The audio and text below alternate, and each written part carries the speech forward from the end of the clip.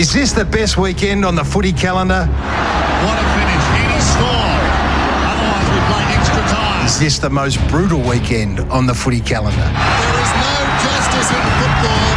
That was the look on the face of Michael Martin, the master all day, and this game will be remembered for this kick. Consequence, tension, euphoria. Collingwood survive! The quintessential preliminary final thriller! This feels like Melbourne's time. A hell of a win for the Demons. They're into the grand final for the first time in 21 years. Lockett, the most important kick of his career. Any score will do. He kicks.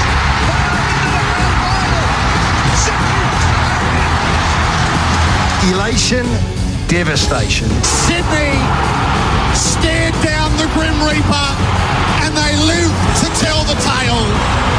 They take their place in the 2022 grand final. Collingwood left nothing out there. Heartbreak, heroes, moments. Voluntarily no one between here and the goal. Paddles it up. Gets back under his left foot to hit the front. To hit the front.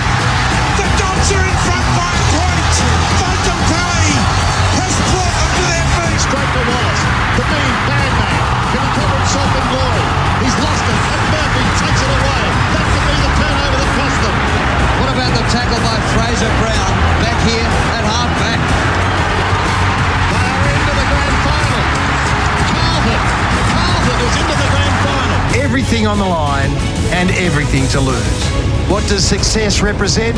It's the opportunity to play in the grand final. The scene is set. You couldn't get it any better than this. Welcome to preliminary final weekend on AFL Nation.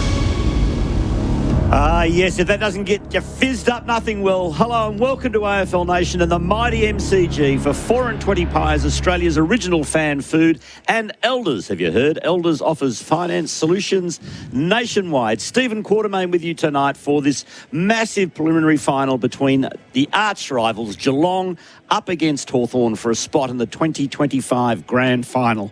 This is the Friday night shout on AFL Nation for Liquorland. Whatever the occasion, Liquorland will bring the drinks. Cheers, Liquorland. Choose to drink wise.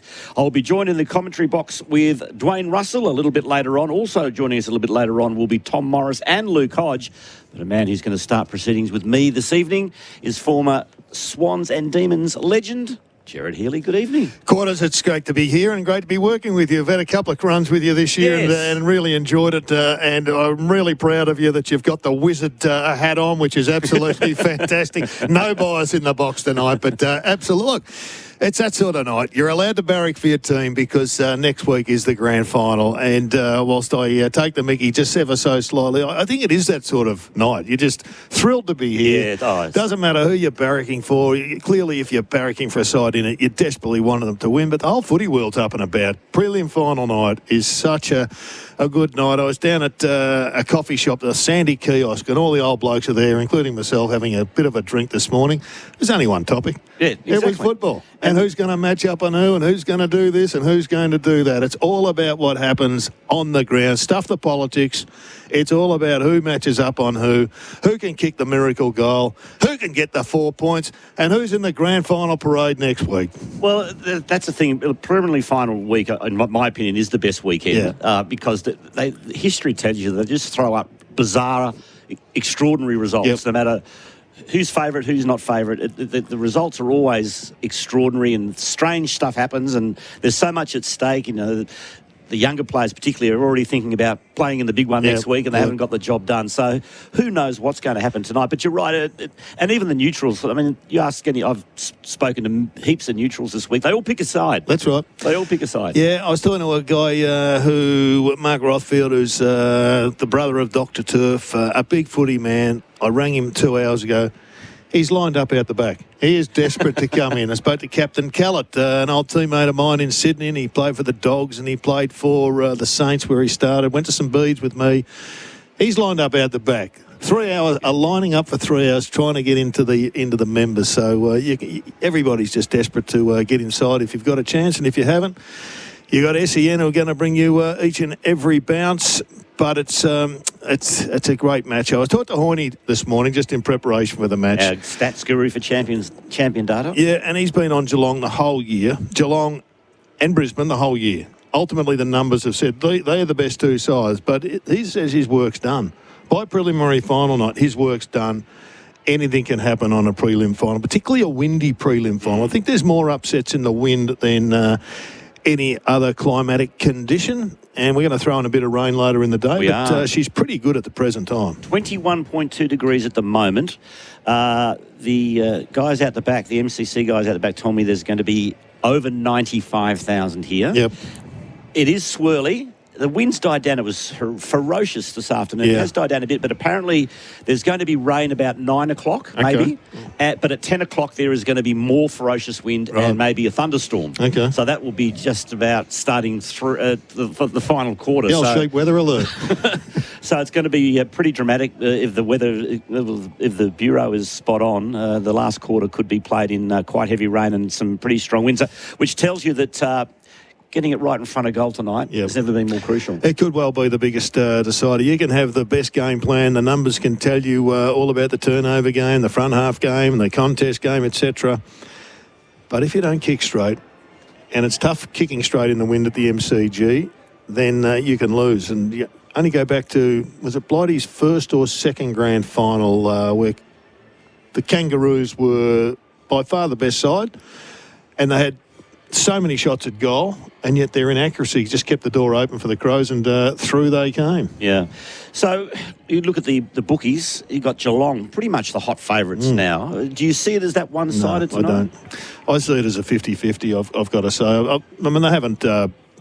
Hawthorn haven't beaten Geelong for a fair period of time. Yeah. But Hawthorn haven't come into a prelim final with this sort of form under their belt, taking on Geelong. It's very much a 50-50 game. The big players will have to do well. The tags are going to have to do the nullification. Otherwise, if somebody gets off the chain, that could be the difference. In big games like this, one man can make a difference. We saw it in the grand final a few years ago where Dangerfield just ripped the game away from Sydney. The game was over because Dangerfield's presence was so immense. Now, Dangerfield could go into the middle for the first 30 or 40 minutes of this game and assert his presence.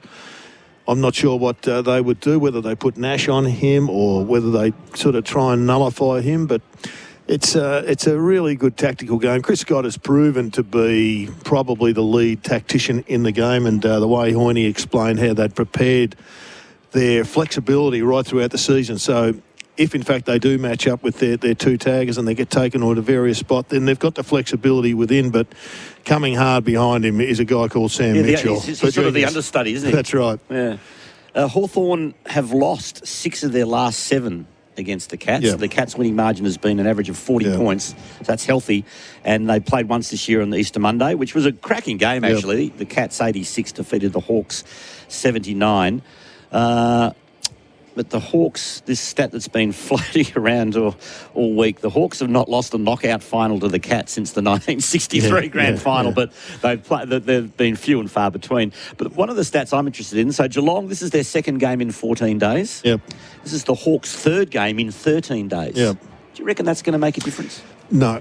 You don't? No, I'll tell you after the event. I think you can only ever assess those things afterwards in hindsight. So, I don't think there's any doubt last week that the impact of the victory over Fremantle basically psychologically killed the Suns. They hit the ground and they were running, kicked the first couple of goals, and then all of a sudden they got beaten and, they'd played their big game. Yeah. Whereas both these sides, Geelong are desperate for another final. They don't want to go out in another prelim final. Would that be playing, you think, much on their minds tonight?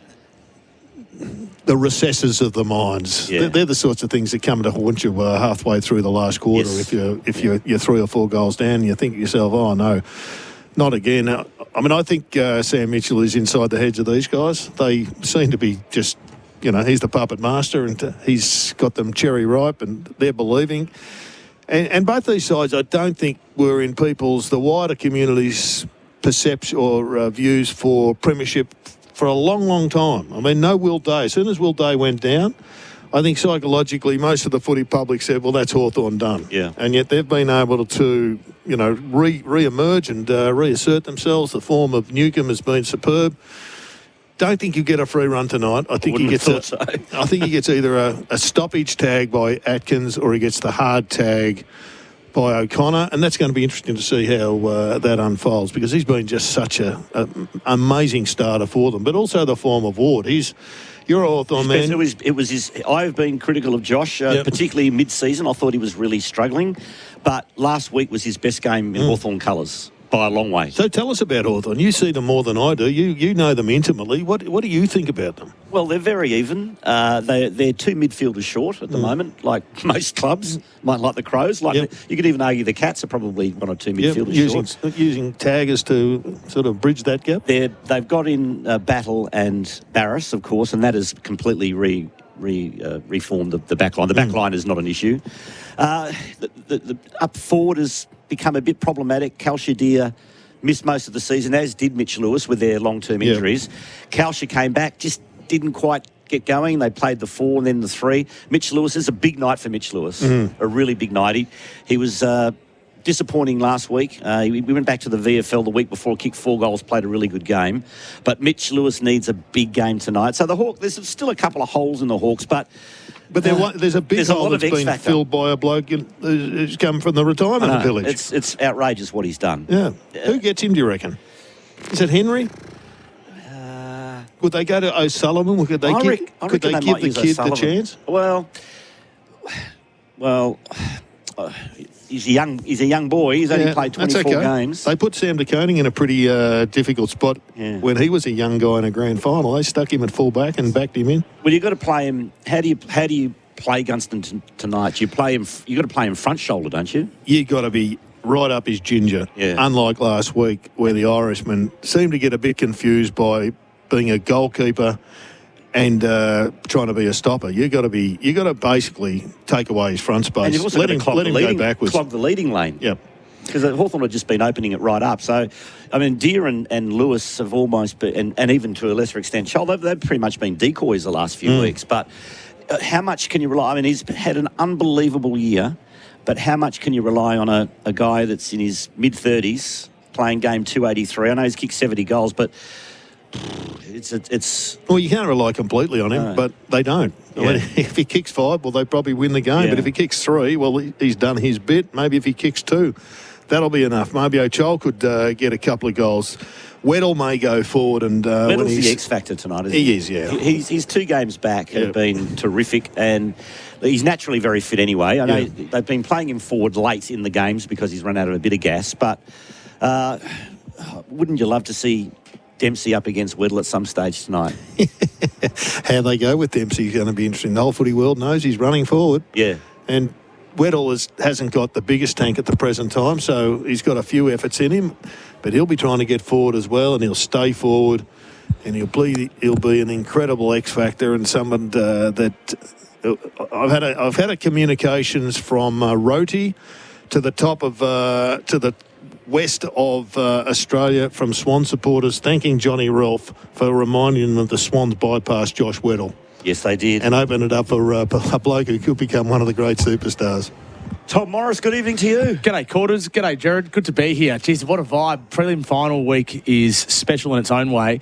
And I was outside doing news crosses for Channel 9, and it feels like it's somewhat subdued compared to Collingwood, Carlton, Essendon. Right. And my sense, and this just might be completely off the mark, but my sense is it's because both teams expect success. Like Hawthorn, historically successful, Geelong finished second on the ladder, and there's a sense of nervousness and anxiousness about this. It's less robust, less rowdy, and it's sort of this quiet feeling of, geez, I hope we win tonight. And you know, there's going to be 95,000 people here, and my sense was there was more Hawks supporters than Geelong supporters, Gerard. Well, that might be by virtue of a traffic jam on the bridge. We'll just wait and see if they get here a bit late. Speaking of traffic jams, the MCG has just made this announcement. Yarra Park car park is about to close. This means anyone currently in their car listening to SEN planning to drive up and pay without a pre-purchased parking ticket Turn around. Bad luck. Park You'll have somewhere to else. find somewhere else. You probably have to go to the city. Patrons with prepaid accessibility parking tickets are still being let in, but if you're just trying to wing it and get in here now, No, you're parked. You've left your run too late. Yeah. So what's been the big story today, Tom, before we speak to our first? By the way, we've got two special guests. We've got the Hawthorn chairman, Andrew Gowers, very shortly. He's currently doing the Hawk Walk. The Hawk Walk? The Hawk Walk. Where's that start? We'll find out from Andy in about 30 seconds. Well, the big story just breaking just then is that Simon Goodwin's joining the Swans. Have you discussed that yet? No. So Simon Goodwin is joining Sydney as their director of coaching. Now, the club was looking for a senior person to fill a role. And Goodwin, we know that he's moving back to Sydney regardless with his partner. The Giants had spoken to him. And he is a highly regarded football figure, clearly. This is a direct product of the money going back into the soft cap. That is where this money is going. And the Swans, Gerard, you might know better than me, but they had a spot anyway because John Longmire left quite late last year. So they were looking to fill, and they've just announced that Goodwin will be joining the club in that director of coaching role. What does a director of coaching do? What's the director of coaching do, Tom? The director of coaching sits between the football boss and the senior coach, and they look after the coaching panel. So I guess the football boss looks after physios and the whole footy department. But That'd be Leon Cameron. And the director of coaching, I think, would be more day-to-day planning around how the coaching group performs. I think most clubs have someone in that sort of role. We'll speak to you shortly, mate, about all the other things going on in the world of football. But it's now with great pleasure we introduce our first special guest on SEN tonight. I'm not sure if they've just finished or he's still doing the Hawk Walk, but he's the chairman or the president, if you like, of the Hawthorn Football Club. Good evening, Andrew Gowers. Good evening, everybody. Yes, we've finished the Hawk Walk, so I'm available to chat. It was an absolute sensation. Dipper helped out, as did Shane Crawford, and the fans were loving it. So we just had a great walk from John Cain Arena across to the Mighty G. Good turnout? Really good. Yeah, we had, couldn't count exactly how many, but thousands came across the bridge, and we were chanting, we were singing, having a lot of fun. It was great. How are your nerves? Not too bad. There's not much I can do from the stands, but no, I'm a bit nervous, but mostly excited. I mean, the rivalry between Hawthorn and Geelong is just a sensational one. And some say it goes back to 89, but I think it's even longer than that. From memory, we played each other in the grand final in 1963. I wasn't alive, but I know that the rivalry goes decades back, and it's another opportunity for two great clubs to meet at almost the pinnacle of the year. And in a prelim, Friday night at the MCG, you couldn't have scripted it better. Andy, we had a ferocious debate on Sports Day last night. Had calls from all around the country, had calls from within the AFL and Hawthorn fans from right around the world. Jeff Slattery, I have never seen him and heard him so vociferous and almost abusive, because it was, what's the most famous number at Hawthorn? And speaking of Dipper, there was a lot coming for number 9, including the great Dipper himself, 23, and number 3. Someone went for 26 with Hutto. If you had to give us them in order, what's the most famous numbers, given that you're the number one Hawthorn official in the land? What are what's the order of the most famous numbers?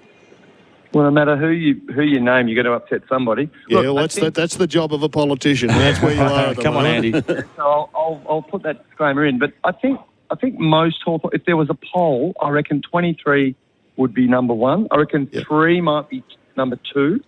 Hutto was such a fantastic player, but there haven't been many other amazing 26s, with the exception of Rocket Eade, probably. And my old mate Paul Cooper, he'd be very upset if I said that. And of course, I think 9. A couple of at least 2 Brownlow medals with Crawford and Di Domenico. So they're probably the ones that come to mind. And of course, I'd have to throw in, I don't know what number I'm up to, but I'd have to throw in number 3. Lethal. Of course. Andy, Tom Morris here. Sam Mitchell's in his 4th season in charge. Is he and the club ahead of schedule in where you're at? Did you expect to be playing in a prelim final this early in his reign, given the full scale rebuild? Well, Tom, it's pretty hard to put timelines on things in footy. You never know how things are going to work out. And so, look, I think around about now, maybe this is fractionally early, perhaps, but you never want to put a ceiling on performance. And we've been very clear that performance very rarely linear. It's like the share market. It goes up and down, but overall you want to see an upward trend. And that's always been our aim. And this year, our theme has been improvement, getting better. We had a really successful back end of 2024. We were able to play in a winning final and then a devastating semi-final over at Adelaide Oval. So this year was all about improving on that effort last year. So, finishing top 4 is something that we have talked about internally. So in that respect, it's probably smack bang, in the window, if you like. But who knows? We're hoping to win tonight, and if we do that, we're top 2, and we set our sights on next week. This would be an incredible effort to get to the grand final, and then if you topped it off with a premiership, it would be one of the all-time great premierships, given where you were 2 or 3 years ago. If you cast your mind back, and fortunately for Hawthorn supporters and your good self and Quarters, if you could come up with an answer to this as well. If you cast your mind back to all of those premierships since the 60s, what's your favourite one? What was the most important one for the club? Well, one of those happened before I was born, but the breakthrough premiership in 1961 was clearly very important. And Hawthorn had decades of wooden spoons and not playing in final. I think the first final was 1957, and we entered the VFL. This is our centenary year, so 1925 we entered. So decades of bad performance, or under par, I suppose. But look, I think I interviewed last year a member who's sadly passed away now. She was a 91-year member, and I asked her, "What is your favourite premiership?" And she said to me, "I don't have any favourites. It's like children." And then she said, but 08 was pretty special. 08, yeah, that was against the tide. Was unexpected. It was unexpected, Yep. Geelong were the big favourites. We were young, on the improve, and I don't think any Hawthorn member or fan entered the MCG on that last day in September thinking we were a massive chance to win, and we were able to pull it off. So that was a famous one. Andy, can I ask you to take a step back? How many prelim finals did you play in as a Hawthorn player? I played in 2. I played one in 91, which we won. We beat Geelong by 2 points. And then we went on to beat the West Coast the next year. And I played in one for Brisbane as the Brisbane Bears. The last year of the Bears, we can't remember where we finished on the ladder, but we made the prelim and lost to North Melbourne, who were the eventual premiers. So I'm asking you, Andy, what are prelim finals like as a player? Well, you've got to put everything on the line because if you don't, you're going to miss out on a grand final, and that could rob you of an opportunity to win a premiership. So everything's on the line, and they can be some of the most physical games you ever play. And the other thing about them is that they're typically incredibly loud. It's hard to hear the umpire in the middle of the ground because grand final day there are a lot of neutrals in the crowd, whereas prelim final, it typically is both clubs, supporters and members that are dominating the crowds. And I think that will be the case tonight. I think 95% of the crowd will be either Geelong or Hawthorn, and that makes it extra special. Andy, Sam Mitchell's met with 2 captains this year, Oscar Allen and Zach Merritt. I love it. Why aren't more coaches around the AFL doing the same thing and being as aggressive and as unashamedly bold in their list management strategy, do you think? Well, Tom, you're the story breaker. I reckon they probably are. We just don't know about it. So I think you've got to do a better job of getting more information. Nice work, Andy. That's what I reckon's happening. Are you disappointed at the backlash that your coaches received? No, not really, Quarters. I think it's natural that supporters of a club would not like it if it's alleged or supposed that an opposition coach has met with their captain. But as Sam himself has said, it's modern times. These things do go on. Every club is looking to improve its list. And look, the other thing is there's a lot of it, and I said this earlier in the week, there's a lot of attention on the senior coach. But we have a whole recruiting and list management division that works very hard on making our list better and improving our performance. So the coach is at the head of it. But there's a whole department that works on this. No, look, let's get cut to the chase. Dipper's just rung through and said 23. You've got to be kidding me. It's number 9. End of story. That would be right. That would be absolutely spot on. He'd be pushing for number 9. Hey, Andy, thank you very much for your time. As much as you can, enjoy the night. Yeah, I'll try my best. Thanks very much, guys. Have a good call. Thanks, Andy. Andy Gow's, of course, a great player in his own right, member of the 1991 Premiership team. That was an interesting question, the most favourite grand final win of all time. What was yours? It would have been 08, I reckon. I've been lucky enough to see everyone since 71. I was 61, obviously. I wasn't there. I wasn't born. I would have to say, without any question of a doubt, the best grand final I've seen was 2008. Yeah. Right. Hard to go past that. Stuart Dew, just down there. And I was in the half-forward Sitting flank. next to Dunstall at that stage. Oh, really? Yeah, that was amazing. Very, very... Andy Gowers has turned this club around, hasn't he? He came in and there's a board. Oh, there's a big stink. There's a board stink, and they found a way. They found a way with him at the helm. This is the Friday Night Shout on AFL Nation.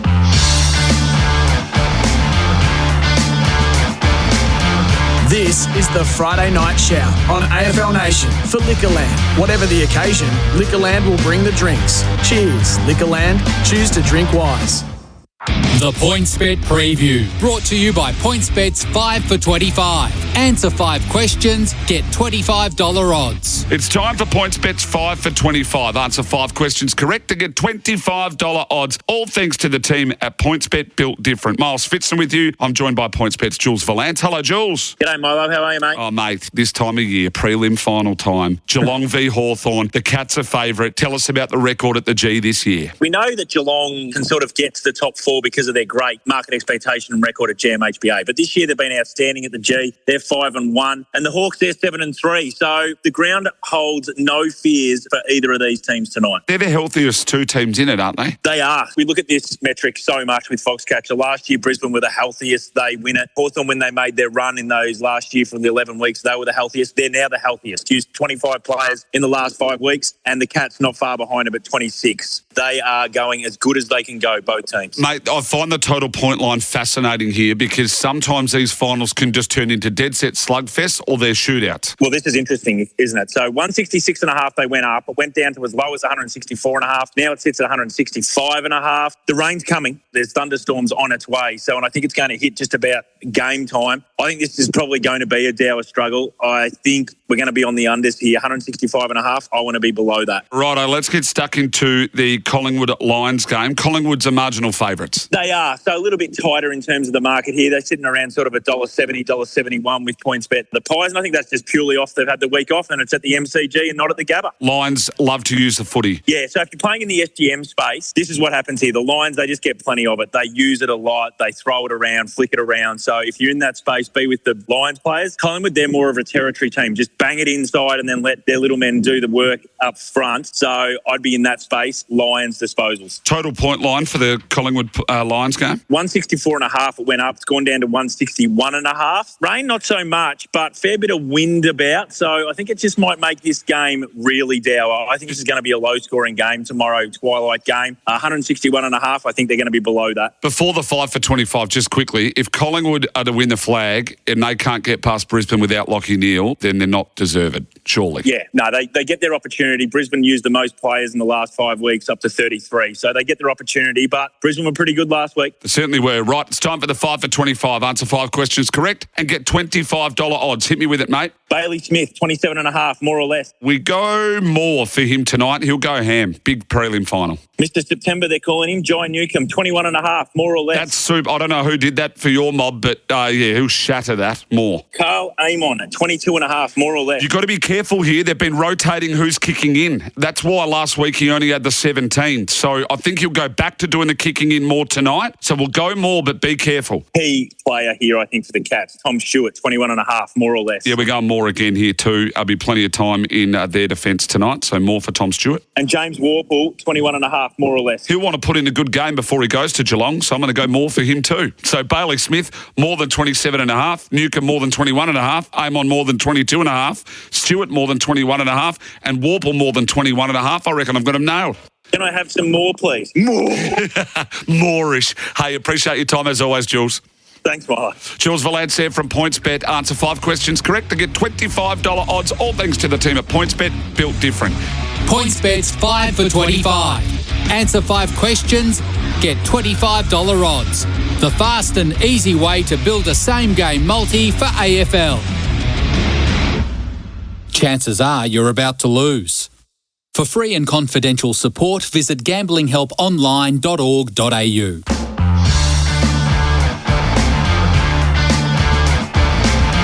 This is the Friday Night Shout on AFL Nation for Liquorland. Whatever the occasion, Liquorland will bring the drinks. Cheers, Liquorland. Choose to drink wise. Welcome back to AFL Nation for 4 and 20 Pies, Australia's original fan food. And Elders, have you heard? Elders offers finance solutions nationwide. This is the pre-game show.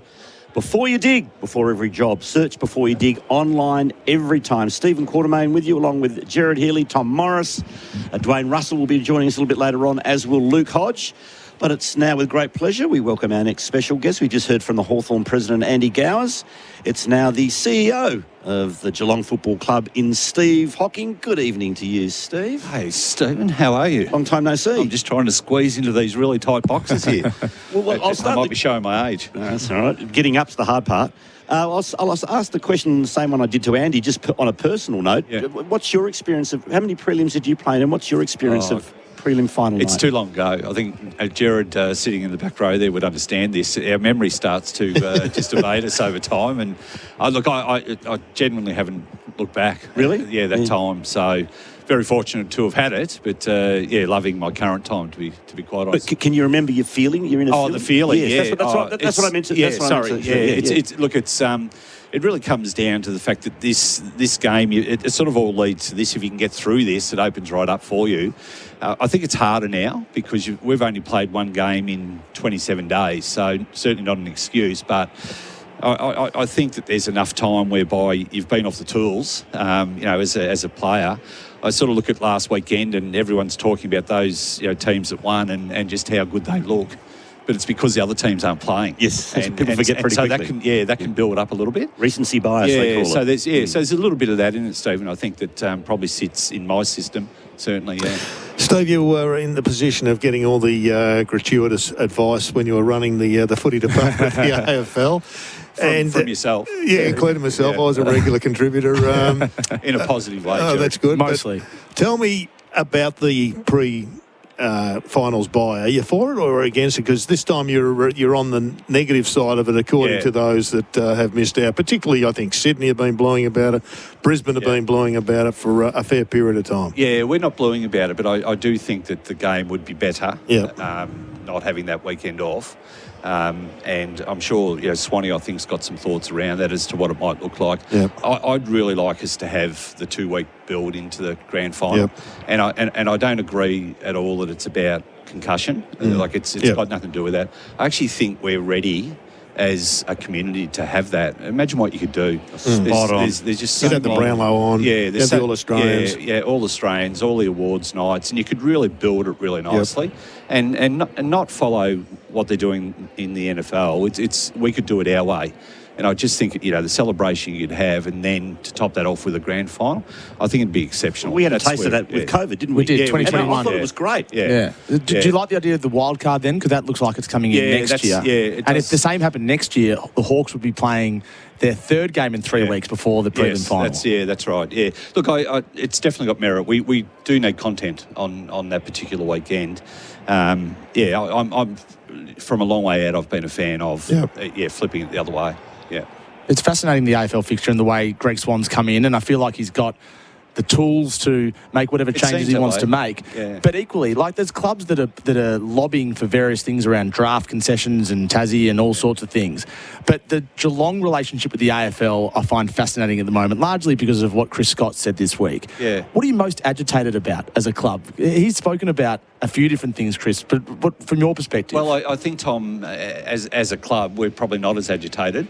Chris is such a competitive person, and I've spoken about this quite a bit. He loves to really zero in on the rules and so forth, and he's an educator around that, and people don't necessarily see that side of him, and so he holds a lot of that to a high standard. And so if there's any grey, that's where he starts to just bubble up a little bit. And that's the competitive nature of him. It is high-performance sport. I think we need to recognise that tension can rise off the back of that, and that's okay. What is not okay is how that's played out over the last week or so. I'm certainly not sitting here and promoting that at all, but. He's a competitive person and wants to win and wants to know the rules, wants to be really clear on that. And it's okay between, the coach sort of feeling that way and having that relationship with, with the competition. And I think the other part too, if you have a look at his history over a 15-year period, he's been very good for the game. Like he talks the game in a very proactive and productive way as well. Steve, I'm interested in your views on your own club. I mean, I've been playing against Geelong and watching Geelong since the late 70s. You're about my vintage. Yes. Yeah. Unfortunately for me, I got my pants pulled down once by Steve down at the Cattery, just locked on, and that was the end of the show. But the backpack. The club back then, it was like the old Sleepy Hollow stuff, and it was hard to get guys to transfer down there. Now it's part of the Surf Coast. Yeah. You promote it brilliantly. What's been the fundamental, I guess, the one or two things that you've done as a club over the time you've been there that have turned it into the destination club it is now? Yeah, look, I'll take you back, Gerard. It's a really good discussion, this one. We didn't just land here. I remember showing up in a full-time role at the club in 2006, and I remember them talking to a particular player from Melbourne Club, and the only way that player was going to transfer down to Geelong was in the contract. It was specific. There was a car and a driver. Right. Required. Who was the player, Steve? We don't need to talk about that. I tried. But that's what we were. That is genuinely what we were staring into. Yep. Right now, that's not that long ago. It's 2006, and it's been flipped since then. Yep. And it's been flipped, I think, because we discovered who we were. I remember when I came in sort of 05, 06, we were trying to be Brisbane. Yep. And I'm seeing this with Tassie. I think Tassie understand who they are and who they're going to be, and I think that's really important as a football club. Don't chase what others are doing necessarily. You certainly have a look at things like how you bring players in, what type of program and so forth you might run. We do run a very different program. Yeah. And I think, again, that reflects the community. We're much more balanced. When I got there as a 17-year-old, you couldn't sort of walk into a cafe or down the street without sort of someone honking a horn. So that doesn't happen anymore. Our players can now just move through the community. The Geelong community are fabulous. It's changing as well. COVID helped. We got a real bump from COVID because it became the place to live because, work from home and so forth. And then we don't necessarily, or we definitely don't. We don't shut ourselves off player-wise. Yep. Any player, it doesn't matter what the level of risk is, we'll consider as to potentially, and we don't have all the answers. We're not perfect, so I'm not sitting here putting my hand up saying we're perfect. We're just willing to, investigate, and then we invest in our people. It's all people.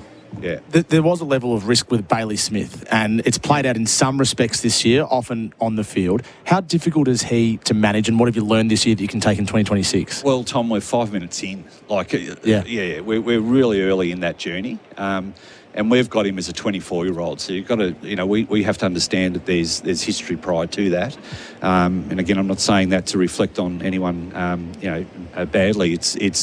It's about spending more time and just getting more miles on the clock, and him understanding who we are and how we operate. It is quite incredible the impact our playing group have already had on him. What people won't realise is how much time he spends with the likes of Ollie Dempsey and Gary Ablett Jr. and he's got a friendship group that he's relating to, Blitzarves, Sam DeConning and so forth, and they're in the surf, they're down on the beach, they're in cafes. He's uncovering who he is and also who we are, and that just takes time. You're speaking with the CEO of the Geelong Football Club, Steve Hocking. One final question from... I got one. Tommy. Stephen King's remaining at the club, even though he's been appointed Melbourne coach. This has played out in different ways across different clubs over a number of years. Tell us about the conversations behind the scenes between Geelong and Melbourne. Well, firstly, super excited for Stephen, and I'm rapt for Melbourne. I think it's such a great appointment, and you can already see how he's going to be a player's man, and he's really going to galvanise that group really strongly. Just rapt for him. For us, we went through this last year. Right, so if you think back West Coast, he got down the last two, and then he had a health issue at that particular time, and we lost him for this game. We didn't have him for the prelim final. That's right. So for us, a long way out, we knew that he was going to be probably up the front of the queue, and we had those discussions. Paul Guerra has been outstanding, so Paul and I have been working through this. They wanted to go early. We supported going early to then give us the opportunity to have him depending on how far we go. And it was really important for Stephen to see out his time. He's very connected. He clearly sits in a part of the game, which is the midfield. That's really important to us. And so we had to shuffle all the seats last year, and it wasn't easy for us to do that. It was actually quite difficult.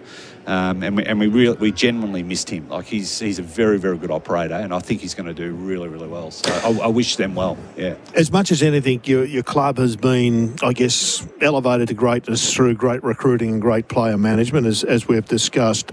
You've seen them all, and there's maybe one or two obvious answers, but which recruit do you think has been your best? Not the best player, the best recruit. There's a few. I mean, I always looked at Shannon Neal thinking 33, and the blokes that went before, Shannon, how did he go to 33? Yeah. And then there's guys that are rookies. He's an incredible athlete. Yeah. But you could say that about Graham Myers as well, who's come in from Rosedale. Tom Stewart at 24. I think, Gerard, we've always remained open. Like Podsy Adley, I reckon, is one of the great all-timers for us. Yeah. Like 28 years of age. I say that because I'm very close to him. He just opened up AFL Max, so Pods, hopefully you're listening. With Roy Sloan. Yeah, get a plug? Out at Essendon. Okay. Yeah, Essendon Airport there out near the hangar, and Urban Surf, which you know about. Yeah. So I think Podsy's right up there. And 28 years of age, we didn't shut ourselves off from him. But he was more like a 20-year-old that we got. Yeah. And then what he did was he transformed Tom Hawkins. Yes. And then probably my best all-timer in my personal view is just Matthew Scarlett. I think he did what the likes of Ablett Senior and others didn't do, which was he was a senator in the building. He was not part of the he wasn't part of the leadership group, but he had so much influence over Tom Harley and everybody, and he just straightened everybody up and said, we're going that way. And would you be surprised to see him bob up at Melbourne as an assistant coach? I heard that this week. Yeah, I wouldn't be surprised at all. I'm not sure he's got the time with the family commitments and the twins that he's got coming through, which keep an eye on those two. Yeah. More father-sons. I thought you were against father-sons. Just a few more years, Gerard. That's a whole other series of questions right there. Steve, as we said to Andy Gowers, enjoy tonight as best you can. Yeah, thank you. Good luck to the Cats tonight, and thanks for spending some time with us on AFL Nation. Thank you. The CEO of the Geelong Footy Club, Steve Hocking. Still should never have changed that hands in the back rule, Steve, but that's all right. We can take that over another time. Time to talk trots. Let's say a very good evening to Bronte Neuenberg from the HRV. Good evening, Bronte. What's on tomorrow night at Melton? Thanks, guys. Yes, we've got 9 races tomorrow night. It's really quality racing, but I think my favourite story is coming out of the 2-year-old Sapling Stakes. A little bit of an underdog story, father and son duo, Joe and Adrian Pace. They've bought a horse from New Zealand called Vivid Dream. It won first up last week very impressively, and they're taking on the big guns there. So look forward to that, and we also get to see Jillaby Ballerini face a really tough task in the last race, which is the Trotting Mares Free For All. But you don't want to miss her. She's one of the best harness racing horses coming through of this generation. And, of course, our good friend Ryan Phelan, he's going to be out on track hosting, so get all the behind-the-scenes interviews there. That's on Sky Racing Active, or at the Trots Vision website on thetrots.com.au. And, Bronte, your best bet on the card, thank you. Race 3, number 3, Sweet Nicky Lou. I think this is probably one of the best mares in Australia at the moment. She's very underrated. She's first up, and we're getting value because of it. And, Bronte, before we let you go, what else is happening in harness racing? Well, we do have the Victoria Cup coming up in now less than a month. It's October 18th, and the good news is it's going to be on at 7:02, so we can all tune in and watch, and it'll be following the Caulfield Cup and Everest meeting, so super exciting. It's going to be a fantastic day to go from the Gallets to the Trots. On your Bronte Neuenberg from Harness Racing Victoria for Trots Talk. We continue the build-up here at the MCG. It is going to be 95,000 plus at the moment. The weather's kind. Let's hope it stays that way. It is Geelong up against Hawthorn in a spot in the 2025 AFL Grand Final. This has been the Friday Night Shout on AFL Nation for Liquorland. Cheers to the footy. Cheers, Liquorland. Choose to drink wise.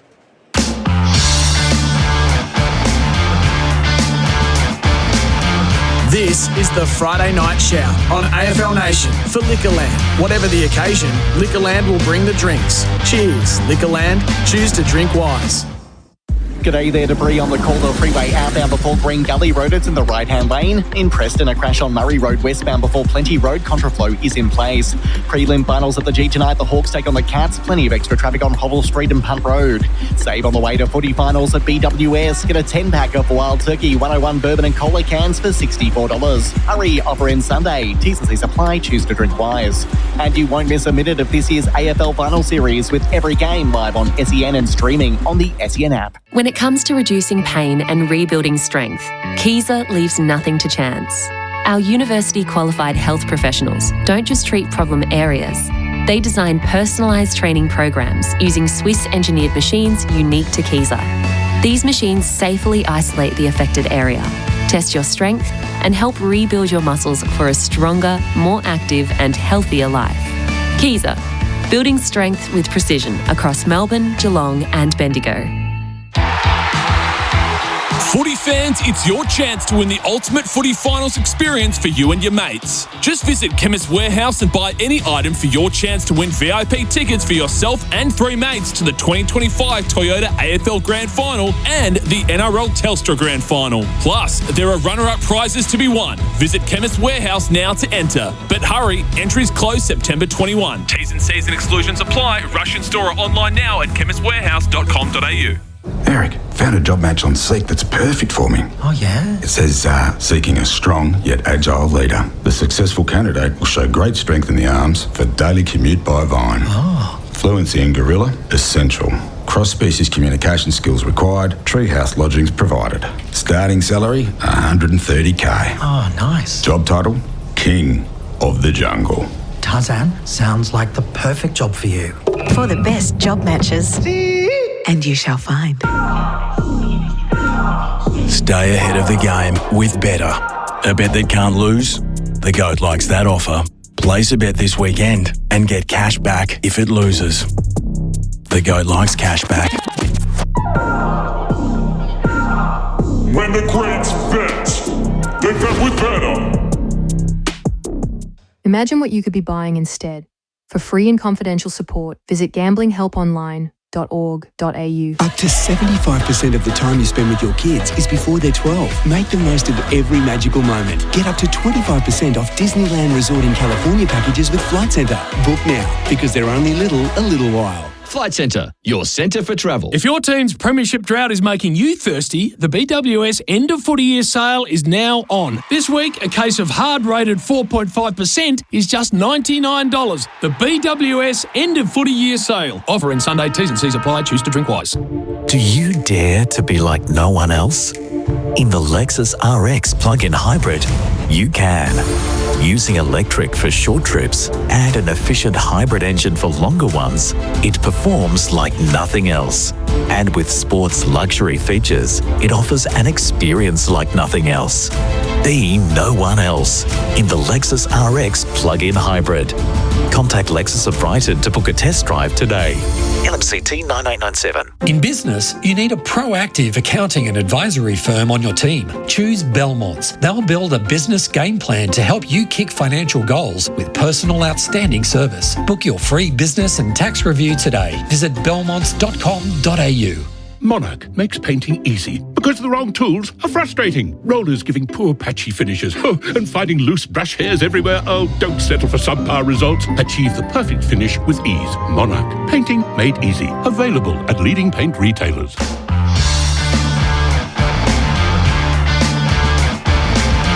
This is the Friday Night Shout on AFL Nation for Liquorland. Whatever the occasion, Liquorland will bring the drinks. Cheers, Liquorland. Choose to drink wise. Welcome back to AFL Nation for 4 and 20 Pies, Australia's original fan food. And Elders, have you heard?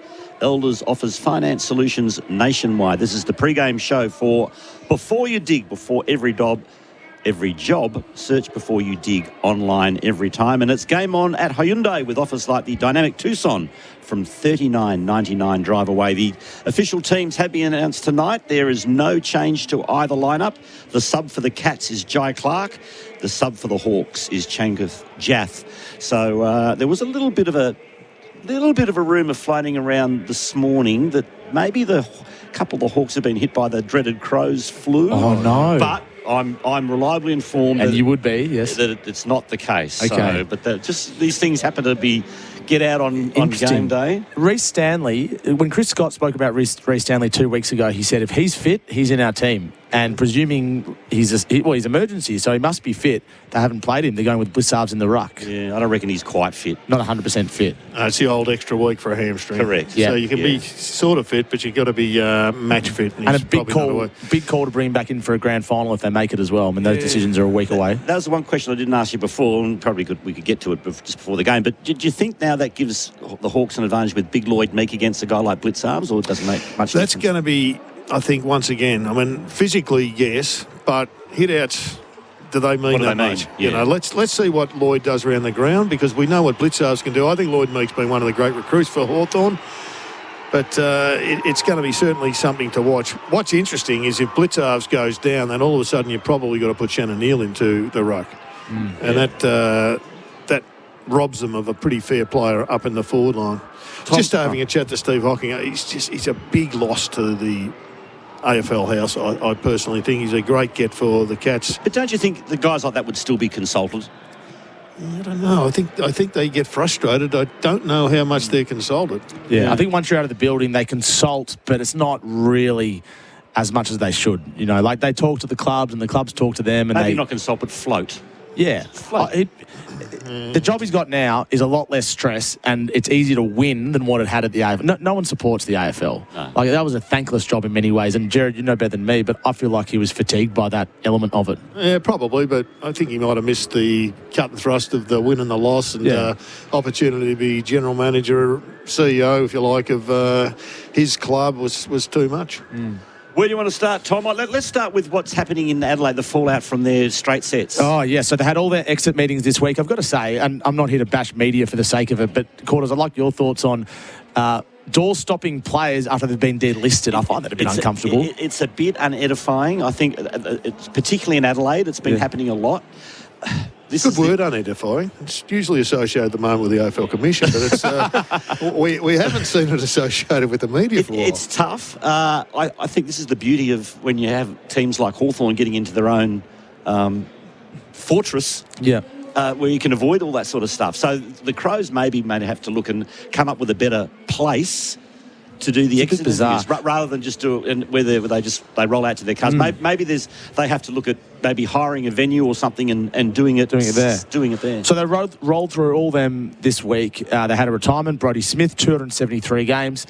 Tex Walker is the big one. So my understanding is that this is entirely Tex Walker's call whether he retires or plays on. The club has said to him, if you want to play on, we will support that, but just know that there's no guarantee that we're going to play you next year. It's a bit like the message that Rory Sloane got. It's a bit like the message that Travis Boak got.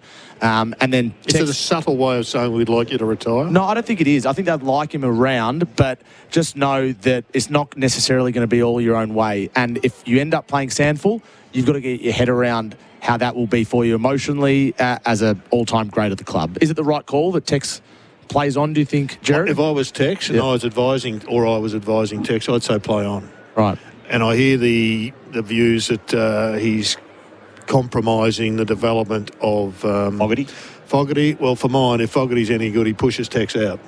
So the Crows are in this window now, and they're looking at Petrarca.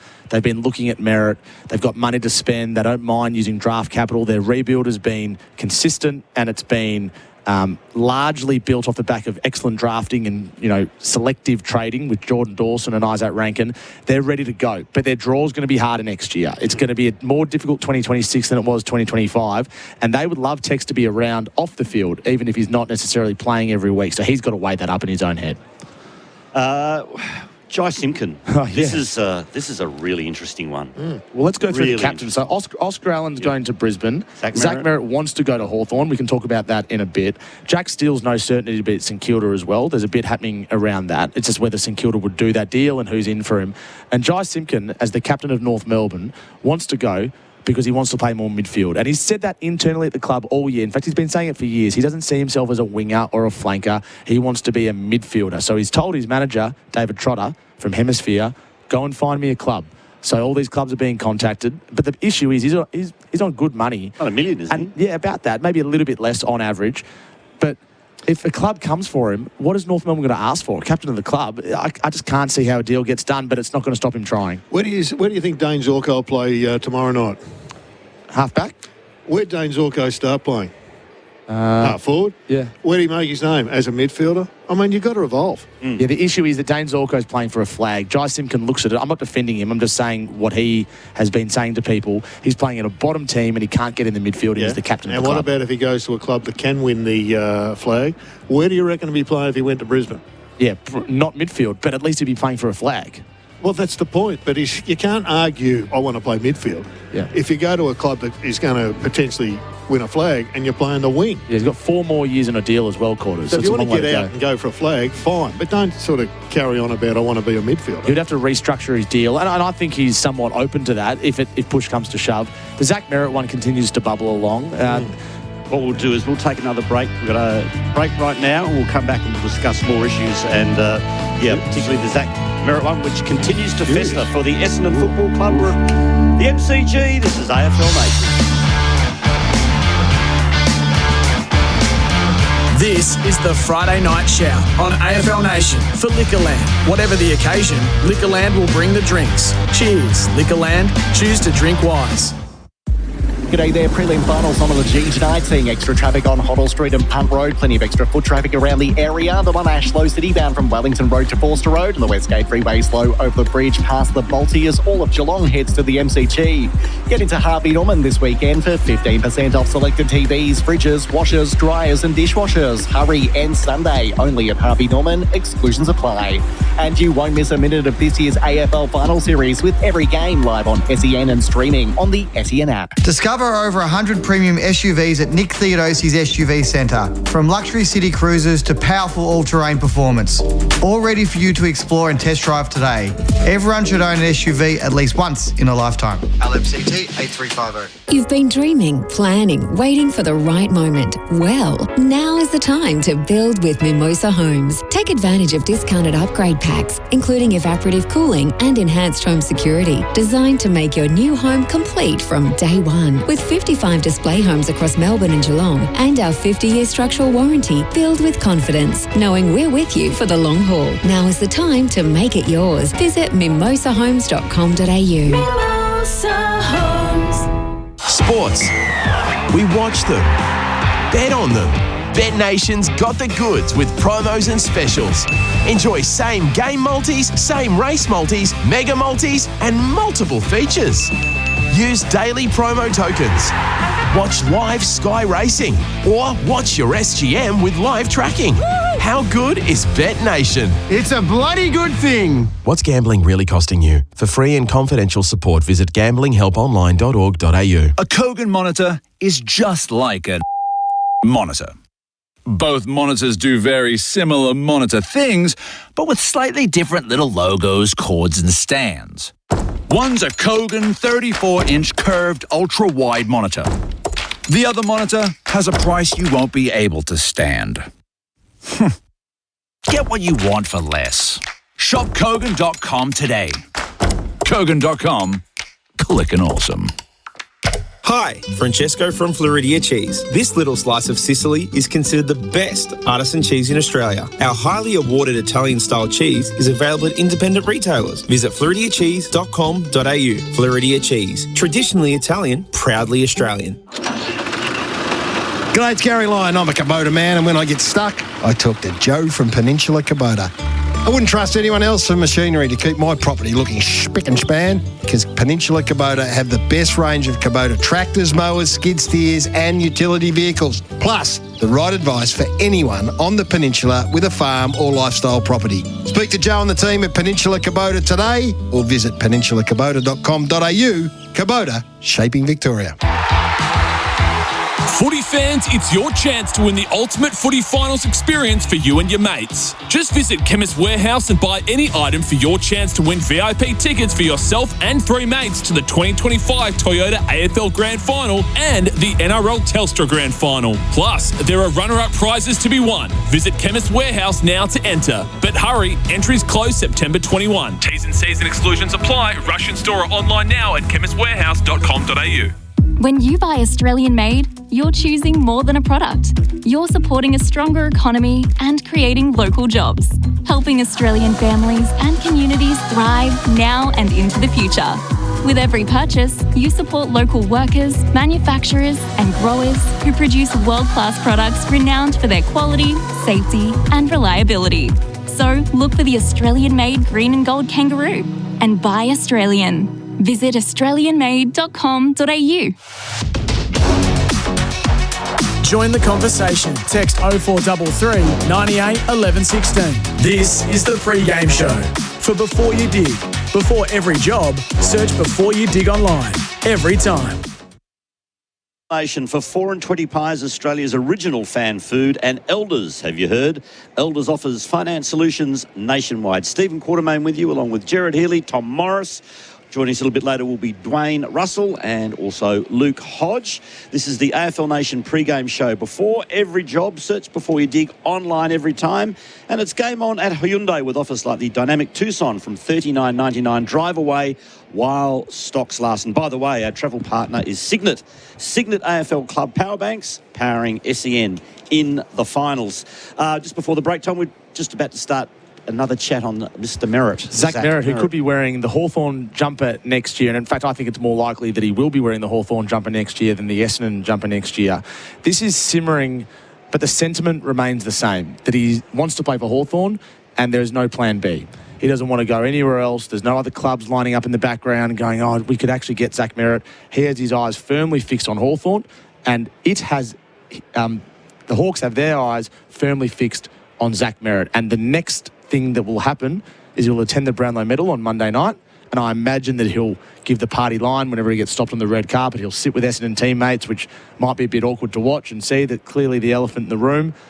But the most important thing that will happen after that is at some stage his manager, Tom Petroro, will have to tell Essendon that, yep, Zach Merritt wants to be traded to Hawthorn, and then the Hawks and Essendon might start a conversation. And that conversation hasn't begun yet, because Essendon at the moment is resolute that he won't be traded, but that's how they always start. Yeah, and Hawthorn historically always get the deals done, even if it means paying a bit overs. Depends what overs is. Not many 30-year-olds. Not ridiculous overs, but they're happy to give a little bit extra to see that they've given the other party a win just to get the player over, e.g. Tom Barras last year. That's right. So Essendon will ask when they get to the negotiation table, Gerard, that Zach Merritt warrants 2 first-round picks at least. He's captain of the club. He's going to play another 5, 6, 7 years. Bottom line is he's contracted. Soon to be 6-time best and fairest. Hawthorn will say, not many almost 30-year-olds or 30-year-olds, regardless of how good they are, warrant 2 first-round picks. But I think if there is going to be someone that warrants 2 first-round picks, it's probably Zach Merritt, captain of the club, 6-time best and fairest, and an all-time great of that footy club. And you're right, contracted for 4 more years. That's the key point. So Essendon can go back and say, no, we're going to hold on to him. But despite what they say publicly, I still think that's unlikely.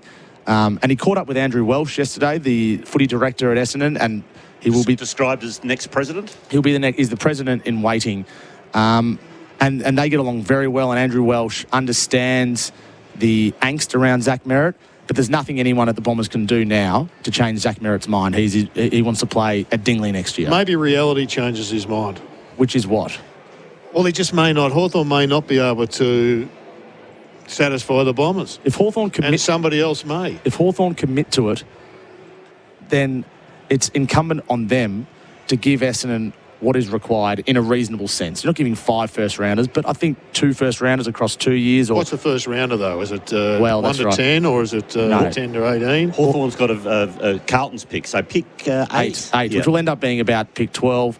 There could be plays involved. I'm looking at a Henry Hustwaite or maybe a Ned Reeves if he hasn't re-signed by then, or a Cam McKenzie.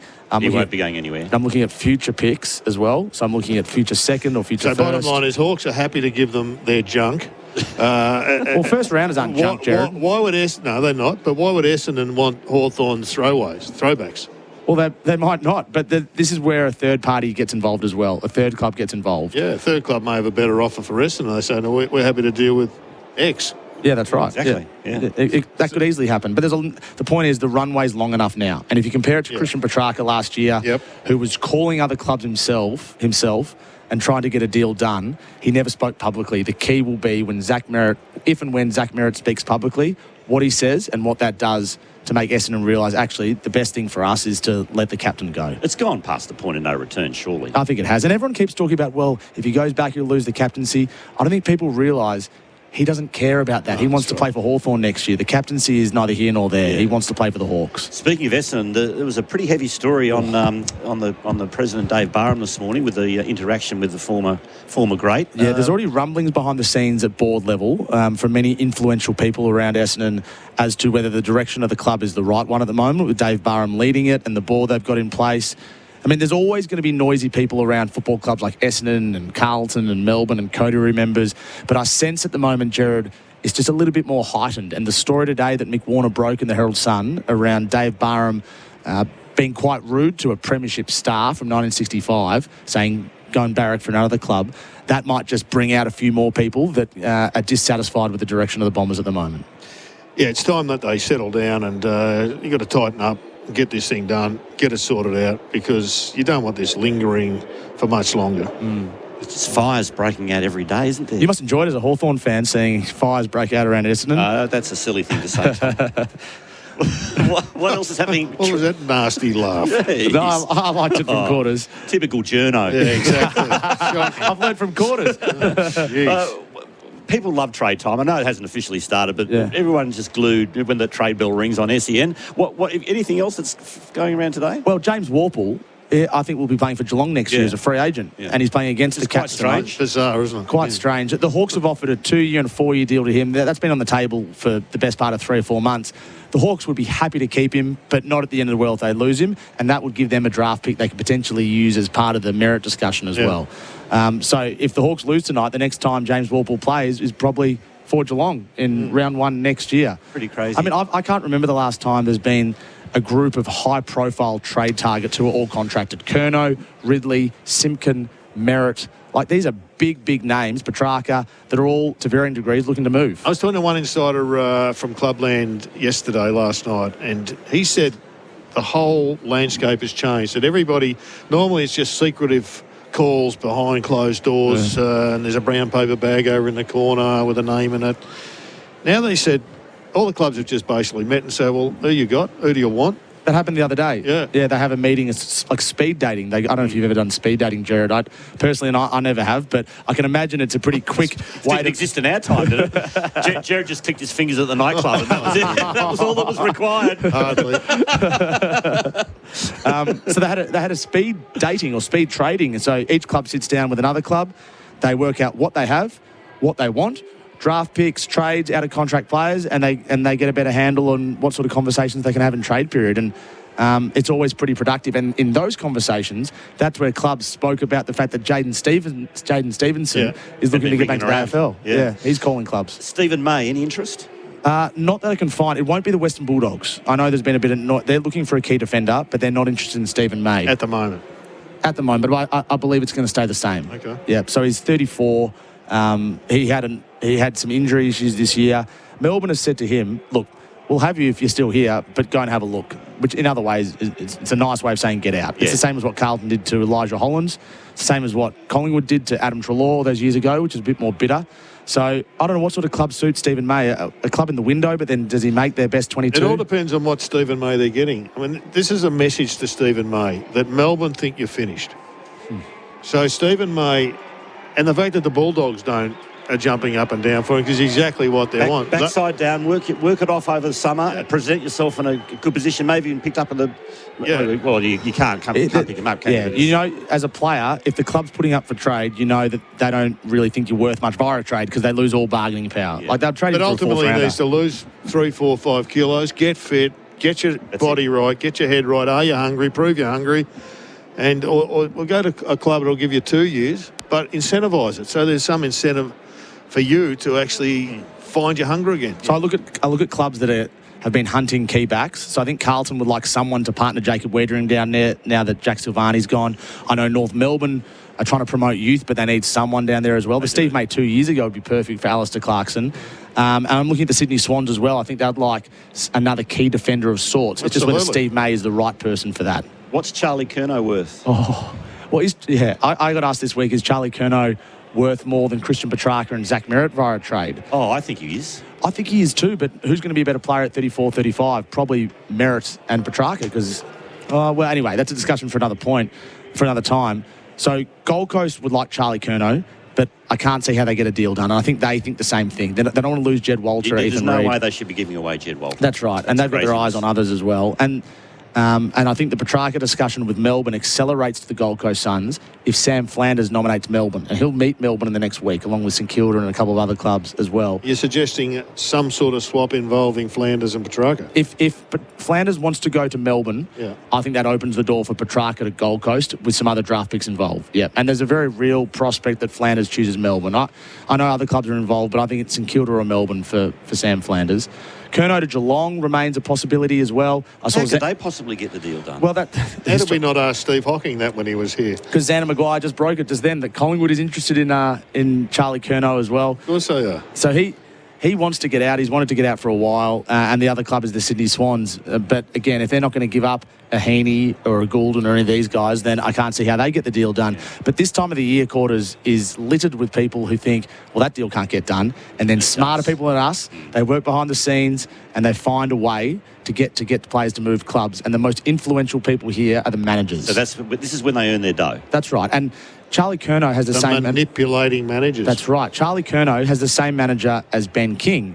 So I'd imagine they go to Ben King, the Gold Coast Suns, and they say, so you're going to re-sign beyond next year? And he goes, well, I don't really want to give you an answer on that yet, but I'm happy here next year. So they can't move Ben King. And as a result, Charlie Curnow's manager has to look elsewhere because he knows that Ben King is happy at the Suns at least for another 12 months. What are your thoughts, Gerard? You're shaking your head. Oh, just how complex it is and how many... There's 3 games going on. There's the 2 clubs, and there's the players' game, and then there's the manager's game that's got other players that he's managing, and there's a game within that game. The biggest one is Petrarca. That's 4 games. So Petrarca doesn't want to put his head above water like last year. Yep. Melbourne don't want to push him out because then they lose bargaining power. Yeah. And no rival club wants to make an aggressive pitch for Petrarca because then they have to pay too much. So someone has to blink first, and they're all tiptoeing towards the same outcome. What about the cash component? Would Melbourne pay $500,000 of Petrarca's? I doubt it, wouldn't you? I mean, you've got a superstar of the club. You're not going to pay $2 million over 4 years to have him play elsewhere. Surely Stephen King would look at the group and say, I want Petrarca. Yeah, well, this is when you get it. If you take the full wage, you pay less for them. That's exactly right. So that's the way that the merry-go-round works. That's the way it works. And Stephen King expects to play finals next year. And I would suggest, Gerard, that they are far more likely to play finals with Petrarca than without Petrarca. That would be a very good... That's a good assessment, isn't it, Quarters? On your behalf. Thank you. Our finals presenting partner is Eufy. Reclaim your weekends by letting the Eufy E15 robot lawnmower do the work for you. That sounds very attractive proposition. Right up your alley. Interesting Stephen Hocking's comments on Stephen King and how it really set them back in last year's prelim final when he was crook. Yeah. Well, we had that...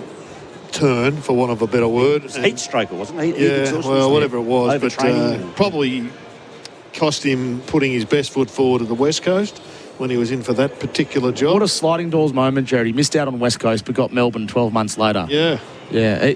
Stephen King is one of the most, and I've only really got to know him in the last year or so. Lovely man. One of the most well-liked people in football. And he's done a long apprenticeship. People at the Gold Coast Suns liked him. I think for a while this year, his family was planning to move back up to Queensland. Right. And he would look for a job at the Brisbane Lions until the Melbourne job came up. So I'm not sure what's happening there in his private life. But again, it just shows how fickle this industry can be, that you miss out on West Coast and you get Melbourne. And then there's Nathan Buckley sitting there going, well, is Tassie even going to happen? It was a bit of a hammer blow this week. It wasn't terminal, what happened down there with the planning report, which said the stadium would be unviable. Unviable, that's the word. That'll do. But it wasn't good. Despite how the AFL and the government spun it, it's not what you want, more negative press around this stadium. It's going to cost more than $1 billion. And then Nathan Buckley's left in the lurch. What about just going back to the Bombers, the other two chaps that are looking to get out, Ridley and the big ruckman? Well, Draper's going to Brisbane. Gone, yep. Yeah. Draper as a free agent. What flow-on effect does that have to, say, the Big O? Well, Big O, I think, was contemplating retirement until a few weeks ago. He's 30 years old. He's pretty banged up, Yeah, though. he's back. He's His no back's good. really bad. He's got another year in his contract, but he's back in the team now, so maybe he plays out his career at the Lions. But I think Draper's their number one ruck. Ridley is desperate to get to the Brisbane Lions for different reasons to Zach Merritt. He's been frustrated at the high performance at Essendon this year. He's been promised it's going to be different. But you have two of the most professional players of that club, Zach Merritt and Jordan Ridley, wanting out. And what does that say about the Bombers? Again, he's got 4 years left on a deal. Nick Geesh and his manager's got a lot of work to do to orchestrate that one. That's complex. Has he got any other players he can shuffle around? Well, Dan Houston last year. Yeah, I'm trying to think who else he's got in this year's trade period. But this is I've never seen so many good players who were wanting to leave in the 1 year. And this is just going to escalate in years to come. I mean, whatever you say, they look at the American models. Yes. And how it works over there. And we do mirror that. It might take a few years to mirror. Do we like that for the game, Gerard? Do you like this sense of constant movement, the 24-hour news trade cycle? The media love it. It's great when you work in the media because there's always something to talk about. Yeah. I don't think fans like it, albeit they love talking about it. But no fan likes seeing a good player leave. They're all happy for a dud player to leave and get a good player.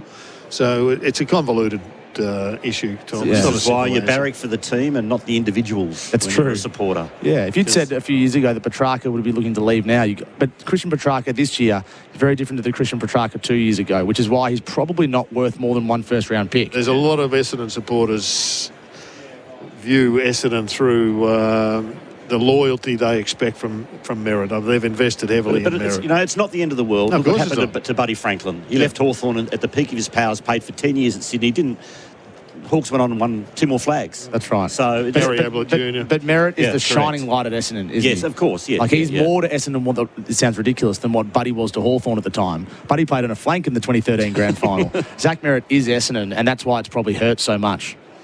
This is AFL Nation for 4 and 20 pies, Australia's original fan food. And Elders, have you heard? Elders offers finance solutions nationwide, building up to the preliminary final for 2025. Friday night football at the MCG. It's Geelong against Hawthorn. Both teams as selected. The sub for the Cats is Clark. The sub for the Hawks is Jath. More after the break as Dwayne Russell rocks into the box as well. Luke Hodge will also be joining us. Tom Morris, Gerard, Healy, Stephen Quartermain with you. This is AFL Nation. An odds update brought to you by PointsBet. Built different.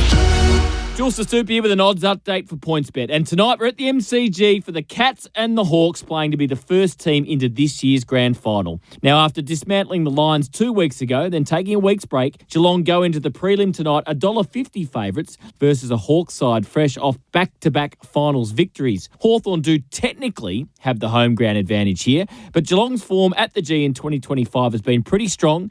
They're 5 wins and 1 loss for the year. And the odds at PointsBet suggest Geelong will get it done tonight and find themselves in yet another grand final. And at $1.50, there's still enough value to make that the first leg of the multi. Now looking at some players, and Ollie Dempsey is in fine form. And for him to kick at least 1 goal at the MCG has almost become inevitable. The Cats winger has kicked a goal in all of his last 10 matches at the G. At $1.67 for 1+ tonight, this will be leg 2 of the multi. Lastly, Bailey Smith currently finds himself second favourite for the Brownlow on Monday, and he looks set to have a massive prelim. Prior to the Cats' first final versus the Lions, he'd had 5 straight games of 30+ disposals.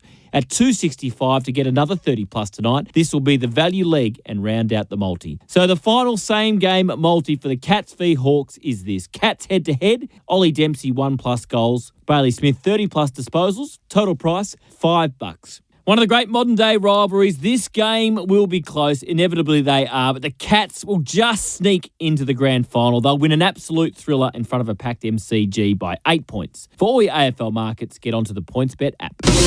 Brought to you by the PointsBet AFL Tracker. PointsBet, built different. You win some, you lose more. For free and confidential support, visit gamblinghelponline.org.au. Join the conversation. Text 0433 98 11 16. This is the pre-game show for Before You Dig. Before every job, search Before You Dig online. Every time. G'day there, prelim finals on the G tonight, seeing extra traffic on Hoddle Street and Punt Road, plenty of extra foot traffic around the area. The Monash slow city bound from Wellington Road to Forster Road, and the Westgate Freeway slow over the bridge past the Balti as all of Geelong heads to the MCG. Get into Harvey Norman this weekend for 15% off selected TVs, fridges, washers, dryers and dishwashers. Hurry and Sunday, only at Harvey Norman, exclusions apply. And you won't miss a minute of this year's AFL Final Series with every game live on SEN and streaming on the SEN app. SUV savings are now in their final days at Mercedes-Benz Berwick. Save from $10,000 on select GLEs and from $15,000 on select GLS models. Plus, there's complimentary delivery fee across the entire SUV range, including GLA, GLB and GLC. But only until September 30 at Mercedes-Benz Berwick, your family-owned and most awarded Mercedes-Benz retailer. T's and C's apply. Licence 578. A Kogan fan is just like a fan. Both fans do very similar fan things, but with slightly different little logos, shapes and chords. One fan's a Kogan Smarter Home Heating and Cooling Bladeless Purifier fan. The other fan has a price you will not be a fan of. Get what you want for less. Shop Kogan.com today. Kogan.com. Clickin' awesome. Feel the thrill of racing like never before.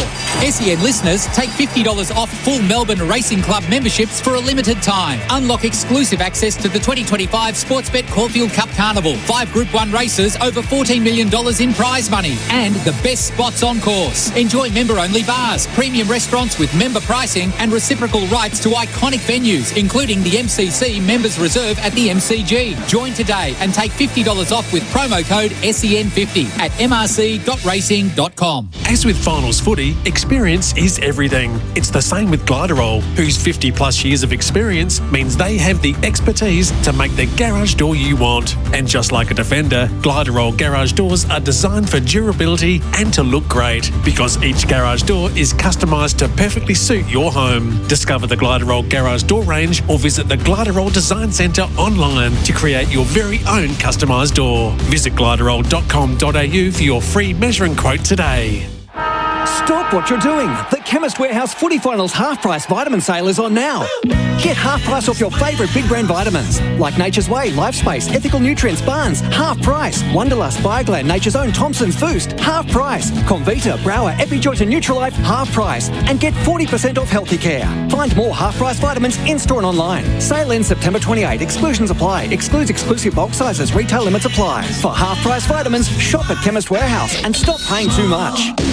Lincoln Park. From Zero World Tour. Live in Australia for the first time in 13 years. Performing in Melbourne, Sydney and Brisbane, March 2026. New shows added due to phenomenal demand. Get tickets now at livenation.com.au. Don't miss Lincoln Park on the From Zero World Tour. Live in Australia, March 2026. Want to know why Werribee Kia sells more Tasman utes than anyone else in Victoria? Because they make buying a ute easy. Drop in today, tell them Dwayne sent you, and score a hot deal and a free accessory pack. Got a trade-in? They're paying top dollar for any make, any model. So bring your old car, bring a deposit, and drive away in a brand new Tasman today. Werribee Kia, Australia's #1 Kia dealership, Old Geelong Road, Hoppers Crossing, or werribeekia.com.au. LMCT 114. Join the conversation. Text 0433 98 11 16. This is the pre-game show for Before You Dig. Before every job, search Before You Dig online. Every time. Welcome back to AFL Nation for 4 and 20 pies. Oi, Australia's original fan food. And Elders. Have you heard Elders offers finance solutions nationwide? The Hawks are out on the ground for their warm-up for Ream. Manufacturing in Australia over 80 years. Big cheer, lots of brown and gold as you'd expect in the crowd. There's a few boos too, so I reckon it really is going to be Tom and a 50-50 crowd tonight, which is great. I can't believe it's been, 42 years since Geelong beat Hawthorn in a sudden death final, or knockout final. Oh, that's incredible. The rivalry's been amazing, and anecdotally, you'd say it's been about even, but when it's really mattered, when it's really mattered, Hawthorn's had the better of the Cats now for a long time. And the ground's been set up magnificently. There's a bay of Hawks, followed by a bay of Cats, followed by a bay of Hawks. It's beautifully, aesthetically set up by the G. My daughter has just texted me. She's sitting right next to the Geelong cheer squad. Oh, fantastic. She ain't happy. That's not ideal. Stick it right up if she wins. I'm watching Marbiot Chol tonight. He, at his best, he's so good. At his worst, he can be terrible. We saw it last year. He's an enigma. And he'll have his work cut out against the Cats' defence quarters. Speaking of people ringing, my good mate from Bell's, Mark Brandamani's just texted in. There's about a dozen of them down at Jan Juck, all on the Bears. Oh, good. All barracking for the Cats. Right, okay. Yeah. So here is the welcome and the boos for the Cats as they come out onto the MCG. It's going to be really interesting, this start. I mean, you could tell by the general manager basically just raising they've played one game in 27 days. I mean, you don't raise that if it's not somewhere in the back of your mind. And the start's going to be really interesting because a lot of clubs at the top of the table have fallen over in this week in preliminary final, and they're not quite ready. And Geelong have notoriously been awful after a bye. Remember, That's right. It was a big storyline. Yeah, always. The Geelong lost after the bye. Well, else is new. So I'm sure they're all over that. As I said, technically it's their second game in 14 days. Tonight is Hawthorn's third game in 13 days. Amazing. Yeah, it's incredible. I mean, what would you prefer? Do you want the momentum of a win on the road like the Hawks, or do you want the rest for an old side like the Cats? I'll tell you after the game, Tom. Well, Sam Mitchell said this week that history is written by the winners, and that's exactly right, I think, Gerard. Yeah. So there's going to be a lot of interest in who goes on who. Is it going to be O'Connor or Newcombe? Is it going to be Atkins? Lots and lots of stuff to look at before the bounce opens. Which we will dissect after this break. It is a beautiful night at the moment at the MCG. Both teams on the ground. When we come back, we'll sink our teeth into the Cats versus the Hawks. Join the conversation. Text 0433 98 11 16. This is the pre-game show. For Before You Dig. Before every job, search Before You Dig online. Every time. Go Harvey Norman September sellout. Get the latest Windows 11 computer and get 10% of your purchase price in Harvey Norman gift cards. That's right, spend $500 or more on a Windows 11 computer and get 10% in gift cards. All the big brands, Acer, Asus, HP, Lenovo and more. Hurry until Sunday only, in store and online. Harvey Norman September sellout. Best brands, best range, best prices and 10% in bonus gift cards. Conditions and exclusions apply. Shot, Georgie. Stay on him, Ashy. Well done, Georgie. Come on, Ashy. Get him, Go, Georgie. Ashy. Go, Ashy. Ashy, go faster. Go, girl. Jeez. You know what's more competitive than those two? Hyundai's offers. Across a wide range of new and demonstrator models like the Dynamic Tucson. From $39,990 drive away, it's game on at your participating Hyundai dealer today. T's and C's and exclusions at hyundai.com.au. New to Disney Plus, it's the brand new series, Chad Powers. 8 years after an unforgivable mistake destroys his promising college football career, Glenn Powell stars as a hotshot quarterback, Russ Holiday.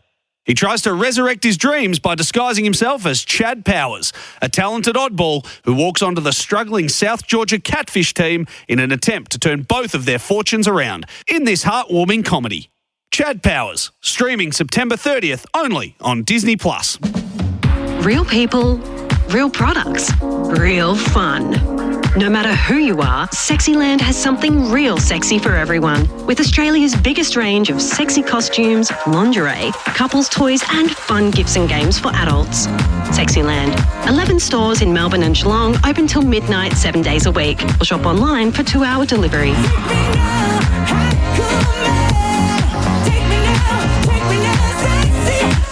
Sexyland.com.au. Imagine homes so well designed and so luxurious, they'll be setting the standard for decades. Homes with prices your bank will love and your friends will envy.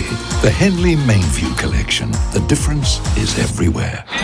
Spending too much time in the shed used to be an issue.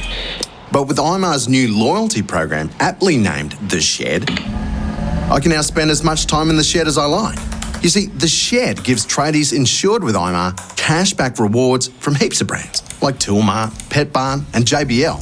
So now that my business is insured with IMAR, I can enjoy great cashback rewards. Visit imartheshed.com.au. Tradies, mate. That's IMAR. Ozito brushless power tools. Tested by Grit and built to work. When it comes to doing tough jobs, do it yourself. Ozito. Home and garden brushless power tools. Do you. Only at Bunnings Warehouse. The first step to winning is believing. Repeat after me. When I play Monopoly at Macca's in the app, I have a 1 in 3 chance to win. Very good. Ends October 14. For full terms, visit mcdonalds.com.au. September in Melbourne means grand final time. And an end to the cold winter months. With the warmer weather on the horizon, get adventure ready for a thrilling summer on the water at Melbourne Sea-Doo. They're committed to getting you out on the water to experience the freedom and excitement of your very own Sea-Doo watercraft. Brand new Sea-Doo start at $9,990, so there has never been a better time to hit the water. Visit the team at 300 Wirraway Road, Essendon Fields, or visit melbourneseadoo.com.au. Landscapers and tradies need plants? Plantmark is your trusted wholesale nursery with a huge range at true trade prices. They supply landscape projects of all sizes, from quote to delivery. Open 6 days at 4 locations across Melbourne. Plantmark.com.au. You're listening to AFL Nation for Elders. Have you heard? Elders offers finance solutions nationwide and 4 and 20 pies. You can't have footy without a 4 and 20 pie. Welcome back to AFL Nation for 4 and 20 pies, Australia's original fan food. And Elders, have you heard? Elders offers finance solutions nationwide. Our major partner is Mate Internet and Mobile, $30 off for 6 months with Mate Internet.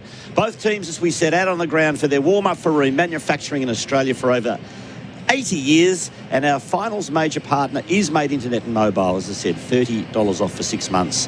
And our finals presenting partner this year is Eufy. Reclaim your weekends by letting the Eufy E15 robot lawnmower do the work for you. Stephen Quartermain with you. Special comments, our MEGT experts tonight, Luke Hodge and Gerard Healy, and a man who's walked into the commentary box. He's been carried in an iron lung, Gerard. Unbelievable. But he is lifted from the deathbed and he's ready to go. Dwayne the Pipe Russell. Well, bring it on. A couple of hours over the Westgate was nice just to be side by side with all the Cat fans with the flags out of the window. A few nervous drivers trying to get over the Westgate, but gee, the atmosphere on the way here, it's fantastic. As Dennis Danuto said, it's all about the vibe and the castle, and you can just feel it coming through the windows, can't you? And the weather. It's a beautiful night for footy. It feels like a finals night. So, yeah, can't wait to get it on. No, I can't wait to sit alongside you and get a couple of elbows from your quarters. They're a bit going both ways, I reckon, tonight. Let's get our thoughts from Gerard Healy for MEGT, building a winning team with Australia's apprenticeship experts. Gerard, what do you think will be the unmissable moment tonight for Drink Wise? You won't miss a moment if you drink wise. I think it's going to be the Wizard. He's going to light it up at some stage. It's only a question of when. They've got Marvia Child who can do something. If Gunston kicks 5, they're unmissable. And at the other end of the ground, you got a couple of unbelievable forwards in Cameron and Shannon Neal coming through. So they're going to provide us with a plethora of unmissable moments. Choose to drink wise. The subs for Metro Ford, power, performance and unbeatable value. As we've said, the teams are as selected. The sub for the Cats is Jai Clark, wearing the number 13, and wearing the famous number 9 for the Hawks. Changkuth Jath is the sub for them. Gerard, which players provide flexibility for Flexalt, the only flexible oralised treatment for sheep tonight? Well, I think Blitzards gives the most flexibility for anybody out there.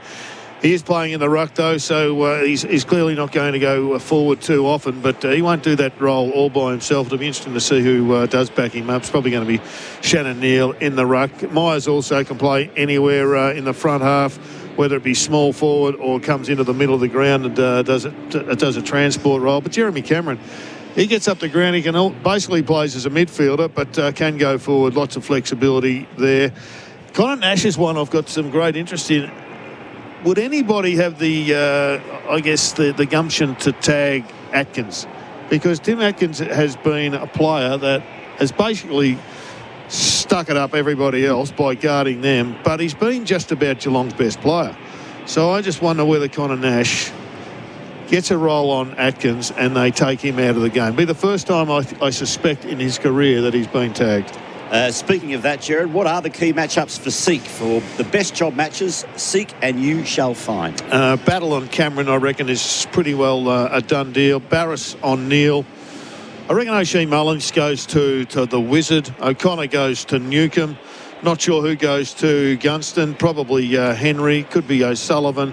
So we'll get the goggles on that one pretty early in the piece. What do you reckon will be the final word from the coaches before the bounce? For best sheds, Australian sheds at the lowest price. Well, the final word from Geelong is, boys, we've worked really hard for this and we've had the rest. We're ready to go. And from Sam Mitchell, it'll be, they've had too much of a rest. We've got the momentum. We're ready to go. Which one's true? Not sure, Dwayne. And the opening bounce is about 7 minutes away. That's all coming up for Nelson Irrigation. Make your centre stage with Nelson Irrigation. Hello, Luke Hodge. Good afternoon, guys. It's tell you what, the crowd, I was just on the ground just then, and the crowd is very loud. The passion, you can feel just the, I wouldn't say hatred, but the dislike for one another out there. But look, the vibe, everything was like a prelim final should be. Brings back some memories? It does. I was standing there beside Joel Selwood, and we're like, geez, this brings back a lot of memories that we had. And unfortunately, he beat us most of the time. But look, this is why you play football, for the opportunity to play late in September and get a chance for that last Saturday in September. Just got a text from the boys down at Jan Juck. There's already some sprinkling of rain. There's a front going through down there, but it looks like it's ducking under Melbourne at this stage. Not too bad, not too bad. Getting ready now on the beautiful looking turf, by the way. The MCG looks a picture for the pre-game ceremony as the crowd hushes. Football League and Premier Partner Toyota welcome you to the 2025 Toyota AFL Finals Series and tonight's second preliminary final between the Geelong Cats and Hawthorn. The AFL acknowledges the Wurundjeri people of the Kulin Nation, the traditional owners of the land we gather on today, and pay our respects to elders past and present. We acknowledge we play our great game on this land and respect the cultures of all First Peoples, their contribution to our nation and their contribution to the game of Australian rules football. To conduct an official welcome to country, please welcome Uncle Colin Hunter Jr.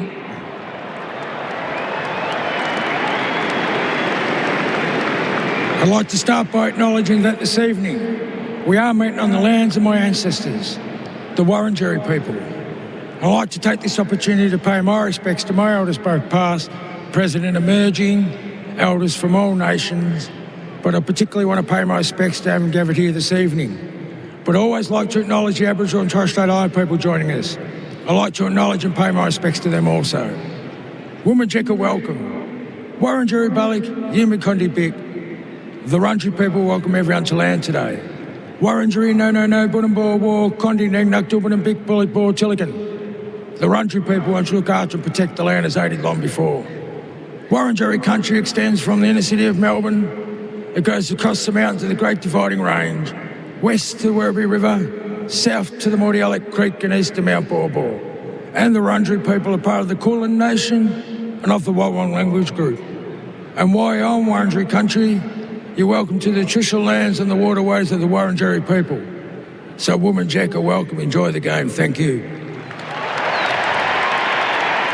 Thank you so much, Uncle Colin. If you are able, would you now please rise, remove your hats and join with the coaches, players and umpires for the Australian National Anthem, tonight performed by Danielle Matthews.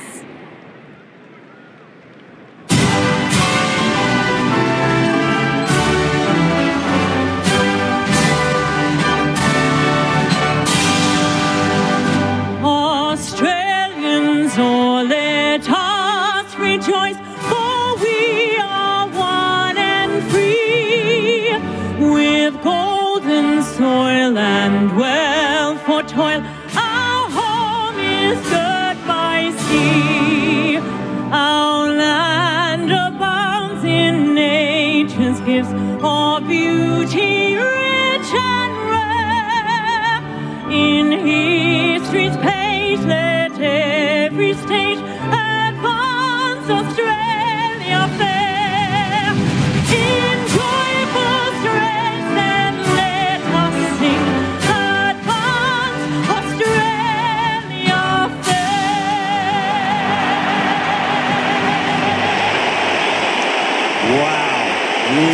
to that crowd. It is absolutely chock-a-block. 95,000 plus. The final word now on this prelim final between the Cats and the Hawks from Gerard Healy and Luke Hodge. Well, this is what both teams have been waiting for. Hawks to have this final revenge against the Cats. They played them early in the year where the Hawks' pressure was pretty good, but the Cats' maturity was able to withstand that pressure and got over the line. But I think everyone agrees that the Cats' last 8 weeks, they've been outstanding. They've been the best team in it. They were so convincing against the Brisbane Lions. The pressure they put the Lions under, they stopped their transition pretty much. We know how good the Lions are with the way they move the ball, but defensively, but then offensively, the Cats midfield, that speed of foot that they have, able to burst from the stoppage to get it down into that forward line. So it's a very dangerous side, the Cats, but as we know in finals, could go either way. Toss of the coin for Keno Go. $40 million jackpot every 3 minutes with Keno Go. Up goes the coin. The toss is won by Patrick Dangerfield, and the Cats in the first quarter will be kicking to right of your dial or the city end of the MCG. Sounds like in the pre-match, Chris Scott alluded to that Atkins is going to get the tagging job to start off with on Newcombe. Well, I think that's where you look at the Geelong Football Club, and they could go through. I was trying to figure out who goes to who. Is it Mullen? Is it Atkins? O'Connor can squeeze up. And we've seen in the past that Blitzarves has played in the ruck and then went and tagged Lockie Neal in finals of the past. So I think that's why the Cats are such a dangerous side, is they do have the flexibility to cover so many different players. But Atkins makes sense. If you look through it, he's the number one tackler in the competition. He's in there with the score assist as well. His clearances are up there. So he's been in the middle for the Cats all year round. He's got the body. And he's got the body. Newcombe. You're right. Yeah. Newcombe's one of those blokes who can burst. So Mullen probably a little bit too small for him. O'Connor's been excellent in the back half, nullifying a dangerous forward. What do you match up? What are you picking up, Gerard? Just looking at the bench, and Jath's going there. And the Weddle monster is also going to the bench, which is a bit of a surprise. No, actually, Weddle's going to stay in the middle, Gerard. Okay, must have the wrong hair. I better put the glasses on. Moved into the middle. Actually, he's going to go over to the wing where he's being picked up by Mark O'Connor. Scrimshaw came to the bench.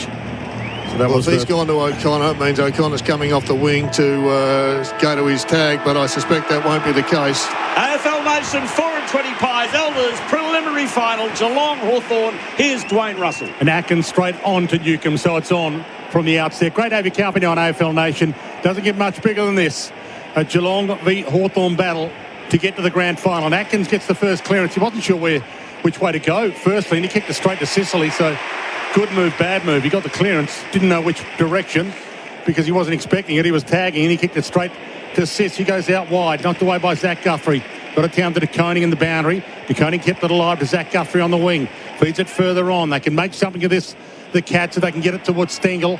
Couldn't get a hand on it. Dangerfield does gather the crumb. Caught immediately, got it out to Stengel. Backing into Atkins. He knows where he's going now. Parted the seas, gave it to Smith. Flicks it over the top. Got it to close. Forward pocket. Couldn't quite pounce. Manner for the Cats. He couldn't track it. And we'll get a ball in. 50 from the Cats. Goal. Forward pocket. City end. No score either team. Well, we were wondering who's going to go to Jack Gunston. It is Henry. He's going to play him side by side, but he is the deepest offender. Shane Warne stands side. City end, 55 out from the Cats goal. Ball thrown in. Meek got ball over by Blitzarves. Ward grabs it for Hawthorn. He's immediately tackled by a couple of Cats, and we'll have another ball up. Still 55 out from the Tom Cats Stewart's goal. just playing as a loose. They're playing a five-man defence against four. Sicily, little soccer off the ground, ineffective. Spills to Warple, ineffective handball to Newcombe. Smith cleans up for Geelong. Gives it to Dangerfield. Left foot kick into the forward pocket. Underneath it is Hardwick, and in the end takes a comfortable chest mark in front of the pack. Yeah, it's a poor start by Geelong going inside forward. That's two uncontested marks by the Hawk defenders. So the Hawks defenders bolt. Oh, Impey dropped an absolute sitter. He's put himself under the pump. He's tackled. Could be holding the ball. Umpire waves the arm, says play on. Lucky let off there for the Hawks. Ginnivan under the pump, taken over the line, and that was a uncharacteristic error from Jarman Impey, but he's recovered. We'll have a throw-in 50 out from the Cats goal. And if you look up the back end, All-Australian battles, got the big job on Jeremy Cameron. Started the game on fire against the Lions 2 weeks ago. Just having a look at this replay again of Impey. He dragged it in, didn't get it out legally. That's a free kick. Manor goes and gets the clearance. Gave it up to Zach Guthrie. He kicked found Atkins. He dodges one way. Got a short pass. He could have gone for goal. And he short passed between the Cats attackers and the goal line. Barris picked it up, gave it to Sicily. He's made a few blues. Atkins, he's had it, but he's given it straight back 3 times. Sicily goes short, back to the defensive goal square to Barris. He's told to play on, so he takes it to the members' side. Goes the long option. No, it's a 2-on-1 here. Hawks should mark through Meek. He can't take the mark, but it falls to Chol, and he's off to the races. Chol has 2 bounces. Takes it to the members' wing, then doubles back. Not sure what to do with it. Handballs to the ruckman, which you should never do. He gives it quickly to Newcomb. Newcomb not sure either. He sidesteps. Now moves on to the right. Kicks back to Chol, who marks it half forward. Chol now goes short to the 50. It's a Hawthorn mark. And it's taken here by Mitch Lewis, and this is within his range. Well, that's really clever coaching. Sorry, Hodgie, but quite clearly they know that Tom Stewart's the extra. They could have bombed the ball down there. They didn't. They held it back, and then they went short. Tom Stewart's going to be allowed to run his own race. They're going to try and go round him. Big moment for Mitch Lewis. Needs a good game. He's a beautiful kick for goal. He's going to be kicking from 51 metres out at the punt road end. It's coming back! Goal!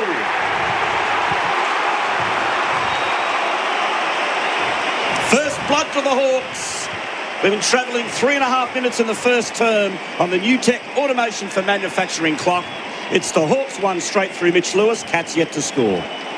Well, you're spot on, Gerard. He looked up there, and Tommy Stewart, he's the best in the business of being able to drop across. He took the 7 intercept marks against the Lions and really set him up from there in the first half. But it was composure, and that's what teams really lack in big finals, is that composure. Sometimes it gets the better of them and they just blaze away. He went back and handballed to a ruckman, which, as you said, we should never do in a game of football. He went across to Newcomb, and Newcomb was calm enough to come back skinny side, hit Mitch Lewis, where he had Jack Gunston leading up behind him as well. So love the way the Hawks thought their way through that. Great start, considering they did make a couple errors in that back end. So those matchups as well for Steak. Well, Dylan Moore's gone to Tom Stewart, so he's just going to come up and play as an extra mid. And therefore, Stewart's just going to have to float. For the best job matches, download the Seek app for the matchups. And Blitzars rips it out of the air for the Cats, floats it to half forward, a rolling ball that'll roll its way out. The Hawthorn fans will want insufficient intent. The umpire says insufficient loudness of your roar. I'm not playing it. Toss it in. Another hack kick inside the forward 50. It's 55 out from the Cats' goal. Blitzarv's got the front posse against Meek, but he leant over the top and got the tap, did the Hawk. Good attack on the football. That was by Dangerfield. It comes to Smith. Smith from a standing start. Beautiful kick into the goal square. The big fist came from Barris. Ball still alive. Big tackle by Hardwick. Umpire will ball it up in the Cats' forward pocket. There's a little bit of cat and mouse in the middle. Watson looks like he's trying to go to Stewart. He just went up and just stood behind him. He's trying to get to a dangerous spot. At a stoppage, I'll let Stewart sit free, but in general play, they'll try and cover him. Neal against Meek. Comes to Newcomb. Hack kick out of the defensive 50. Lewis being held by DeConing. Umpire let that go. And we'll have... No, he didn't. No, it is a free kick. So Lewis has got the free kick. He's a long way from home. He's at half-back on the Shane Warne stand side. Hawks kicking to the punt road end. There's no way they're going to pierce through this zone. Geelong's defence looks elite. They're going to have to switch it. So he sits it up for Dempsey to take a screamer. He's up there. He couldn't quite pull it down. He gathers the crumb. Got a handball over his head. Flick pass into the congested area. Top of the square. Dangerfield falls. He could have had a shot from 30. If he held his ground, he claims he was hit in the head. Well, that was a dangerous switch, and the Cats were onto it. Almost left it for them to do it. That's why forwards don't go down the back end. That's a 55-metre switch across. In a big game like this, the Cats are on their toes. They're ready to turn the ball over. Almost a rope-a-dope. Kick it here. We're about to pounce on it. Ball close to the boundary line, and Stengel and D'Ambrosio couldn't pick it up. Warple does. Hammers it away, gets it outside defensive 50. Blitzars and Lewis. Lewis has started well. Lays the tackle on Blitzars, and his kick finds Sicily. Back pocket for the Hawks, who lead. One straight catch yet to score, and we've played 8 minutes opening term on the new tech automation for manufacturing clock. I think if anything, that shows Hawthorn's game style. They don't want to go long down the line. They'll try and switch it where they can. Sicily kicks to the wing. DeConing couldn't take the mark. Ball spills to Ginnivan. He couldn't pick it up. Now Moore. Oh, good work here by Guthrie, but he's turned the ball over to Warple. Not sure what to do with it. Just got rid of it in the nick of time. Moore gives it to D'Ambrosio. Breaks the tackle. Gets onto the left. Beautiful spot up to half forward to Gunston. He's got nothing to kick to, though. So he's going to have to wait for the troops to get back inside 50. Now he kicks. His kick smothered. Ricochets back to Gunston. He's caught. Still gets boot to ball. It's a hat kick. It's a chaos ball inside 50. It was an awkward bounce, but the Cats defenders were up to it. Jeremy Cameron's back there. His kick's an absolute stinker. Came off the side side of the boot. It's at half forward for the Hawks. Smith to Guthrie to Smith. Gives it off. Now it's a chance for Cameron to correct his kick before, and he does so. Kicks it into the middle to a Geelong teammate in Stengel. And he goes back to Cameron, and he's got a bit of free rein here to run. He short passes, pokes it to Neil. No arm chop free. Barris did well. He got a little bit of arm, not enough to give a free kick away. Handball wide to Ward. He trickles one down the line to Ginnivan. His handball half smothered to Newcomb. It's on the wing at the moment. Newcomb trapped, brilliant tackle. O'Sullivan wrapped him and cooked him. And now the Cats are going to go inside 50. Well, they were owed one, the Cats. I reckon they've been robbed of 3. 2 of them were easy shots at goal. Umpire's been very lenient in that Hawthorn defence. Cats have a little bit of week-off syndrome at the moment. Look a little rusty.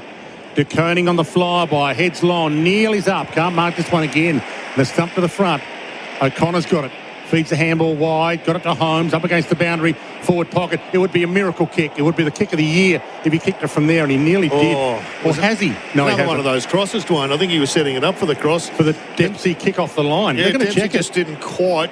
No, it came off the Hawthorn bloke last, but Dempsey didn't think it through this one and didn't throw the boot at it. So why are they checking it then? Please make sure it came off the defender last. So they are checking it to see if Dempsey got a toe on it. So they're not sure. No David Roden down there. I wouldn't have worried about going to the video for that. David Roden doesn't get finals, Dwayne. There's something going on with the umpires department. It looks like come off D'Ambrosio's hamstring. Oh, this flicks his hamstring or lower buttock. Review complete. Looking at this angle, we see the ball comes off the back of the leg of the Hawthorn defender before crossing the goal line. Decision on the scoreboard. Hodge's working in the arc as well. Good work, Hodge.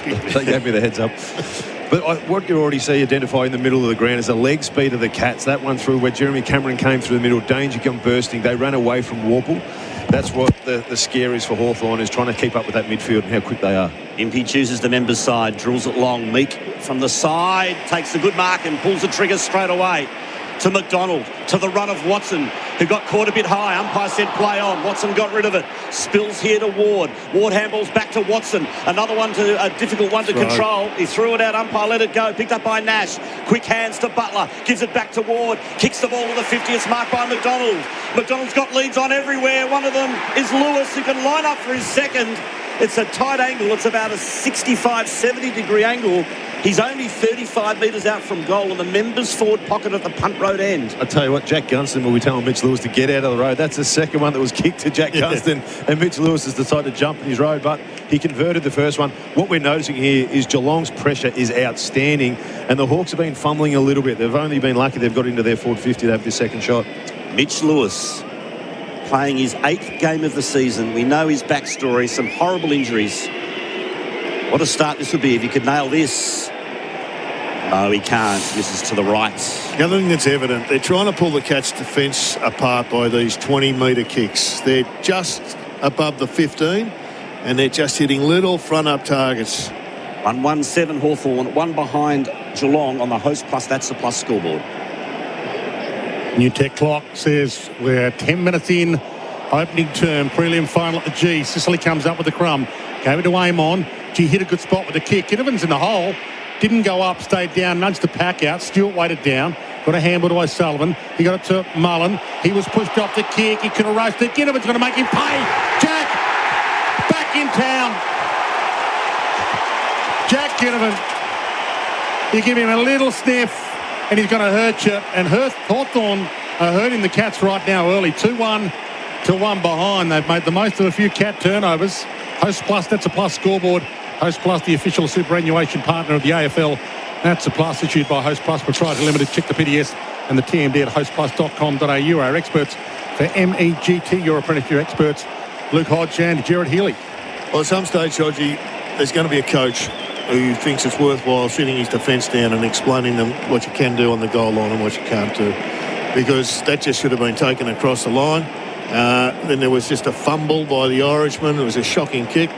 And it was 6 points. So they're -5 on that play, the Cats.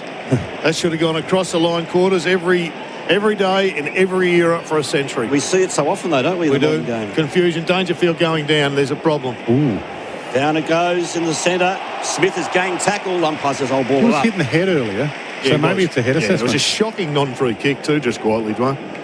I wouldn't be surprised if that's what it is. Secondary bounce in the middle. Umpire goes over. Picked up by Butler. Ineffective kick.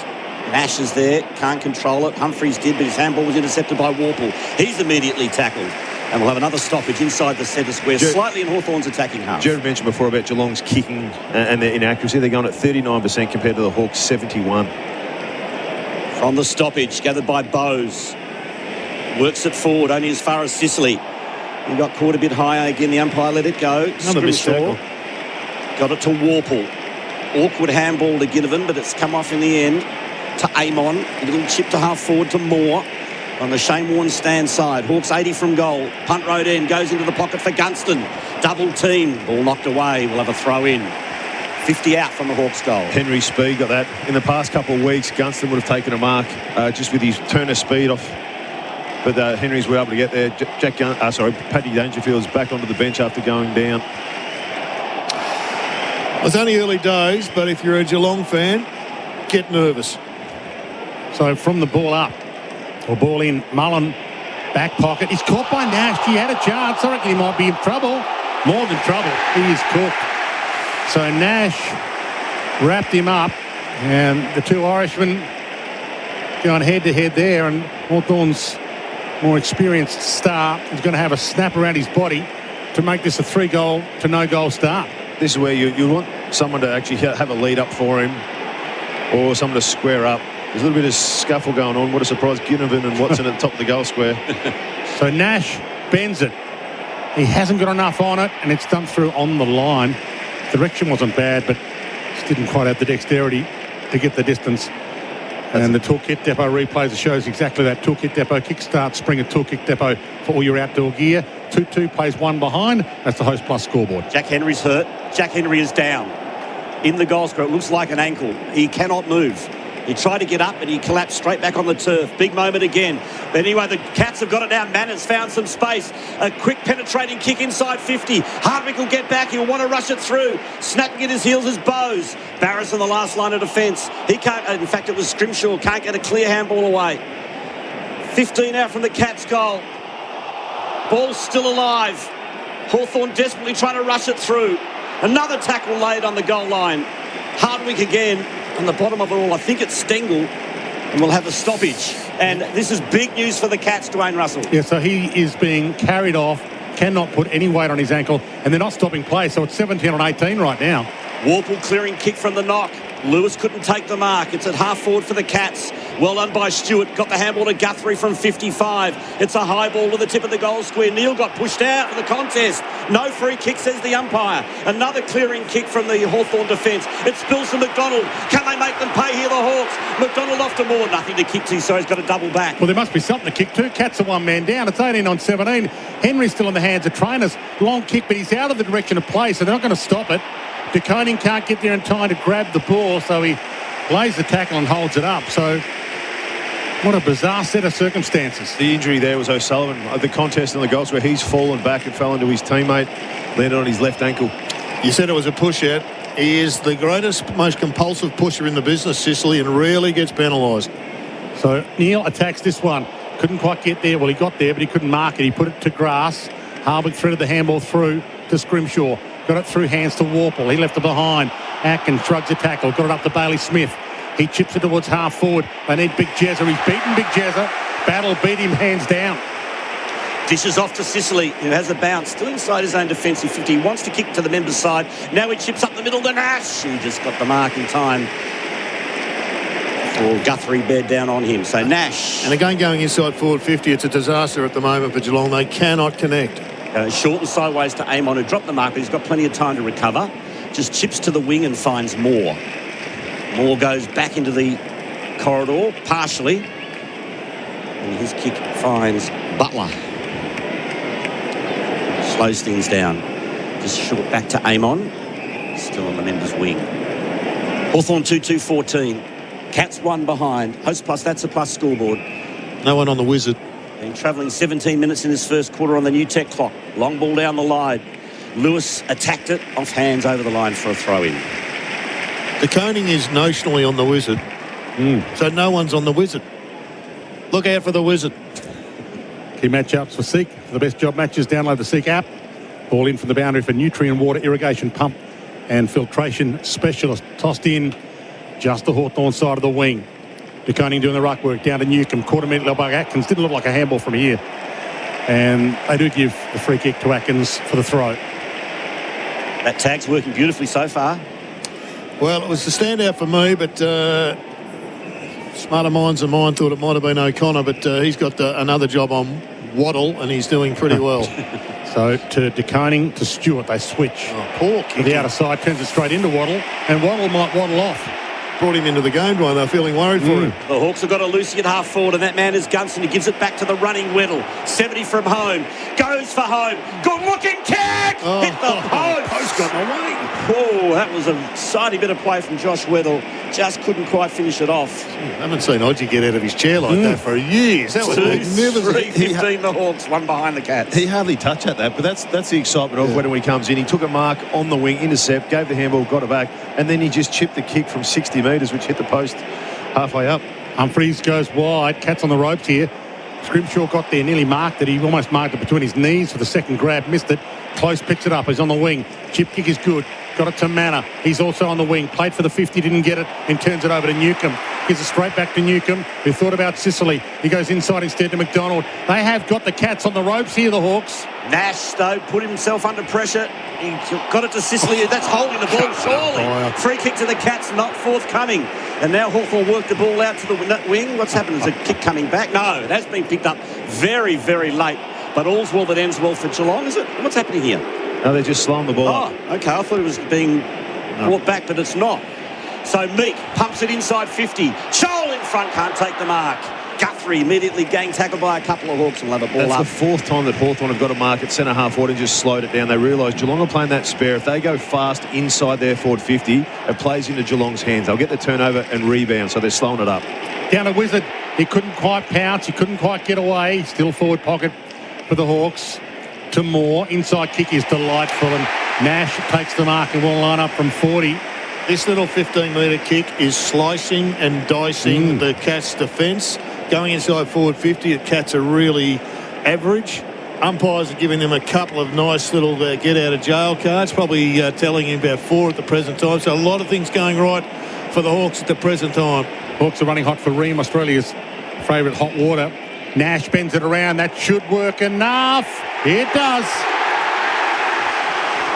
For Mate Internet and Mobile, $30 off for 6 months with Mate Internet. You're listening to AFL Nation. Great to have your company. And he's, at the moment, got no answers at the moment, Chris Scott. We'll see what he does. He's got a behind on the board to his boys with 20 minutes on the clock, opening term for New Tech. Optimise your business with automation.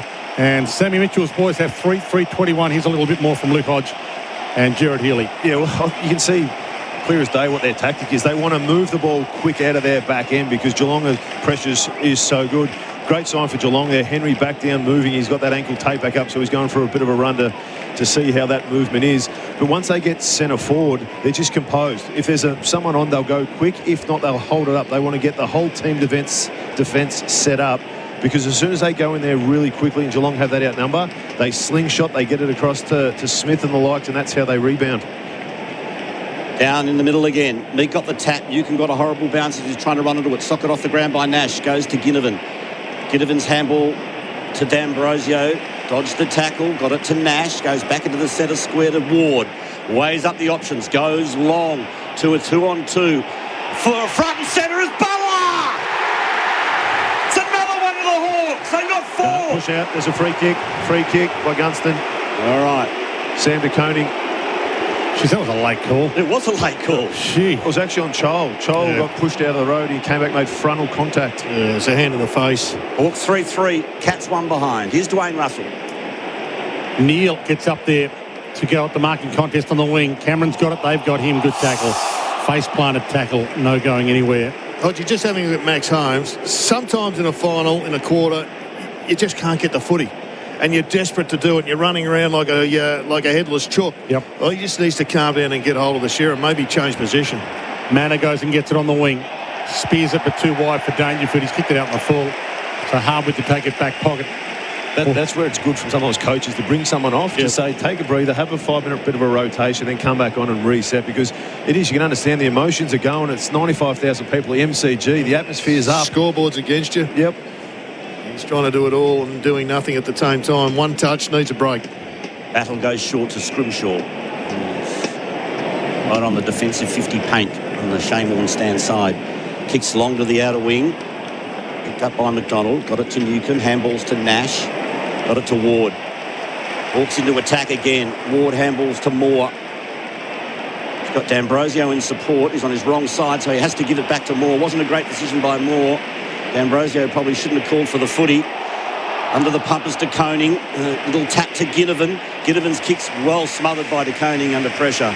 And we'll have a throw in 45 metres out from Hawthorn's goal. Shane Warne side of the ground at the punt road end. Connor Nash with 8 possessions. Moore with 7.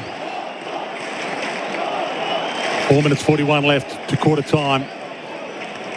Hawks running hot for Ream. Steady, hot and strong. Blitzars does the ruck work. Knocks it down to Bailey Smith. Tried to slick hand off and it was stolen by Newcomb. Goes inside to Moore. He in turn gave it off to the roller from Nash. Top of the square. He hopped past a couple. Stewart knocked it through for a behind. It rolled and then popped like most knew it would, but it didn't pop into Hawthorn hands.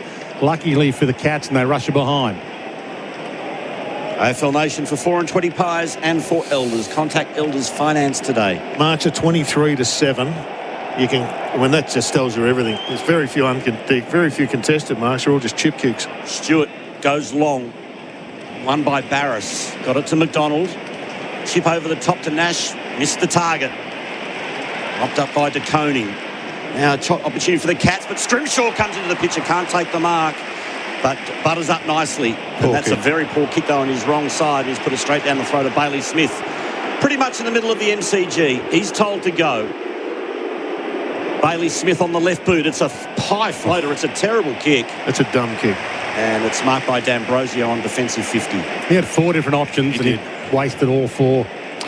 The other interesting stat is the tackle strat. Hawthorn are dominating, and at this stage, they're 11 tackles behind Geelong, so they've just got the footy. They're even prepared to kick it 16 metres to Meek, who goes back by hand to D'Ambrosio. He 16-metre kicks it wide to Moore. He's got it on the wing, and he 16-metre kicks it to Gunston at half forward. 29 marks to 8. Geelong have 2 players back, so he just can't go long. You've got the Koning sitting there. You've got Smith sitting back. Blitzarves is dropping off Nash. So Gunston sits it up high. He nearly hit one of the wires. De Koning might get there, and the big fists went out. And maybe that's part of the ploy. Just get it out forward pocket. We'll reset from there. 22 plays 1. Hawks by 21. 3 minutes left. Opening turn brought to us by Host Plus. That's a plus, and that clock for New Tech. Optimise your business with automation. And this is where Hawthorn think they'll be able to get Geelong. Put the ball on the ground from a stoppage. Get all the small forwards on the move through. Beak the tap to Newcomb. It was being held by Atkins. Umpire let that one go. And over the line it goes again for another throw-in. They're totally dominating this game right now, Hawthorn. It started, except for the first 3 minutes, it's just been evident. They're playing a very uncontested game. They're not getting beaten in the contest, but they are dominating when they get hold of the footy. Beak the tap again. Ginnivan into the picture. Wild little handball. Nice pick up by Stewart. Great tackle by Chol. Forces the spillage, and it'll be another stoppage inside Hawthorn's attacking 50. He's directly in front of Stewart's goal. down. Tom Stewart's hurt. Holding onto his wrist. Got forced into the ground from a tackle from Chol. As he's gone down, his left wrist has been caught underneath him. And he is in agony, Tom Stewart. Full body weight of his own and Child's. That could be a broke. Or is his shoulder out of the socket? Could be any of the above, Dwayne, because when your shoulder pops, you hold your wrist to support it. Yeah, and he's got it strapped.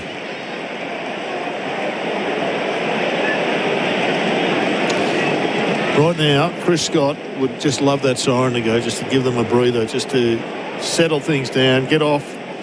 The footy gods aren't with them at the present time, and the Hawks, they are absolutely in control of this match. As I said about 10 minutes ago, if you're not nervous now, Hawks fans, it's time to get nervous. We're getting another replay of this. It's hard to know exactly what the problem is. You've got the full body weight of Marbior Chol right through that left shoulder blade. Coming off, looks a little bit better now, but yeah, he does. Wait and see. Made a pretty quick recovery. Looks okay. Was it his head that hit the ground then? I think it has to be something to do with that arm, Dwayne, the way he's holding that wrist. Could be his shoulder. It is, Hodge said, it's pretty heavily strapped. So, 2 injury problems for the Cats. They're both defenders. Henry looks like he's coming back on for Stewart, so they're replacing the defender, so that's a good sign. Well, that's great news from the stoppage. Picked up by Nash. Puts out the don't argue. Poor handball straight to Close. Opportunity here for the Cats. Close to Dempsey. Now, what's he got on offer? That's a good kick out wide to Stengel, who marks in between wing and half forward. Shane Warne stand side. Cats desperately need a goal before quarter time, just to steady the ship. Well, the beauty is they've had their pants pulled down, but it's not out of control on the scoreboard. Hawthorn's inaccuracy, 3-4, has kept them in it. Cameron goes short to Smith. Boos from the Hawks. Cheers from the Cats fans. Not sure why they're boos, though. Kicks it up to the hot spot. Oh, Sicily nudged Dangerfield. That's a big mark! No, Peter Shepherd. It's a Shepherd free kick, whatever you like. He's tapping Dangerfield on the head, saying, it's yours, mate. Paid the mark to Neil. He's given it to Danger. Filthy.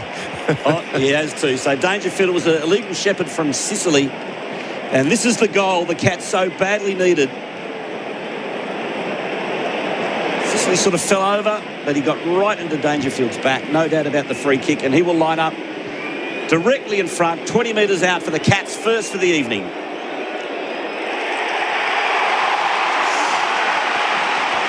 Boy, did Geelong need that one. Oh. Yeah, it was a great goal in the finish. He was in the front. As I've said before, Sicily, that is his go-to move as a defender. He pushes every time. The umpires give him the greatest run of any player, I reckon, out in the ground. But they nailed that one. And unfortunately, Neil wasted a mark because that was first time he's grabbed one, yeah. Not a waste, though, because at least he gets to feel it. That's okay, right. Good point, Dwayne. I'll grab him now. But, Gerard, what you said before about Holmes, that was almost the Cats. You said that you need to take a minute, and it was terrible that Stewart's gone off injured. But what they did was they were able to compose him. They were able to sit back, have a bit of a chat, discuss. The next time they go inside forward 50, it was the Cats that we've seen the last 10 weeks. Put to a dangerous spot, one block, one to fly, and they got a free kick and a mark. Certainty for goal for DLF Seeds. Certainty through signs. Back in the middle. 90 seconds left to quarter time. Clearance is huge. Walker nearly got it. Holmes hassled him out of it. Blitzars goes and gets, turns and kicks to half forward. And getting down low was Stengel. Did he take the mark? He didn't. Umpire said play on. Holmes went and got it back to Dempsey. Outside of the boot kick. Didn't quite get to Cameron. Travelled over the back to Myers. 40 from goal. He's slung. He dropped it. He put an elbow on the deck. He got it to Close and he missed. One of those where you tackled upright, you tackled all the way to the carpet, and the umpire still lets you get a disposal away after. This is where Hawthorn have to be smart. There's a minute of play to go. You can't be taking risks. You can't be going through the corridor. Take a little bit of time out of the clock. Don't give another opportunity because the Cats have, their last 2 or 3 minutes have changed. Hawks 22, Cats 8 on the Host Plus. That's the plus scoreboard. Ball kick to the half-back line, members' side.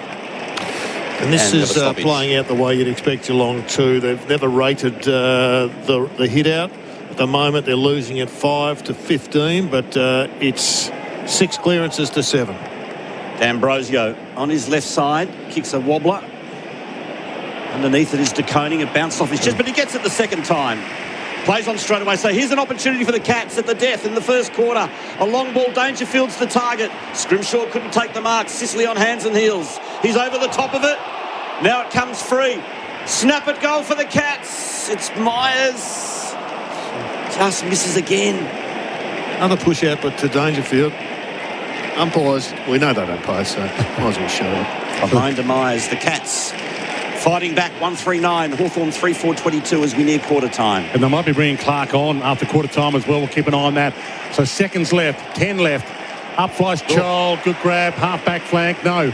It's going to look like a mark. It did, yeah. It was played in the end. So just going to hold the ball here, let the seconds elapse to quarter time and be content with this lead. Hawks at quarter time of the prelim final, winner into the grand final next week. Loser, season over. And the Hawks have started brilliantly. 3-4-22 to the Cats 1-3-9 on the Host Plus. That's a plus scoreboard. We'll hear from our experts, Gerard, Healy and Luke Hodge for MEGT very shortly. AFL Nation coming away for 4-20 Pies from the MCG. That quarter on AFL Nation was for Host Plus. Host Plus, the official superannuation partner of the AFL. That's a plus. Issued by Host Plus Pty Limited. Check the PDS and TND at hostplus.com.au. Real people, real products, real fun. No matter who you are, Sexyland has something real sexy for everyone. With Australia's biggest range of sexy costumes, lingerie, couples toys and fun gifts and games for adults. Sexyland. 11 stores in Melbourne and Geelong, open till midnight 7 days a week. Or shop online for 2-hour delivery.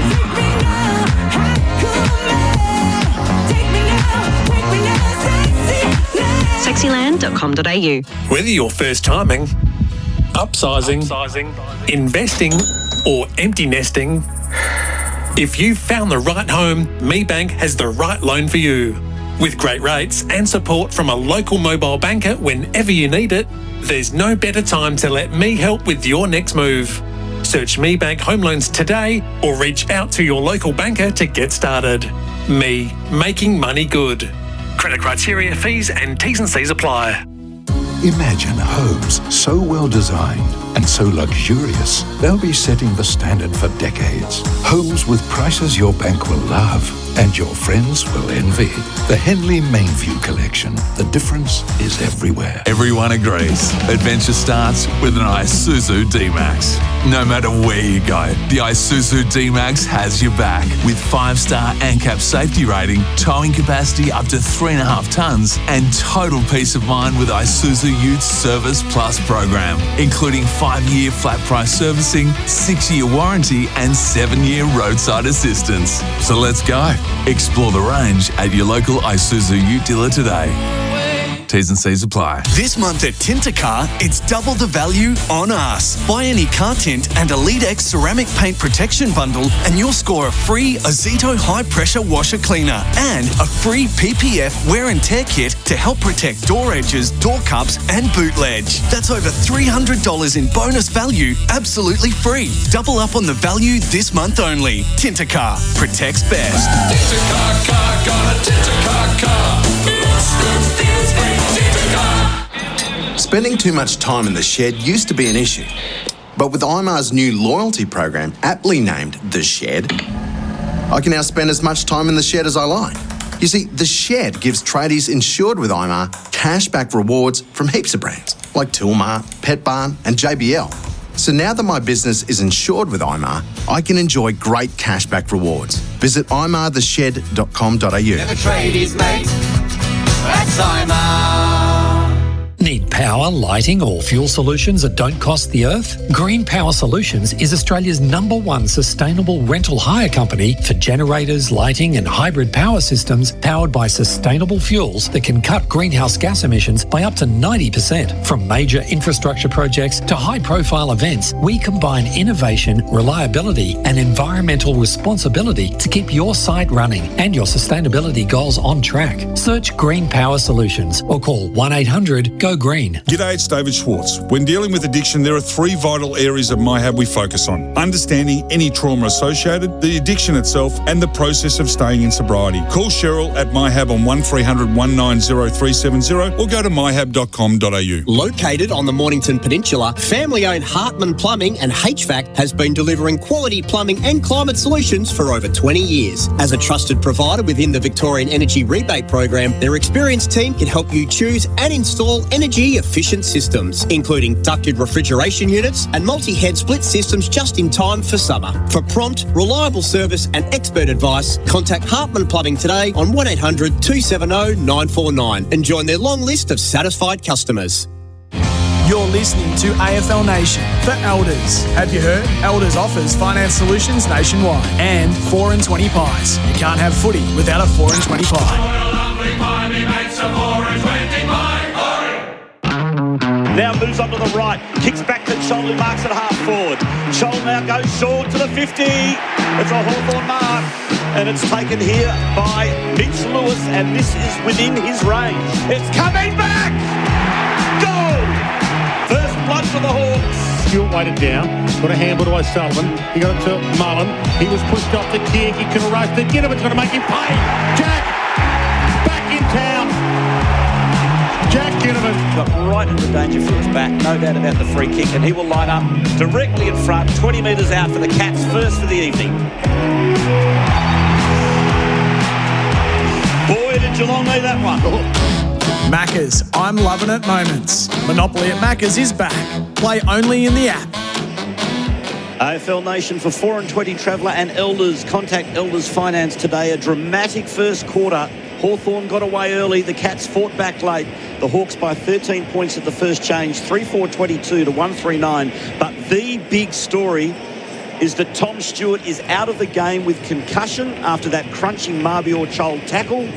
And that means if Geelong win tonight, Tom Stewart will not be playing in next week's AFL Grand Final. MEGT experts, Luke Hodge, Gerard Healy. Well, it was an unbelievable start from Hawthorn. They were able to put the scoreboard pressure on. But as you said, the story here is down to Tommy Stewart and whether they win or lose, missing the grand final next year. But this is where the Cats will have to regroup. They got jumped by the Hawks. Their last 2 or 3 minutes of that first quarter was really good. Got a goal to Dangerfield. But this is where they need to start winning the ball in the clearances and get it in their inside their forward 50. Dangerfield into the middle. We start the second quarter. Meek got the tap to Nash, who's being held with one arm, but he managed to get boot to ball. Hawks going to the city end. Weddle wrestling with his opponent. And O'Connor, umpire says, all is good. Picked up by Guthrie. Nice kick under pressure to Dangerfield. Terrific mark. He's run down. Just managed to get a handball away, though, but the Hawks are going to regain possession. Ward in the middle of the MCG. Wasn't a great handball to Eamon. Put him right under the pump. Bailey Smith did well, but his handball was smothered. Picked up by Blitzarves, tackled by Ward. And we'll have a stoppage slightly in Hawthorn's attacking half, which is the city end. They're 22. The Cats are 9 on the Milwaukee Forever the Trade. I beg your pardon, I'll start that again. On the Harvey Norman scoreboard. Milwaukee, of course, providing our stats tonight, Dwayne. Absolutely, and the stats are not looking good if you just look at the main one. If you're a Cat fan looking at that, 22 plays 9. It's the stat that matters. Cats are behind, and they've been behind pretty much the whole game. Scrimshaw, he kicked it straight into the ear of Meek. That won't work. Amon came up with a crumb. He kicked it straight to DeConing, and that works for DeConing. He holds it up at half back. And I think Chris Scott, you can just say, has said, let's just settle a bit, boys. We need to just slow it up a little bit. That's not helping. Now he kicked it straight to Marbior-Chol. So Chol plays on, kicks it down the line to Gunston, and this is kickable by Jack, standards. Forward pocket, 45 metres out, go back and do what he's been doing all year. The big question, Dwayne, is can Jack Henry, with that ankle injury we came off and got restrapped, will he lose a bit of pace against Gunston now? Can he see out the whole game? And that's the hard thing with Jack, because as you get older, you reckon you lose your pace and that, but your smarts become a lot better, and that's where Jack has been really good this year. He's been able to get behind the defender and hit up, so if his ankle isn't right, cause him some trouble. 70-goal season, out to add another one.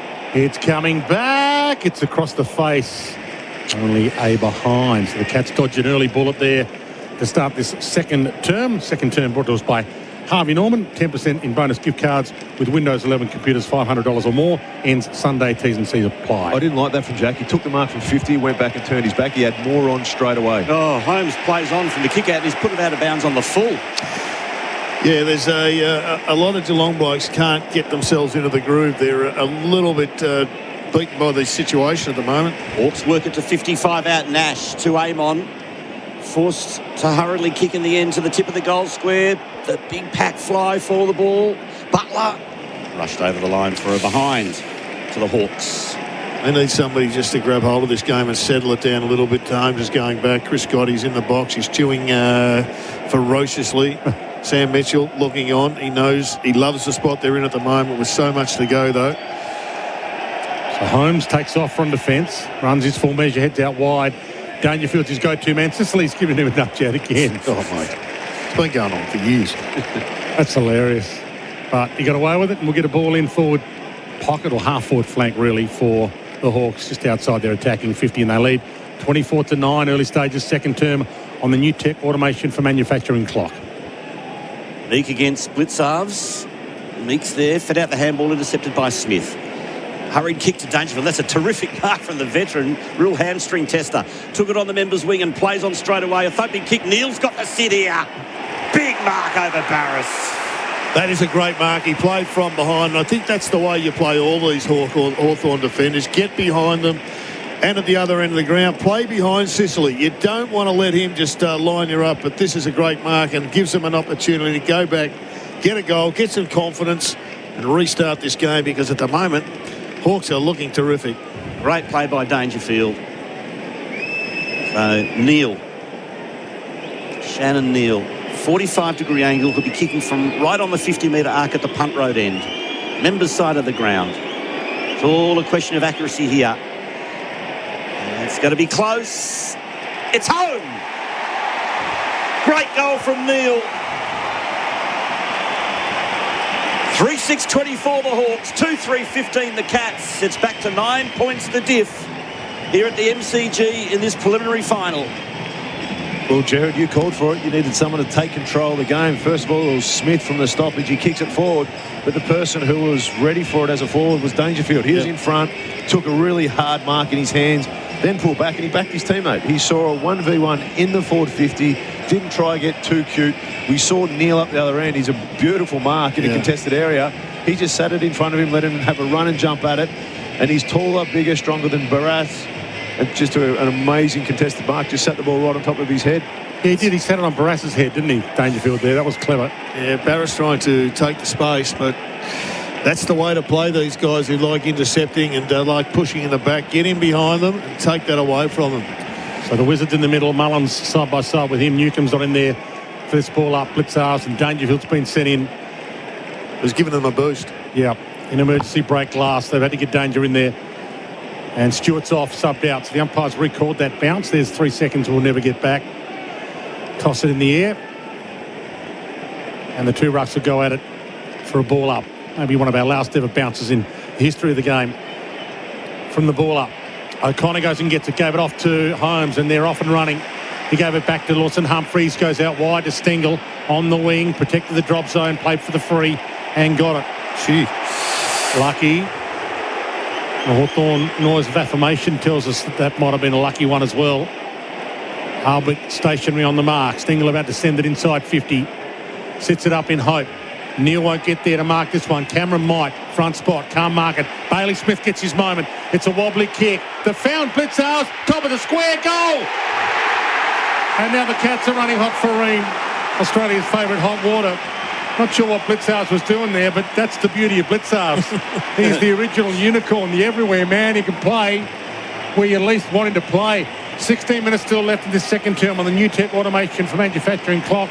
And it's a 3-point game. Hawks lead. Here's Luke Hodge and Gerard Healy, our experts for MEGT, your apprenticeship experts. Yeah, I'm not sure the Hawthorn supporters would be too upset with a free kick over there. It might not have been a free kick, but I think Geelong missed about 4 that they should have got in that first quarter, so it's balancing out a little bit. But Blitzarf does what he always does. He understands there's no point going into congestion where there's 25 players all in that smaller area. So the Hawthorn defenders got sucked in, the winger got sucked in.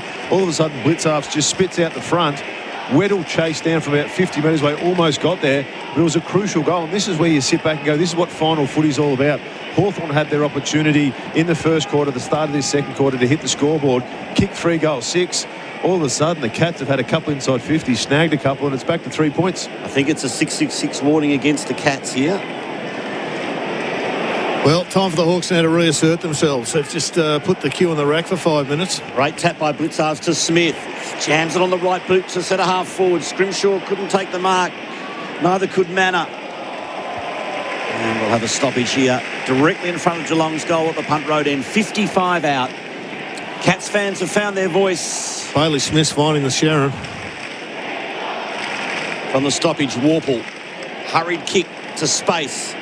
Shane Warne, stand wing. Guthrie will get there first. Needs the kind bounce. Gets it. Clever handball, or was it to Sullivan? He missed the target. But the Cats work it forward through Holmes. Soccer off the ground fortuitously. Fell into the hands of Close. Close kicks to half forward. And the mark's taken by Manor. 70 from home. And for the first time in the game, Geelong are starting to win the uncontested marks. That's a poor kick. Manor's kick was smothered on the mark. Warple now. Can they get him on the rebound here, the Hawks? McDonald handballs to the running Nash. Nash has one bounce. Now kicks into space. Gunston's worked hard. Uses his body cleverly. Henry can't quite get Gunston. Gunston runs onto the left. Jack. Kicks one of the most... No, he doesn't. It's dropped short, but it's a Hawthorn mark. Great kick. Brilliant play by Gunston. And it's marked in the goal square by Lewis, who'll kick an easy goal. But again, you just wonder whether Jack Henry's got the speed. Yeah. Or the turn power. Yeah. He couldn't pivot on that ankle, could he? Could not. Couldn't plant it and pivot. So Lewis from point-blank range. This is a certainty for goal. For DLFC, certainty through science. And the Hawks back out to a 9-point advantage. 4-6-30, 3-3-21 on the Harvey Norman scoreboard.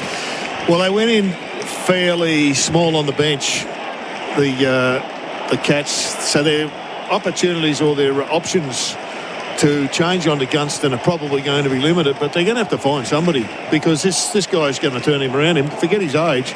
He's got much more flexibility and dexterity than Jack Henry at this stage. Not going to lie, I thought that was two Mack trucks trying to turn in a circle there. It was Gunston at the age of 33 and Henry with the ankle. But I tell you what, whatever Jack Gunston has done this year's turn to gold, was able to roll down. I've got no doubt he was going for goal on that kick there. There's no passing, but Mitch Lewis in the right spot at the right time. Puts through his second. Shocking turnover at the other end by Manor. It was a goal at one end gone begging and given one away at the other. Back in the middle. Meek Blitzars, ball knocked down towards Holmes, is in the middle now. He couldn't pounce on it. Newcomb Dars got away from them. And no one tagging him, so he goes away with the clearance and chip kicks to half forward. Rolling ball, picked up by Lewis. He turned it over. Clark's on there now for the Cats because Stewart's out. Wide ball, Manor. Good compete, or is it in the back? It's a good compete. Impey went down. It was tunnelled. Hawthorn fans thought they deserved the free. Close comes up with it. He hammers it long. Harvick might get there to take the mark. He doesn't. He double fists, spoils it over the boundary when he could have taken the mark. And the Hawthorn noise of affirmation is there that Impey probably deserved 3 frees there. 21 plays 30. Hawks by 9. Yeah, he was taken out. Definitely a free kick to the Hawks. He was dragged down. It slapped in the back of the head. Yep, got a clip. Big opportunity here for the Cats. Meek got the tap. He split the pack open. Here's Cameron pounces to Humphries. He got knocked over. Socket off the ground by Impey. Spills to Ginnivan at half-back. Not a lot on offer, so he handballs to Lewis, who just holds fort and now kicks long to a one-on-one. And it's a great mark. Please. Beautiful mark by Gunston. One-on-one again with Henry. Geelong have 4 back. They've got 4 spares inside forward 50. He just can't go there long. Gunston goes short. Now Lewis has taken the mark. He'll be kicking from about 52 metres out. He is a chance. That's just poor defence by Geelong. When you've got so many numbers back, you've got to be looking for that short one, especially a person like Gunston. Gerard said early in the call that they've been looking for that little 15, 20 metre kick to try and hit up through their zone. They just let it go too easy. Mitch Lewis with 2 goals, 1. Could be his night. There's always one bloke that outperforms, and it could be Louis. At the city end of the ground, gets close to the man on the mark. It's a beautiful looking kick. Lewis has got 3, and the Hawks regain a pretty handy lead. 15 points, 5-6-36. The Cats 3-3-21. 12 minutes gone, second term on the New Tech Automation for Manufacturing clock. Is at MEGT experts Gerard Healy and Luke Hodge. Well, that was Jack Gunston again. We sort of sit here, we continually sound surprised, but we shouldn't. He's had an amazing year, but it goes back to that. I don't think I've seen Henry lose 2 or 3 contests in a row. That foot, as we've mentioned. He's not in the contest, is he? No, but that's the thing, is that the ball was weighted out. The ball was 50-50 in between both of them, and Jack used his strength to get away. Henry's probably got 4 or 5 kilos on Jack Gunston, but it was just a great contest, and then lower in the vision. But as you mentioned, Mitch Lewis has been in the right spot at the right time, had 4 shots at goal and kicked 3 of them. Staying with the matchup. Margin extended for quarter time now. For Harvey Norman, that scoreboard, second term, 13 minutes old. So Chol in the ruck against him, Blitzars. Blitzars straight down to Dangerfield. Feeds a handball over his head, but it missed his target. And Ginnivan goes and gets, starting off half back. Jack kicked it straight into the oncoming traffic, and Marbior mops up the mess. We'll get a ball up, middle of the ground. 36 plays 21. Here's the scoreline, AFL Nation for 4 and 20 Travellers, and for Elders, contact Elders Finance today. On the stoppage. Have another ball up. That was a great smother before by Dangerfield. That was going deep inside forward 50 if he didn't get his hands on it. Shoal against Blitzars. Blitzars, oh, beautiful tap to Dangerfield. He's trying to lift his team. He bombs one inside 50. Ball still alive. Scrimshaw manages to break the tackle. Handballs to the defensive goal square to Battle, who takes his time, kicks down the line. His target is Butler, couldn't take the mark. Now Bowes, clever kick inside 50, just the 15. lower the eyes, and Manor, Sean Manor, can have a shot at goal. 45-degree angle. He'll be kicking from 50 metres out at the punt road end. Well, he's cost them a goal at the other end, so he dead set owes them one. Let's just have a look at this kick. He said just 15. I would have said just 9. Sean Manor. Good goal kicker for the Cats this year. 28 goals in his 21 games before tonight. Punt road end. Kicks from 48. Good looking kick. Goal umpire did not move. Magnificent finish. And Manor gets one back for Geelong. 36 plays 27 on the Harvey Norman scoreboard. You seen a best first year or young player like him, Dwayne? Yeah, I'm not sure. There's got to be more 40-year-olds out there playing somewhere that can come in and win best first-year player, surely, under the AFL's laws of how you win it. Anyway, he owed them one. He's got them one. It's a weird game. Geelong have played, I reckon, 6 or 7 good passages of play. I reckon they're not going anywhere near as hard as Hawthorn are going, but they're only 9 points down. And they've got a dominant forward. They've got Stewart off the ground, the Cats. Hawks have got a dominant forward. They've got a lame fullback on that dominant forward. And yet they're still in this game. Well and truly in it. So De Koning into the ruck now against Joel. Atkins is back side by side with Newcomb in the middle. Smith's in there and Dangerfield's in there.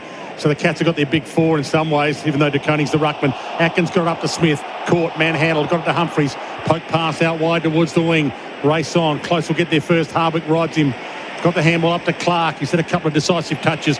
He kicks it to Sicily, though. Wrong guy from Jai Clark, and Sicily stops the rod at half-back for Hawthorn, who lead 36-27, 16 goal in second term on the new tech automation for manufacturing clock. Sicily looked into the corridor, but Dangerfield was guarding that, so he kicks it down the line to Watson, who's caught behind, but manages to bring the ball to ground.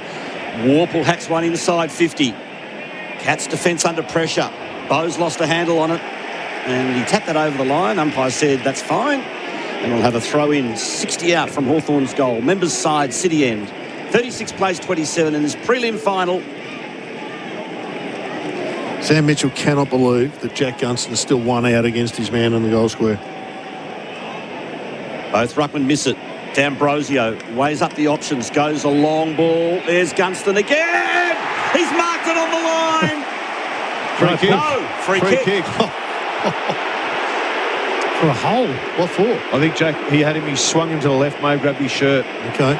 So lucky let off here for the Cats.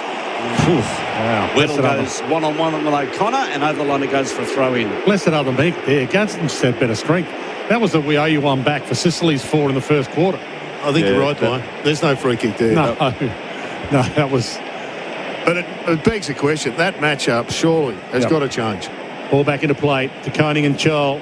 Flick down into the congestion again. Tackles laid. And a cautious tackle, not a dumping tackle.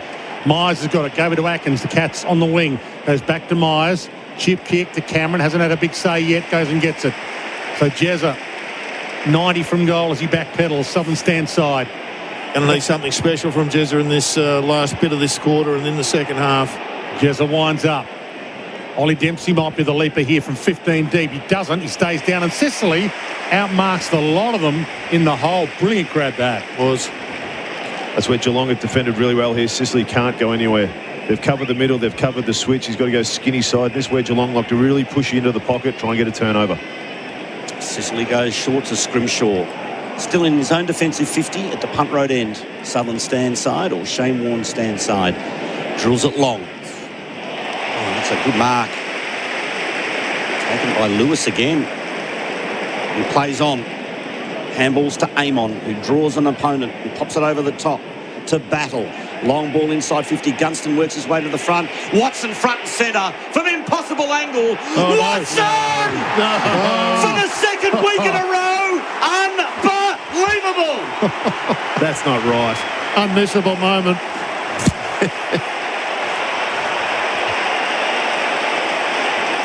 Tell you what, the Hawk supporters love that. They were frustrated from the Gunston free kick in the goal square before.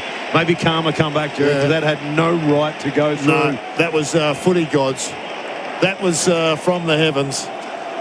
It was only a matter of time before the Wizard took his hat off and went to work for the unmissable.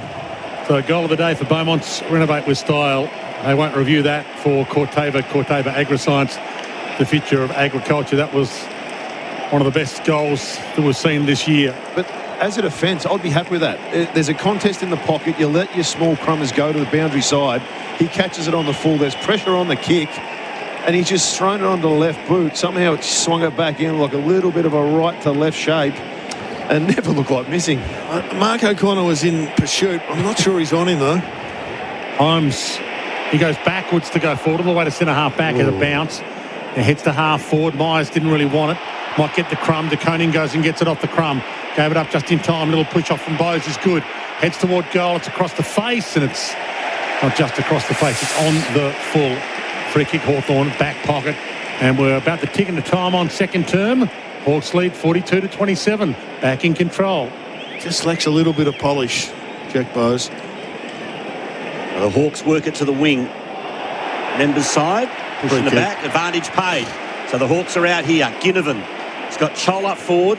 Good kick. It's a poor kick. Sorry, well intercepted, this bloke. He's the one for me up against Jack Gunston, O'Sullivan. Yep, he was the man who intercepted. Got it to Humphries, who switches. That's a good switch. To the Shane Warne stand side. And the Cats are away through Mullen to the wing. To Manor. So Manor has a bounce. Amon doesn't come at him, doesn't even attempt to smother. So he heads toward Cameron O'Neill. Cameron marks. And he might be within range here from 49. 45-degree angle. This is where they need someone just to make sure he's going to creep round and try and take 2 or 3 metres by running around off the mark. They need someone to go and block that left side. So is this the big long hook kick or the drop punt? He's going for drop punt here. He'll end up kicking it from about 52. It's probably a little bit long for that snap around the corner. So squeezes the ends of the ball. 21 gone, second term. New tech clock automation for manufacturing. Cats need a hero in a hurry now. Cameron might be the man. Heads toward goal. Not bad off the boot. It is there.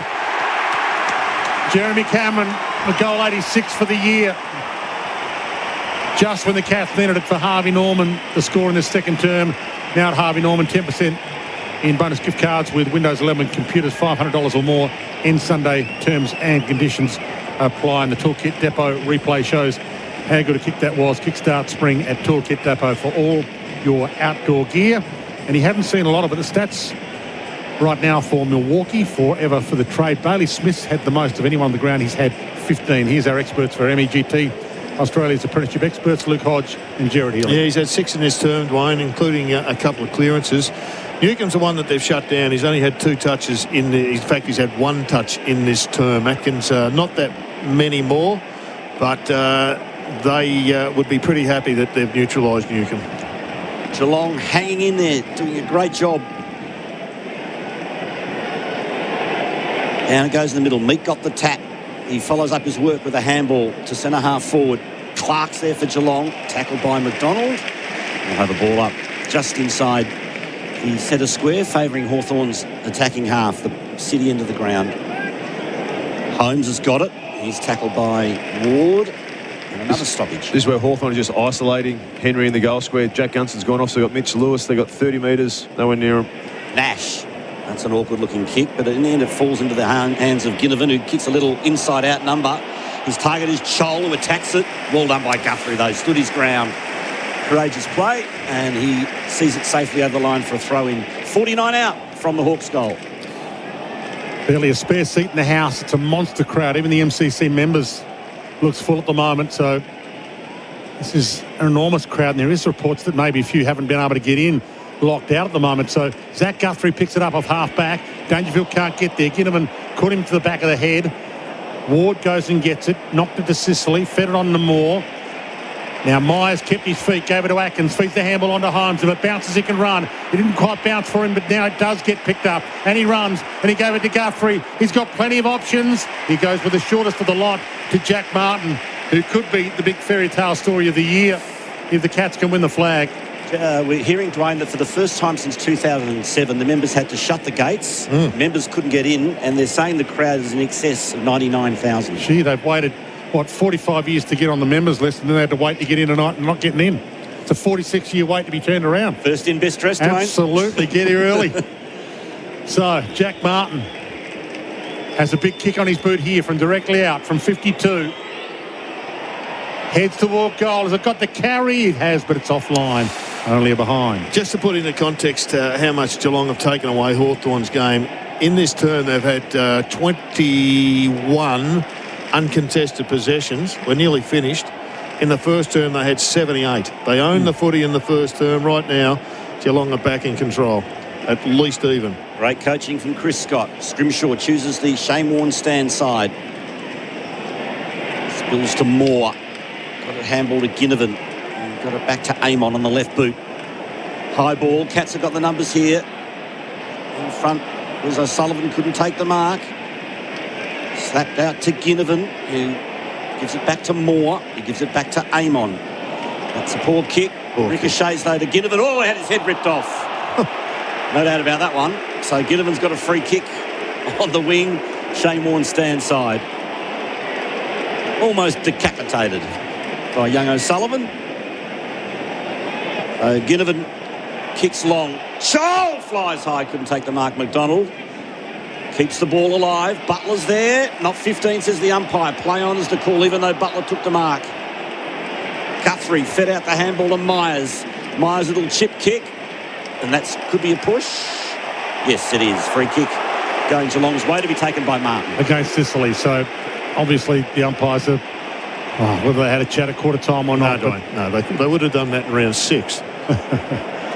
Short pass to Myers. That went 14 as well, but the umpire cuts him some slack. His short pass to Holmes. That went 14 and maybe hit the turf, but the umpire says that's okay. I think the umpires are even up. The first half they missed the first quarter they missed a lot for Geelong. This second quarter they're missing a lot for Hawthorn. So the switch is on to Mullen. Down the middle they dance. Mullen to De Koning. He heads shorter to half forward to Martin. He's 60 out. Goes with a short pass to Neal. One grab. In fact, it wasn't Neal. It was Cameron. Picked off hands by Stengel. Goal! Massive goal in the shadows of half-time.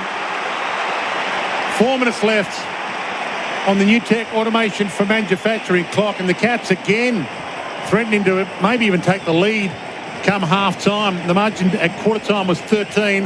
Hawthorn 3-4 for the Cats 1-3. And right now for Harvey Norman with 3:56 left, it's a 2-point game. Hawthorn 42, Geelong 40. Well, Holmes had to lift, and he has. Guthrie's given him great work off that back line. Bailey Smith has lifted his game, as has Dangerfield, who set the trend. But for the Hawks, Weddle hasn't got near it. Newcomb has just fallen out of any sort of contention at the present time. No rebound from Jarman Impey, no rebound from Hardwick. So they've lost a fair bit of their run, and at the moment it's like Peter Hudson in the 70s. He's got the whole forward 50, has Jack. He just needs the ball to go in there. Hawks by 2 points. Brilliant fight back by the Cats. Blitzarves and Meek. Meek the tap. Smith, clever paddle, but his handball missed the target in Holmes. Clark attacks it, did beautifully. Got it to Atkins, to Holmes again. Holmes on the members' side. That's a good kick to half forward to Stengel. No mark. Play on is the call. Gee, that will have a a ball free kick, up. didn't it? He was grabbed in the marking process. Free kick. Well, so these three won't get a gig next week then? No chance. They're gone. Up the country. Quick ball up. Newcomb. Got caught high. Oh, there's a free to Newcomb. Wow. So Newcomb's got it at half-back, just outside his own defensive 50 members side. Hawthorn 42, lead Geelong 40 on the Harvey Norman scoreboard. At least they're keeping the inconsistency consistent, the umpires, by deciding who they're going to favour at particular times of the game. Hardwick gets it in the back pocket, heads out wide to Barris. He's going to get there and take the mark. Led Neal in the race. He's up against the boundary half-back flank.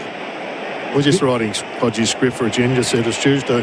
Float pass by Ginnivan. He might have turned it over. He has to Guthrie. Cats on the rebound. Chip kick to Stengel. He waited for it. Scrimshaw went and got it. Knocked it away. Handball. It's good to close. Pokes it to the pocket. He wants danger. And he gets Patrick Dangerfield on the run. And he's about 48 out. He's going to have to kick from 50. It'll take Paddy's best. He can kick these straight through the middle or miss by 50 sometimes. It just depends on which Paddy you get. Yeah, I reckon we got... he hands it off. Paddy. He goes to Jezza. Cameron from 50. It's across the face, and they waste that. The two senior Cats. Probably the right decision to give it to Jeremy Cameron. but he just couldn't nail it. 1 point ball game. 29 minutes ticked over on the new tech clock in the second quarter of this preliminary final of 2025. What's happened to the Hawks here, Hodgie? Cats 41. It's been the change of Chris Scott and the intensity around the ball from the Cats. They've just shut down all the offensive run from the Hawks. And let's be honest, the Hawks have panicked. And then once it's gone into congestion like it is at the moment, the spread forward from the Cats has been elite. Stoppage, half forward. Geelong still into attack. We've still got just over 2 minutes of game time left. John Clark's been good for the Cats as well. So Stewart out. But Clark's come in and given them something, the sub. Hawks still have Chanku Jiath to bring on as their sub. Get another ball left up on the outer side on the wing. Meek and Blitzars go at it. Meek ripped it out of the air. Got a kick away, but it bounces its way towards Taconi. Got a handball, slipped it up to Atkins. His kick's a little wide. Dangerfield can't mark it. Gathers inside the boundary, gave it to Stengel. Dodges past one, dodges past a couple, heads toward Cameron, can't mark it, but he might crumb it. Dangerfield on the run, ran into his own man, gave it up just in time to close. A toe poke, Dempsey, he couldn't, could he? This kid's a freak. And guess what? It's all tied up. We're going to start all over again at half-time by the looks of things. 6:42 apiece with 1:40 left. We've spoken about Gunston and Henry being by himself. They're the only two people in the centre forward for Hawthorn. The ball just can't get down there. The defence from Geelong across that middle of the ground centre half back has been sensational. And Patrick Dangerfield has been magnificent in this second quarter. It's at half forward for Geelong. Handball comes out to Stengel. Cats looking for the lead as we near half time. There's that man again, handball. Dangerfield, the Dempsey centering kick. It's all Hawthorn here, and the mark's taken by Newcombe. Well, he's had no footy in this second quarter, Dempsey, but he's had a couple in the last 2 minutes. Starting to get into it, but as you said, Quarters, Danger is the one who's lifted in and around the forward 50. The ball dominating time in possession. Newcombe short to Butler. It's a turnover for Geelong. Myers gives it to Atkins, gives it back to Myers. He's got a short on. It's Clark, and he takes the mark. Warple over committed. Clark inside 50. Cameron flies. Just couldn't take the mark. Dangerfield again. Handballs to Bowes. Bowes kicks for goal. It's offline. Well done, Scrimshaw. Cameron was coming out, had the mark all to himself. Scrimshaw's gone back with the flight. Got absolutely crunched, but brought the ball to ground. Noise is deafening at the MCG. The Cats are in front. 43 plays 42, and we've got 36 seconds left on the clock in this first half. Might be close to 100,000 in. They've shut the gates. High kick, out of side, off hands, a spill, and Hawthorn can have a roll of the dice here. Ginnivan gave it off just in time. Butler couldn't find a handball target that was decent, though. Ball turned back over to the Cats. Clark's got it. We're down to 15 seconds left. Guthrie on the outer side wing, turns, kicks to half forward. He might have turned it over. A spill, though. Amon put it to grass. He shakes Holmes to Meek. Seconds keep ticking. Neal picks it up. Gave it to Coning. He chips it wider. Weddle couldn't get it. Couldn't knock it away. Impey got there just in time. On defensive 50. Floats it too wide. Siren. Great quarter. Great half. Half-time. MCG. Full house. Maybe more than full. We might be close to 100,000 here. And this one's living up to the expectation. Tom Stewart's out for the game. He's been subbed out with what we think is concussion. The Cats have had to jump with their sub, and it's pretty much back to where we started. The Cats lead at half-time, 43-42, after Hawthorn led a quarter time by 13. AFL Nation for the 4:20 Traveller and for Elders. Contact Elders Finance today. That score brought to you by Harvey Norman, and we'll hear from our experts for MEGT, Australia's apprenticeship experts, after a short break. Grab yourself a breath. You'll need it. That quarter on AFL Nation was for Harvey Norman. Bonus local delivery on selected TVs and fridges at Harvey Norman now. Conditions apply. Whether you're first timing, upsizing, investing, or empty nesting, if you've found the right home, MeBank has the right loan for you. With great rates and support from a local mobile banker whenever you need it, there's no better time to let me help with your next move.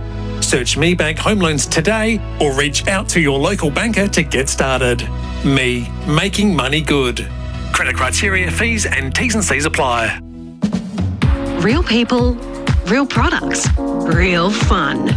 No matter who you are, Sexyland has something real sexy for everyone. With Australia's biggest range of sexy costumes, lingerie, couples toys and fun gifts and games for adults. Sexyland. 11 stores in Melbourne and Geelong, open till midnight 7 days a week. Or shop online for 2-hour delivery.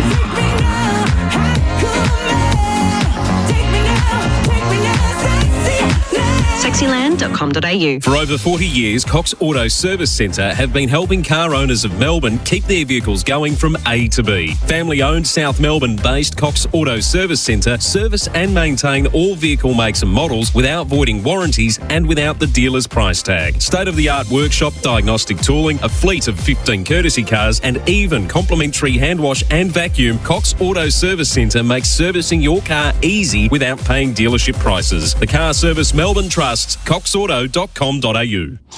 While people are sleeping peacefully in their apartment, a team from the Drain Man are down in the basement preparing to fix the leaking sewer drain inside their bedroom walls. Using Repiper's revolutionary relining system, they'll permanently seal any leaks on the inside without even disturbing them. That's the Drain Man difference. With Swedish technology delivered exclusively in Australia by the Drain Man, losing sleep from leaking sewer drains is a thing of the past. Call 1-800-843-372. The Drain Man. It's the family-friendly Spring Classics Preview Day this Sunday at Flemington Racecourse. With the Melbourne Cup Carnival firmly in sight, the 3-year-olds will chase ballot exemption into the 2025 Group 1 Victoria Derby and the 2025 Group 1 Crown Oaks. Plus, before gates open, it's Flemington Open Day. Take a behind-the-scenes look at the stables, meet living legends, enjoy coffee and treats. Free with your Spring Classic Preview ticket or VRC membership. Spring Classics Preview Day this Sunday. Tickets start from $20 at vrc.com.au. There's more for you at Victoria Police. The freedom to go on more holidays with a job that gives you 9 weeks annual leave. More connection with your community, where you'll make a difference every day. The chance to meet more people, where workmates become your best mates. More opportunity for change with hundreds of career choices. You can have all of this and more with a career at Victoria Police. Search Police Careers. Authorised by the Victorian Government, Melbourne. This month on Disney Plus just got bigger. Chad Powers is touching down. What's your name? My name's Chad. He's undercover and overachieving. I'm going to do a Mrs. Doubtfire, but with football. That was one hell of a performance. Lilo and Stitch has crash landed. And he's big trouble. He's so cute and fluffy. He's not a pet. He's dangerous. Dangerously cute. He's your responsibility. We promise. This month is Out of This World on Disney Plus. Hi, Nicholas Theodosi from Always Buying Prestige Cars. Selling your late model Prestige or European car? Discover effortless selling and immediate settlement at alwaysbuyingprestigecars.com.au. Part of the Nick Theodosi Group. LMCT 8350. Imagine homes so well designed and so luxurious, they'll be setting the standard for decades. Homes with prices your bank will love and your friends will envy. The Henley Mainview Collection. The difference is everywhere. You're listening to AFL Nation for Elders. Have you heard? Elders offers finance solutions nationwide and 4 and 20 pies. You can't have footy without a 4 and 20 pie. Neil won't get there to mark this one. Cameron might. Front spot. Can't mark it. Bailey Smith gets his moment. It's a wobbly kick. The found blitz out. Top of the square. Goal! And now the Cats are running hot for Ream. Long ball inside 50. Gunston works his way to the front. Watson front and centre from impossible angle. Watson!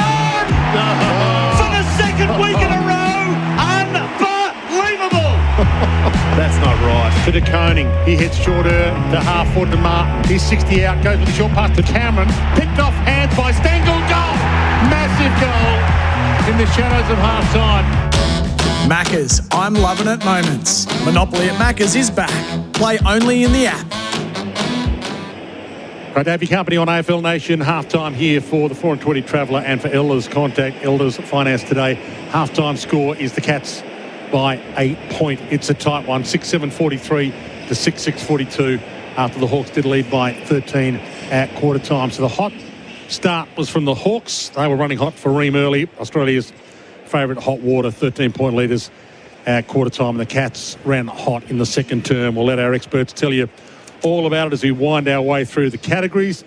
and I'll bring you the numbers as well. Major stat winners, Carl Amon's had it 17, Bailey Smith 16, Zach Guthrie 16, Jack Ginnivan 15, which is a surprise to me, Conor Nash 14, Patrick Dangerfield 14, and Tom Atkins 14. You have to go way down the list to get to John Newcomb, which is one of the stories as well the boys will tell you about. What was the unmissable moment for Drinkwise? I ask you, you won't miss a moment if you Drinkwise. Knowing the answer, it is the Watson goal. So there's one other, Dwayne. We've got media royalty, medical royalty just joining us in the box. Dr. Larkins turned up. That's an unmissable moment. We haven't seen him for a while. He's got his cat regalia on. Anyway, Doc, good to see you, mate. Now, a bit of a laid out next week then, obviously, with is Tom Stewart out with concussion? Is that the latest? He seemed to land heavily on his arm and his wrist. Yeah, but there was sort of like an axial injury as well, so he lay still on the ground. The first assessment they did was a head and neck assessment when he was out there, and that's why he was so still. And once they established that he was didn't have any neck injury, he was able to run off the ground, but straight away the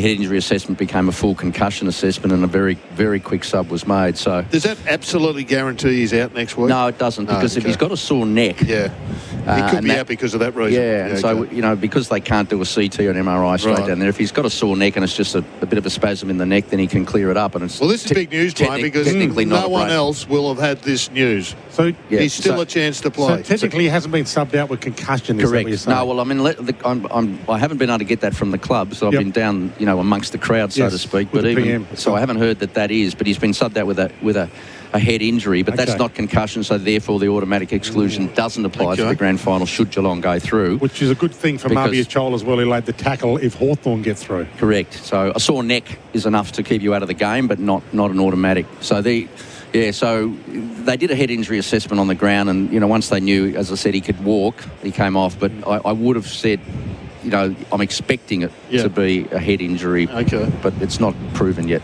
Okay, so out of 10, give us an out of 10. The media love a percentage. Is he 70% playing next week or not? He's 30% playing next week. All right. Look at $1 million too, Doc. Look at $1 million you are. Great to have you in the house. The great Dr. Peter Larkins with us. Toughest player of the first half for Truckline. Keep your truck on the move with Truckline, Gerard. Well, I was going to go with Danger, Dwayne. Okay. He just gets every award in that last 15 minutes. Doc's nodded. Breakout player of the first half for Australian outdoor living. Well, for a 35-year-old, you'd have to go Danger. Yep. I mean, he got him back into the game. He just absolutely dominated that last 15 minutes of that quarter. Bringing backyard dreams to life for Australian outdoor living. Who's the leading power play rankings player for Red Energy for 100% Australian electricity and gas? You wouldn't believe it, Dwayne. It's Danger. Okay, there you go. He's on top. To the list. The Flexalt flexible player that we could see move in the second half of Flexalt, the only flexible oral lice treatment for sheep. Who did you like? Because I had Danger written down here because he went into the middle, he started, then he went forward and got them back into the game. But the Hawks need a little bit of flexibility as well in their team. Forward maybe, or they need Weddle to move somewhere, and I think that's a very good point. He's been taken out of the game, hasn't gotten near it, and he needs to flex his muscles more than flex his position. And they are the key matchups for Seek. For the best job matches, seek and you shall find. The Australian-made smart play of the first half by Australian, look for the Australian-made logo, was probably Chris Scott's moving of the Magnets a quarter time. He did a pretty good job of shutting down their key playmakers. Yeah, in particular, their midfielder Newcomb, he just didn't get near it. But I think we should also recognise Hawthorn's really good first quarter. I mean, we're focusing on Geelong because they're on top, but it is really, for a boxing match, it's one quarter piece. And the way that Sam Mitchell dominated with their uncontested possession, it was superb. It was taken away from them clearly by the Cats in the second quarter. And the question is, what happens in the third quarter? Because it's an unknown at the moment. Australian made by Australian support Australians. The injury update that the doc gave us, Dr. Peter Larkins, was for Invigor Canola from BASF, bulging with benefits. Invigor Canola from BASF with the Stewart injury information. Who's been the player of the day so far for Aviso Group? Don't drop the ball on insurance. Contact Aviso Group. Aviso Group.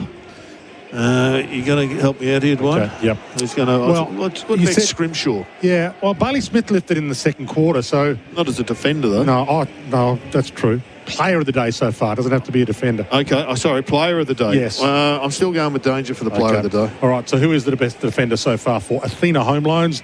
Tackle your home loan with Athena. Visit athena.com.au. Well, we know who it isn't. I reckon Sicily's had a pretty good game. That's true. He's been given a bit of assistance from the umps, but I reckon he's had a darn good game. And our tackler of the first half for Bar Crusher Boats, Australia's ultimate fishing weapon, the Bar Crusher That was Boat. Atkins. He was dominant again in that particular. Nash is doing pretty well as well with 6.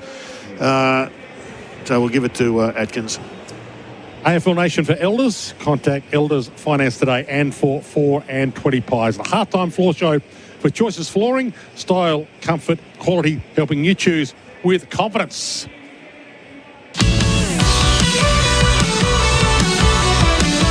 The Halftime Floor Show for Choices Flooring. Style, comfort, quality, helping you choose with confidence. Our halftime floor show, thanks to Choices Flooring. Shape your future with the Choices Flooring apprenticeship. So halftime here, it's the Cats by a point. And as we go to the break, let's hear the goal of the first half for Beaumont's. Step into style, transform your home this spring. The Beaumont Tiles goal of the day. Beaumont's, step into style, transform your home this spring. Long ball inside 50. Gunston works his way to the front. Watson front and centre from impossible angle. Watson! For the second week in a row. Unbelievable! That's not right. You're listening to AFL Nation for Elders. Have you heard? Elders offers finance solutions nationwide and 4 and 20 pies. You can't have footy without a 4 and 20 pie. Harvey Norman, September sellout. Want a laptop that's faster, smarter, with better security, longer battery life, and the latest AI technology? Update to a Windows 11 computer now and get 10% off in bonus gift cards. Shop hot deals on all the big brands, including Acer, Asus, HP, and Lenovo. Plus, spend $500 or more and get 10% in bonus Harvey Norman gift cards. Update to a Windows 11 computer now at Harvey Norman. Best brands, best range, best prices. Offer ends Sunday. Conditions and exclusions apply. Attention all people in the manufacturing sector. Hear that, chat? It's time to speak with New Tech and learn how to lower your costs and increase your machine uptime simply by using better automation products that last longer. Call New Tech and challenge them to demonstrate how they can reduce your costs. Spelled PNEUTECH. New Tech proudly create efficiency for every business they work with. newtech.com.au. That's PNEUTech.com.au.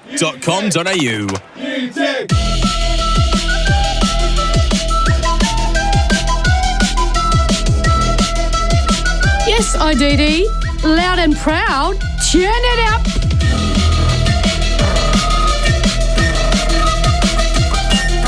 Yeah, that's it. Yes, I have hot chips and 6 middies for dinner. And yes, I kick on after kick to kick. Say yes to cheap trips so you can do more. Say yes, IDD. For the best roof in town, Harley and Sons won't let you down.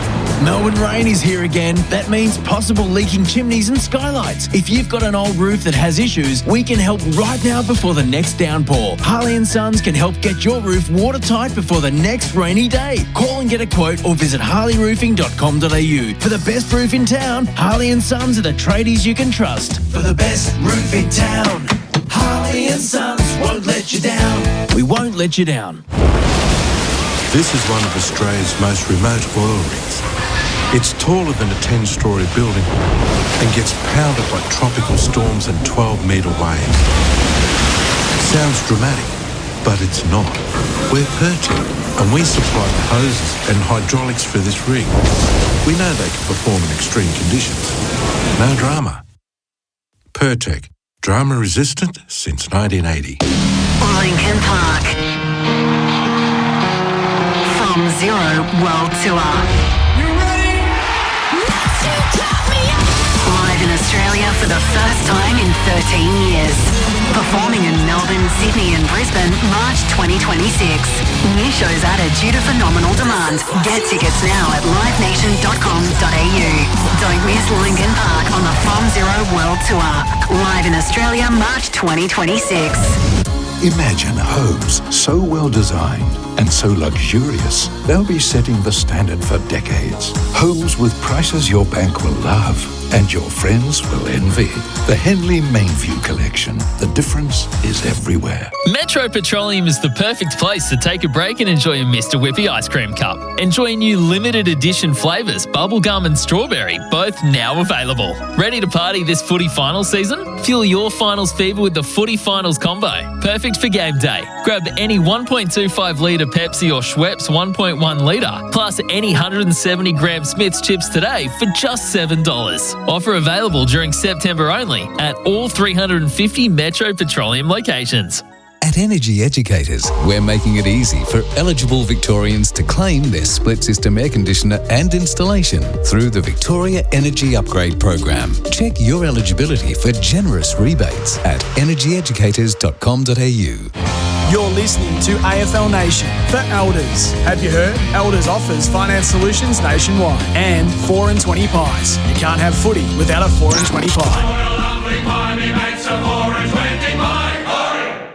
The prelim final of 2025 between the Cats and the Hawks sees Geelong in front at half-time by 1 point.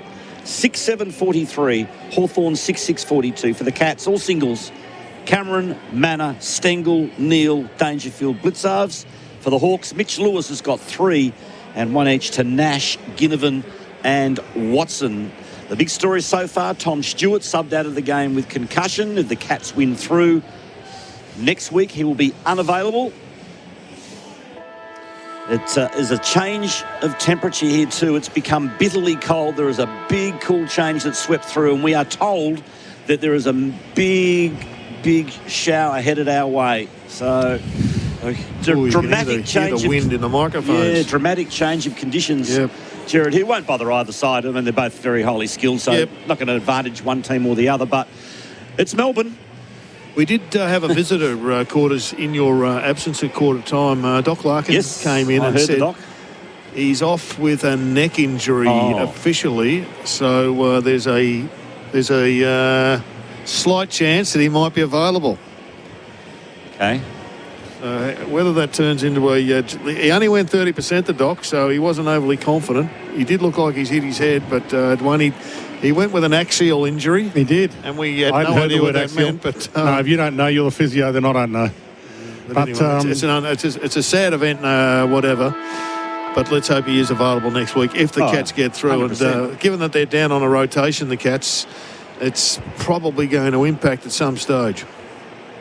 So the Hawks led by 13 at half-time. They got out to a game-high 15 in that second quarter. And then the Cats, mainly through the brilliance and the determination of Patrick Dangerfield, got his team back into the contest. And now they lead by a point at the main break. So do they go with Danger into the middle in this opening bit? No, they don't. No, he's there. No, he's there. Yeah, he's there. Yep, got the goggles on now. He's standing next to John Newcomb.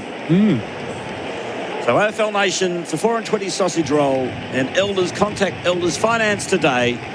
Everything on the line, a spot in the granny up for grabs. 2 quarters to go. Will it be Geelong? Will it be Hawthorn? Either way, we're headed for another classic between these two great football teams. Holmes on the wing, who really lifted in that second term. Ginnivan up on the wing. Had plenty of the footy in this first half as Jack. Hawks heading to punt road in this third quarter. Down it goes. Nick got first hand onto it. Gathered by Dangerfield. Again, brilliance from Dangerfield. He just bangs it inside 50. No mark to battle. Neal, quick hands. Intercepted by Impey, who jams it on the boot just outside defensive 50. And Blitzarves, good mark. He's swirling in the breeze. He plays on straight away. Handballs to Myers. Measures the kick. Inside 50. Stengel sells the dummy. And goals! Brilliant. Brilliant play. All started from that superstar in the middle again. Patrick Dangerfield just willed the ball forward. And Stengel's finished it off. And the Cats lead by 7. Well, what a start by the Cats. As I said, Dangerfield impacts. Then it was Blitzarves, a steeplechaser, a mature recruit.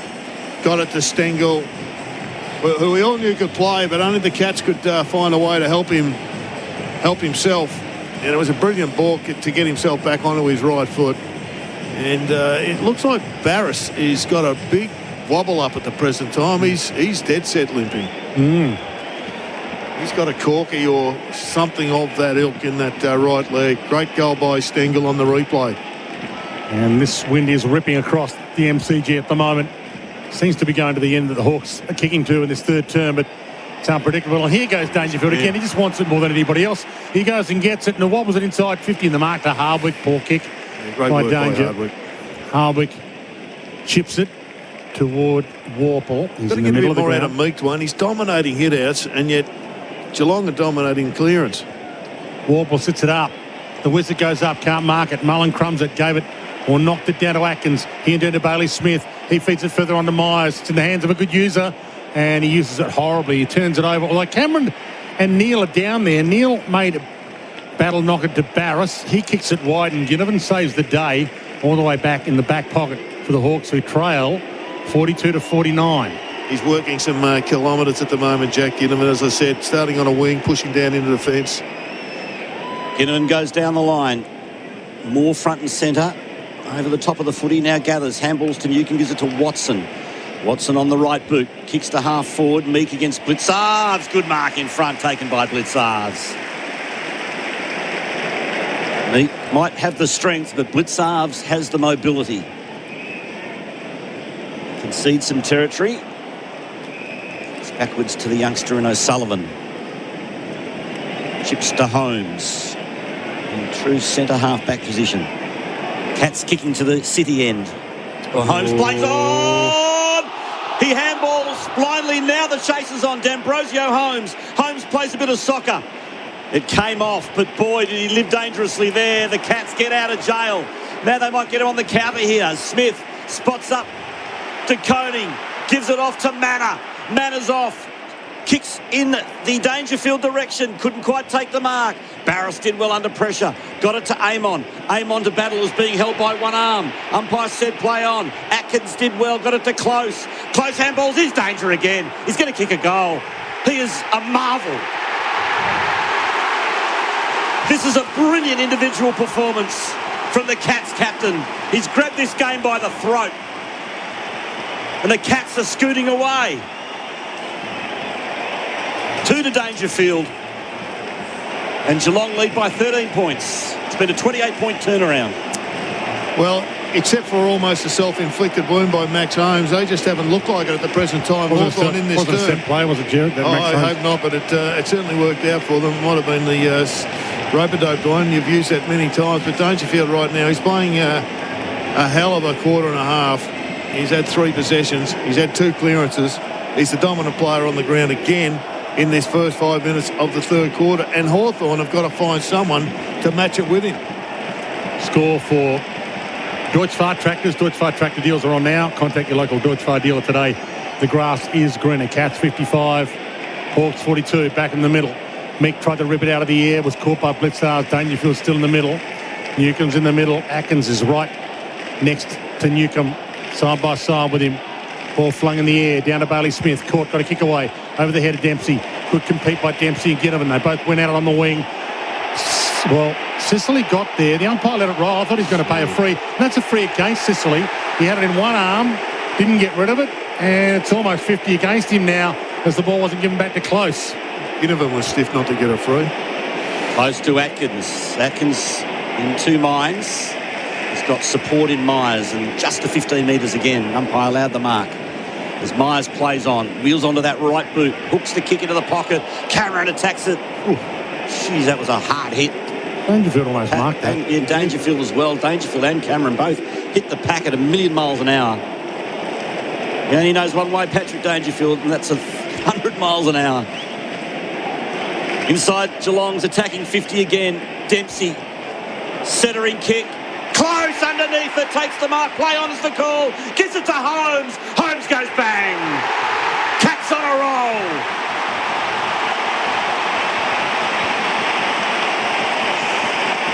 They are swarming forward and Hawthorn has no answer. It's hard to believe just quietly just how dominant Hawthorn were in the first half, that they can in the first quarter and a bit, and they can't get the hand of the ball at this stage, and they're making some changes, and Dangerfield is coming from the ground. The question is, Is he coming back on the ground, Dwayne? Well, he's rocked, but he should be okay. So he's getting a rest. Marby Chol also off. But this has been ridiculous, this change around. It's hard to believe how good Dangerfield is at times at his age. It's outrageous. It is. And we talked about the under-contested possessions. It was a dominant factor in the first quarter and a bit for the Hawks. They can't get their hand on the ball at the moment. It's 7-18 in that area. Clearances are 6-1. They got the dominant ruckman out there. They cannot get the ball out of the stoppage. 6-1. It's a poleaxing. Good bounce. Still plenty of time for the Hawks to get their mojo back. Euchen goes and gets it. They go and get him. Turnover. 7-1. Myers to Holmes to Bowes. They put the hammer down. Bowes danced past one. Almost a trip. Got it to Jeremy Cameron. It was a trip. So the umpire deemed that as Bowes took the step, Ginnivan threw out a half a leg. Not sure who contributed most to it, but Bowes has it on 50. Hands it off to Bailey Smith from 51. He has launched it wide. And it has just scraped in for a behind. On the Deutz Far track the scoreboard. 7 minutes gone, third term. Taking a big breath. They've got to take the big breath here, Hawthorn. They're getting flogged at the clearance, flogged at the contest, flogged in the territory. They need to restart this quarter, just like Geelong did at quarter time. Josh Weddle does the kicking in. Chooses the members' side. Lewis set himself, got both hands on it, but couldn't take the mark. One he probably should have snaffled. Inside 50 go the Cats again. Stengel couldn't take the mark. It's 50 out from Geelong's goal. And they'll have a stoppage. Yeah, you just wonder what role the wind played in that. It was a pretty easy mark to be taken. Maybe it wobbled on a gust of wind. Yeah, fair point. Very swirly down there. Big cool change swept through Melbourne at half-time. Manor. Could have been caught holding the ball. Picked up by Warple. Too slow. Way too slow. And he's been pinged for holding the ball. Yeah, too slow for the Hawks. Might be too slow for the Cats. Free kick going to Myers. They might reassess whether they want him.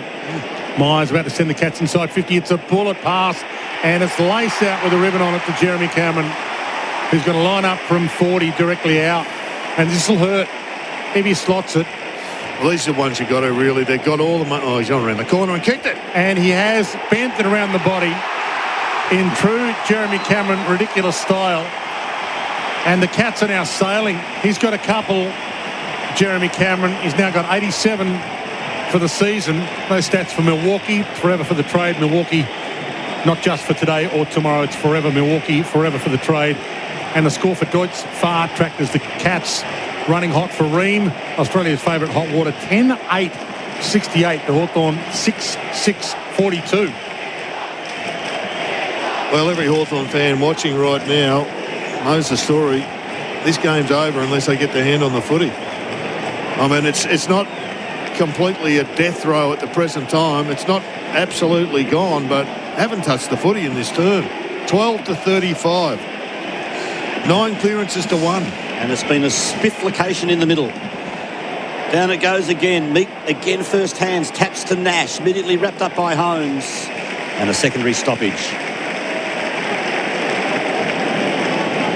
9 clearances to 1, and you haven't had a hit out. On the stoppage, Holmes. Ball ricochets to Bowes. Cats into attack yet again. Barris wrestling with Neal. Barris under the pump. Tackled by Neal. Umpire says I'll ball it up. 15 metres out from the Cats' goal at the city end. They lead by plenty. 26 after at one stage trailing by 15. Hawks still have their sub to bring on if they want. Chenku Jaff. Cats had to jump with their sub. Jai Clark early with Tom Stewart subbed out. Ball in the forward pocket for the Cats. He's going to have to pluck something here, Sam Mitchell. Right now, this game is going down the tube and going down quick. Meek and Neal to do the ruck work. Neal got up there, got a palm and knocked it down to Moore, though. Kicks it around the body, gets it outside defensive 50. Lawson Humphrey stamps straight back inside defensive 50. Sicily kicks it straight back outside.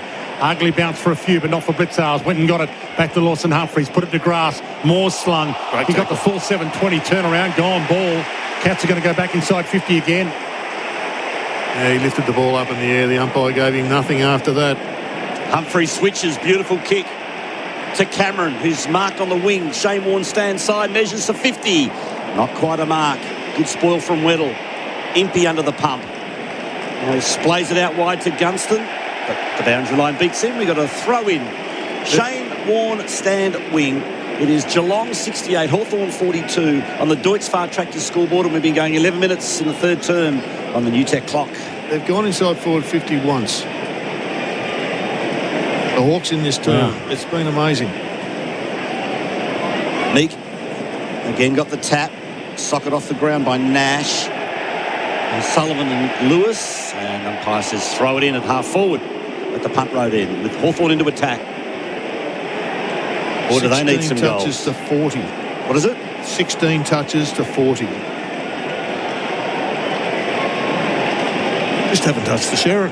Going to have to make some changes, get some different players around the agate. Meek, good tap to Moore, who's immediately tackled. The pressure from Geelong has been unbelievable since quarter time. Butler lays a tackle. And we'll have a ball up. That was on Bowes. We'll have a ball up 51 metres out from Hawthorn's goal. Still a ton of time left. The Hawks can get their mojo back somehow. Well, not down to the Wizard. He played for a high one, didn't get it. Warple goes and gets it. Gave it to Sicily. Floats it inside 50. Jack Henry beaten by Gunston again. He's been the lone hand, Jack Gunston. Pair of Jacks down there in the goal square. And it's Hawthorn's Jack that comes up with it again.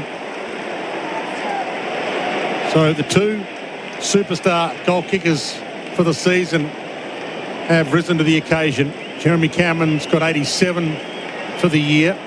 Jack Gunston 71 to make it 72. And to keep them alive, and she made the goal umpire work, but it is there.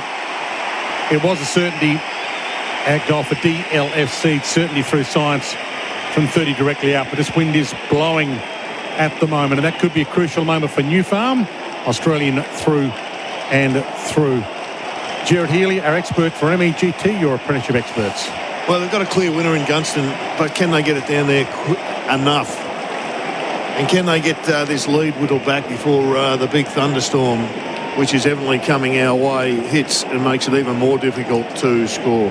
So at the moment, it's still able. You can move the ball easily. It's dry. It's clear. Pull the trigger, Gerard. Butler is off, Jaff on, and he goes straight to the wing. Yep. They need a couple of other winners around the ball, so you got to pull the trigger. So Chol in the centre bounce against Blitzards. Margin 20 points. Chol the tap. Newcomb being held by Atkins. Umpire said no. Play on. Dangerfield again. Brilliantly done. Got it to Clark to half forward. Battle takes the mark. At half back for Hawthorn. Plays on quickly. Kicks to Moore. Moore gets things moving also quickly. It's a good kick. He spots up Impey. Impey runs to 50. Centering kick. Opportunity here for McDonald. Got to take the mark, and he does. This game ain't over. It's not over by a long shot. Chris Scott's just starting to wobble in his chair. He knows. They've made a couple of changes in the middle. They've got a couple of inside 50s. And every time they've gone inside 50 this term, they've had a shot at goal. Now this is his probably one of his great weaknesses is his set shot at goal, Connor McDonald. It's not the most reliable kick for goal, but he's got that one. So the Hawks get two back. And they're not done with yet, as Gerard Healy just said, our MEGT expert. On the Deutz Far Tractors scoreboard, 15 minutes ticked over in quarter number 3. Geelong 68, Hawthorn 54. It's back to 14, the diff. It's amazing how quickly it can turn. 3 minutes ago, it looked like this game was done and dusted. Geelong were just absolutely dominating. They've gone inside forward 50 twice. Gunston's kicked a goal. McDonald's kicked a goal. And now it's well and truly manageable, this deficit at the present time if you're Hawthorn. So Jarman Impey forward as well, another move. Talk about the... Had to change the ruck line. Meek was giving them nothing. He was getting his pants pulled down. So let's see what Marbior can do outside of a hit. Can he get some ground ball? Ball slammed into the deck. De Koning and Chol. Ball knocked past the Wizard. Chol gets his own clearance, hands it out. And Mullen might get there ahead of time. He does. Feeds it to Dangerfield, who's been epic. Gave it to De Koning. He's inside the centre square. Heads toward full forward. Neal got there. Not the second grab. Martin gets a moment. Shrug. Was that ball? Stengel picks it up off hands. It's holding the ball. Holding the ball against Jack Martin. So a few little things are going Hawthorn's way now. And Dwayne, I've heard you say many times, little things can become big things. Hardwick with the free kick goes short to Battle. He goes short to Scrimshaw in his back pocket. Members side. Hawks kicking to the punt road end. Scrimshaw goes the long option. Weddle from the side.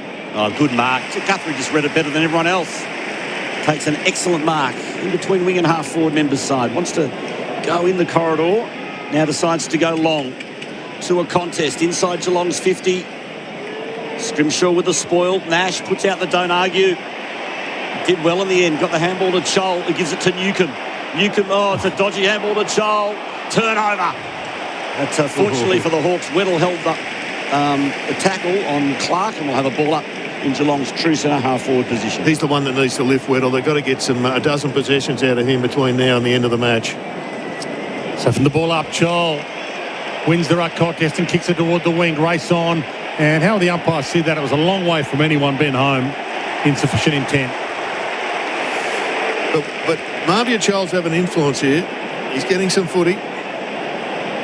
Leaks on as well. But Sullivan take it on the wing.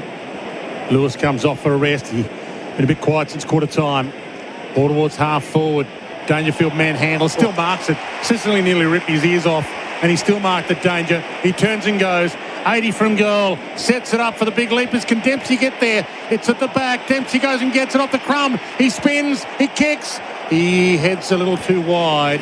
Only a behind. But that was a big moment on offer there. 18 minutes gone now in this third term. And Dangerfield's done it again. He's trapped the kick in to knock it out. He's incredible. Superman tonight. He is. He really is. It's one of the great individual games you'll ever see. He's working in the red though. He's got 35-year-old legs. He's got issues with hamstrings. Let's just hope he gets through this match. The ball thrown in, 50 out from the Cats' goal. Meek got first hand onto it. Gives the handball to the running Weddle, who squeezes the kick into space. Gunston has got to beat Henry here. He lays a very good tackle. And the umpire says, "Oh, ball it up." Well done, Jack Gunston. Yeah, no prior. It's a good call by the ump. It was. So we've got a ball up at centre half forward. Punt road and Hawthorn into attack. They trail by 15 points. Gathered by Blitzarves. Tackled by Newcomb. Another stoppage. One for you over the off-season, Dwayne. I reckon if you take it out of the ruck, that's your prior. Yeah, I agree. Well, they had that rule years ago. Don't know why they changed it. Flung in the air. The two rucks go out. Atkins has got it. Gets away. Gave a handball over, though. It was a horror handball. So Manor looked like he got more high. He did. So Moore's about to send the Hawks inside 50. And we're about to kick into time on third term. There is still an eternity left in this. Time enough for a few twists and turns. Moore sits it up long. Marbior gets up there. Can't mark it. Almost an arm chop. Impey with the crumb. He's been sent forward for this. Great goal, Jarman Impey. Game back on. 20 minutes gone. Third term, Deutz Far Tractors scoreboard, and it's back to 9 points. Cats 69, the Hawks 60. Well done, Marbior Chol. Yep. Really attacked that. That was brought the ball to ground and gave his crummers an opportunity. Yeah, he's made a difference. There's no question about that. They had to try something different, and they have, and they've got themselves back into this match. Wanted A-Rod to be thinking back in the studio, Dwayne. He'd be going nuts. The hat was on, it's off, it's off, and it's off. It's back on again. The 26-point lead in the blink of an eye has been reduced to just 9. What a game. AFL Nation for 4 and 20 sausage roll on Elders. Contact Elders Finance today. Back in the middle, it'll be Blitzarves against Meek. And we'll have a secondary bounce here. Umpire gets the jeers. Gone inside 54 times for 3 goals in this quarter, Hawthorn. Meek grabbed it out of the ruck, had a fresh airy. Dangerfield on the bottom of the pack. And we'll have a secondary bounce. That's extraordinary, Dwayne. 3 goals from 4 inside 50s. Oh. Dangerfield was jumped on too high. Overrule from the non-officiating umpire gives Dangerfield the free kick. Handballs to Smith. Oh, Smith into the pocket. Weddle's in front. Can't take the mark. Opportunity for Hodge. In fact, make it Martin. Got it to Bowes. His kick smothered. Ball still in play. Cameron, beautiful pick up. Swings onto the left. Duck the head. God holding the ball. No, umpire let it go. Nash to Newcomb. It's desperate out there at the moment. Smith against Ambrosio. Smith hacks it off the ground. Ricochets off Manor over the line for a throw-in. Oh, big miss by Bailey Smith. He went wide. There was one straight down the middle of the ground, a 30-metre pass, but he was oblivious to it. Nash and Smith off the ball. Umpire says, play on, fellas. Let's throw the ball in. Winner into the grand final, loser, season over. Back into play. Meek rips it out of the air again. The handball missed the target. He went to Manor. High kick. Goal square. Weddle gets back. Drops it though. Martin could go off the deck. He spins in. He spins out. And he flicked it through for a behind. 10-point game. 21-22 gone. Third term. Cats lead. And the Hawks are out. Quick kick in. Battle takes the mark. Has a bounce. Handballs to Jaffe. Fumbled it under pressure. Terrible by CJ. That was ordinary to say the least. We've got a stoppage here at half forward, and you've got to be better than that in a big final. Just having a look to see if there was any semblance of a handball. No. That was ball. Ball up. Meek the tap. Gathered there by O'Connor, and another stoppage.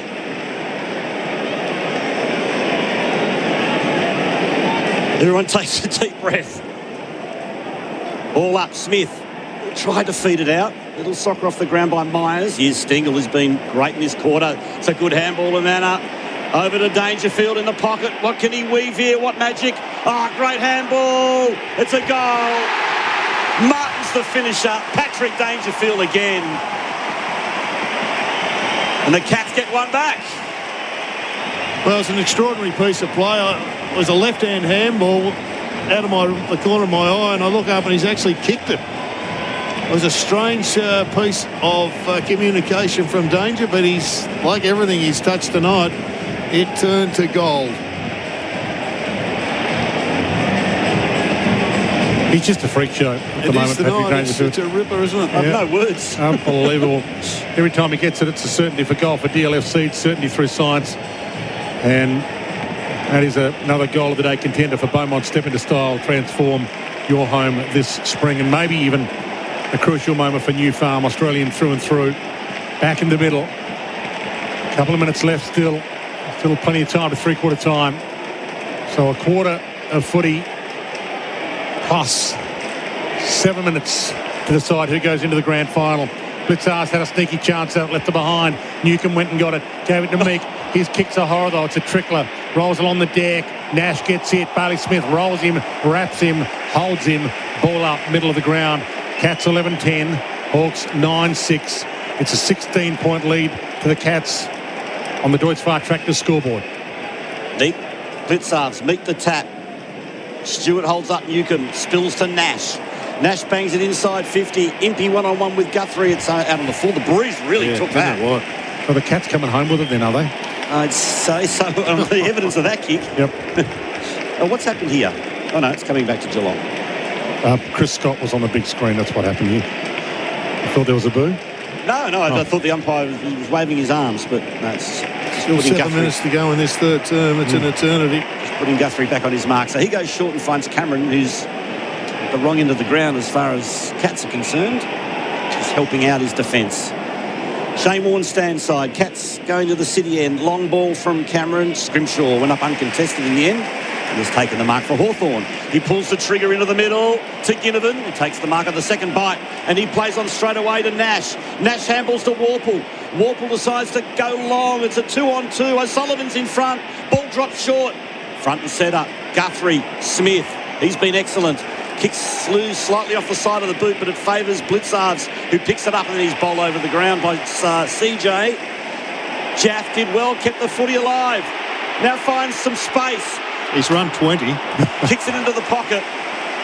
He just blazed away in the end, and it's marked by Henry. Things are getting tense and tight. Henry short, finds Smith. It's back to Bailey Smith, and that's why the boos. He hits wide. Oh, he's turned it over with Joel. He got the boos, and he kicked it short. And Marvia has maybe got this distance in him with the breeze behind him. If this breeze is blowing as much as we think it is, he might be able to kick it from 53, and they'll all go crazy if he does. It certainly impacted on Bailey Smith's kick. Yeah. So Mumby Chol is going to kick from about 55 here, 45-degree angle to the punt road end, and the breeze is blowing hard to that end. We've got 5 minutes left in the third term. This would be massive. Look out for the wizard. Ground ball. He winds up McMarbior. It's across the face. Hasn't got the distance. The fists keep it alive, though. Jack Ginnivan's about to pounce. Atkins got there ahead of time. Gave it up to Bailey Smith. He just blasted away in panic. High kick out of side. Down there, Warple. Down there, Stengel. Down there, CJ. Warple gets it. They get him. Guess who? Patrick Dangerfield wrapped him in the tackle. Could have been ball. Should have been ball. Umpire said no. You've had enough of it, Pat. Give it to someone else. It's their turn. That had to be a free kick, didn't it? Yeah. Might have been he's had too much ball, Dwayne. Yep, The tap. Smith just handles blindly over the head. Guess who's there again? Dangerfield. What's happened here? It's a free kick for a hole, is it? Yeah, it's held before he got it. Yep, Dangerfield's got the free. So he gets things going straight away. So half forward, Sicily's there to mark for Hawthorn. Neil's got to be better than that. That has to come to ground. Good mark from Sicily. So he gets it to Scrimshaw, who backs himself. Trouble here. Battles under the hammer. Well, they got out of that just the Hawks. D'Ambrosio's been quiet. Not much on offer. Goes down the line. It's a good kick to Chol. And Chol takes the mark. And Chol getting the booze from that tackle on Stewart in the first quarter, but hard to see that he did anything wrong there. And that tackle, as Chol gets past the man on the mark and O'Sullivan. And now he kicks to Moore. He's got to stand his ground. He did bravely, but 2 cats came and knocked it over the line for a throw-in. Those cats to Koning and Guthrie. So a throw-in. Half-forward flank. Members side, punt road end. Hawks into attack. They're down by 16 on the Deutz Far Tractors scoreboard. Meek over the top, the tap. Once again, Watson paddles, gathers, gets it back to Warple, who kicks to space. Impey's there. Well done by De Koning. Got it to Guthrie. He kicks back to half back, but it's marked by Ginnivan. For a good kick. That was a bad kick from Guthrie. Jack Ginnivan wants to go into the middle, but he can't. He's going to have to go long bomb. Measures the kick to the hot spot. Big pack fly. Fall the ball. Holmes did well. Good crumbing from the winger. Kicks a floater. It's all Hawthorn here. Weddle dropped the mark he should have taken. Sicily plays a bit of tunnel ball. Back to Gunston, back to Weddle, back to Sicily. His handball's intercepted. Stengel, clever tap over the top. Clever handball over the top to Myers, who tapped it to close. Cat's out here. Bowes. Martin running hard. He got the handball, but he took his eye. He spent it before he had it. Martin has to double back and get it. Kicks into the pocket. It's out on the full. No touch, said the umpire. Looked out on the full to me. Good. Jeez, it's a brilliant passage. That was out on the full by a metre. Don't the umpires look at that now? Yeah. Do they? Well, they can't be decisive with that, though, can they? It's more of a chips a foot to be kicked out on the full as opposed to tipping a finger on the line. Little fumble cost him a goal there, though, the Cats. So ball back into play. Mick doing the ruck work against Cloaks, which is crazy. Holmes had a sneaky chance at it and he's closed down. So 50 from the Cats' goal. 2.5 minutes left to three-quarter time. Flung in the air. Mick knocks it down. Missed his target. Jeremy Cameron on the run. Bang, bang, bang. That's big. Jezza's got 3. And the Cats have some breathing space with 2.5 minutes left to three-quarter time. Deutz Far Tractors scoreboard. And the replay shows it all for Tool Kit Depot. That was class from Jezza. And Jeremy Cameron now up to 88 goals for the year. And the Cats, more importantly, up to 12, 10, 82 to Hawthorn, 9, 6, 60. Well, the Cats have kicked 4 goals, 2 from stoppages, and it's just... I mean, it beggars belief. You've got a dominant ruckman. They are absolutely giving them a lesson at clearance. I mean, Meeker's got just a hit straight to Newcomb. He fumbles. Jezza picks it up, goes through the pack, out the front, goal.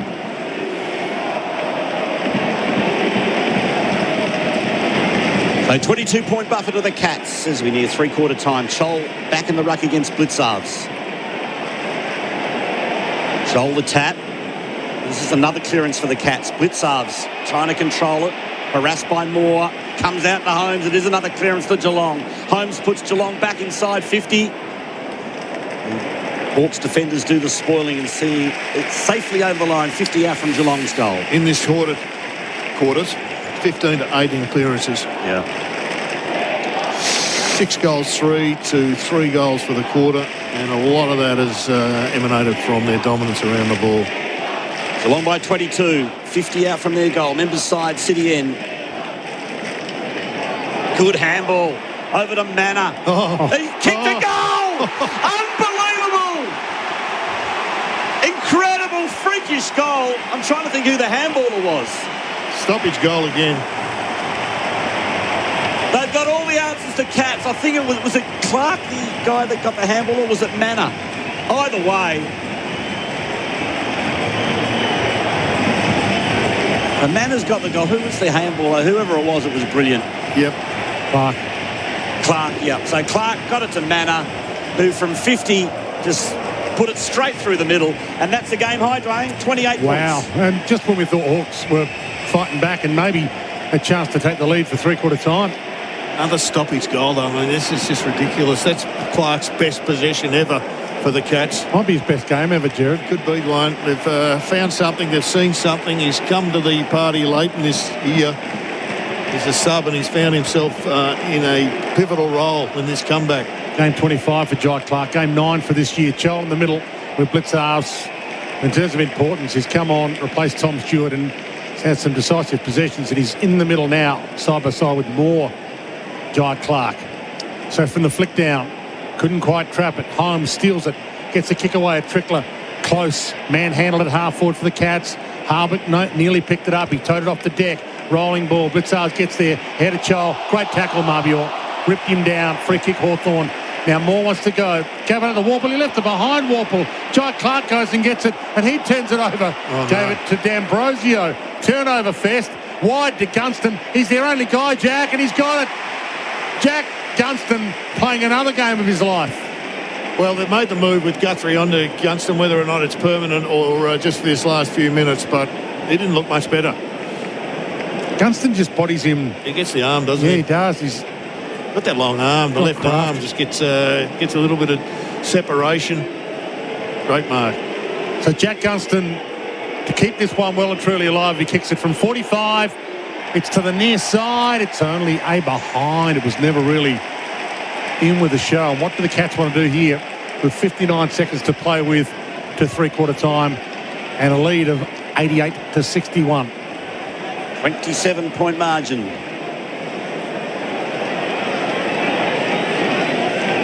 Holmes chooses the members' side, goes long. The smart option, Cameron in front, cut mark taken by Barris. Handball to D'Ambrosio was unsuccessful. Cats away again. Bowes has a bounce. He's got Manor in support. He chips it wisely inside 50. Didn't panic. Dropped the eyes. Manor's still going. Then Manor's in the pocket. No. Close. Will go back. And if he kicks this, it's just about. Well, you were going to say it, weren't you? Just about. Not quite, but just about. Well, it'll be three-quarter time. Yep. Regardless of what happens here. If he kicks this, it'll be 33 points. Incredible. From quarter time, it's been all Geelong, apart from a couple of flashes from the Hawks. So close. Oh, he's missed. Just squeezed it home for 1 point in the end. 2 behinds this evening to Brad Close. And that is an equal game high again. 28 points on the Deutsch Fahr Tractor scoreboard. And that is three-quarter time. So the Cats, with 1 foot in the grand final, next Saturday afternoon, they lead at the final change by 28 points for Geelong. 3 goals to Cameron, 2 goals to Stengel, Manor and Dangerfield, and singles to Neal, Blitzarves, Martin and Holmes. While for the Hawks, 3 to Lewis and 1 each to Nash, Gunston, McDonald, Ginnivan and Watson. AFL Nation for 4 and 20 and for Elders at three-quarter time, Geelong by 28. That quarter on AFL Nation was the Deutsch Fahr Tractors. Deals are on now. Contact your local Deutz dealer today. The grass is greener. Proudly supported by Chadstone Kia, the Variety Grand Final Lunch is back in its 40th year. Chadstone Kia are donating a choice of 2 vehicles for the raffle's major prize. The winner gets to choose between a Kia Sportage SX Plus or the Kia EV3 Air. Tickets are only $100 each and support kids in need through Variety, the children's charity. There's only 2,025 tickets available, so talk to Chadstone Kia or buy online at fundraise.variety.org.au/raffle/GFL25. LMCT 11716, Vic permit number 10289/25. Metro Petroleum is the perfect place to take a break and enjoy a Mr. Whippy ice cream cup. Enjoy new limited edition flavours, bubblegum and strawberry, both now available. Ready to party this footy final season? Fuel your finals fever with the Footy Finals combo. Perfect for game day. Grab any 1.25 litre Pepsi or Schweppes 1.1 litre, plus any 170 gram Smith's chips today for just $7. Offer available during September only at all 350 Metro Petroleum locations. Hear that? That's the sound of nothing happening. Downtime costing your business thousands. Air-powered customers never worry about that because with hire, sales and servicing taken care of, they know Air-Powered will keep their business running on air. Visit airpoweredservices.com.au. Lincoln Park. From Zero World Tour. Live in Australia for the first time in 13 years. Performing in Melbourne, Sydney and Brisbane, March 2026. New shows added due to phenomenal demand. Get tickets now at livenation.com.au. Don't miss Lincoln Park on the From Zero World Tour. Live in Australia, March 2026. Hi, Jude here from Results First Aid Training. Are you sick of feeling like no one cares when it comes to first aid training? Well, at Results First Aid Training, we care a lot. We care about making sure your staff actually enjoy their training.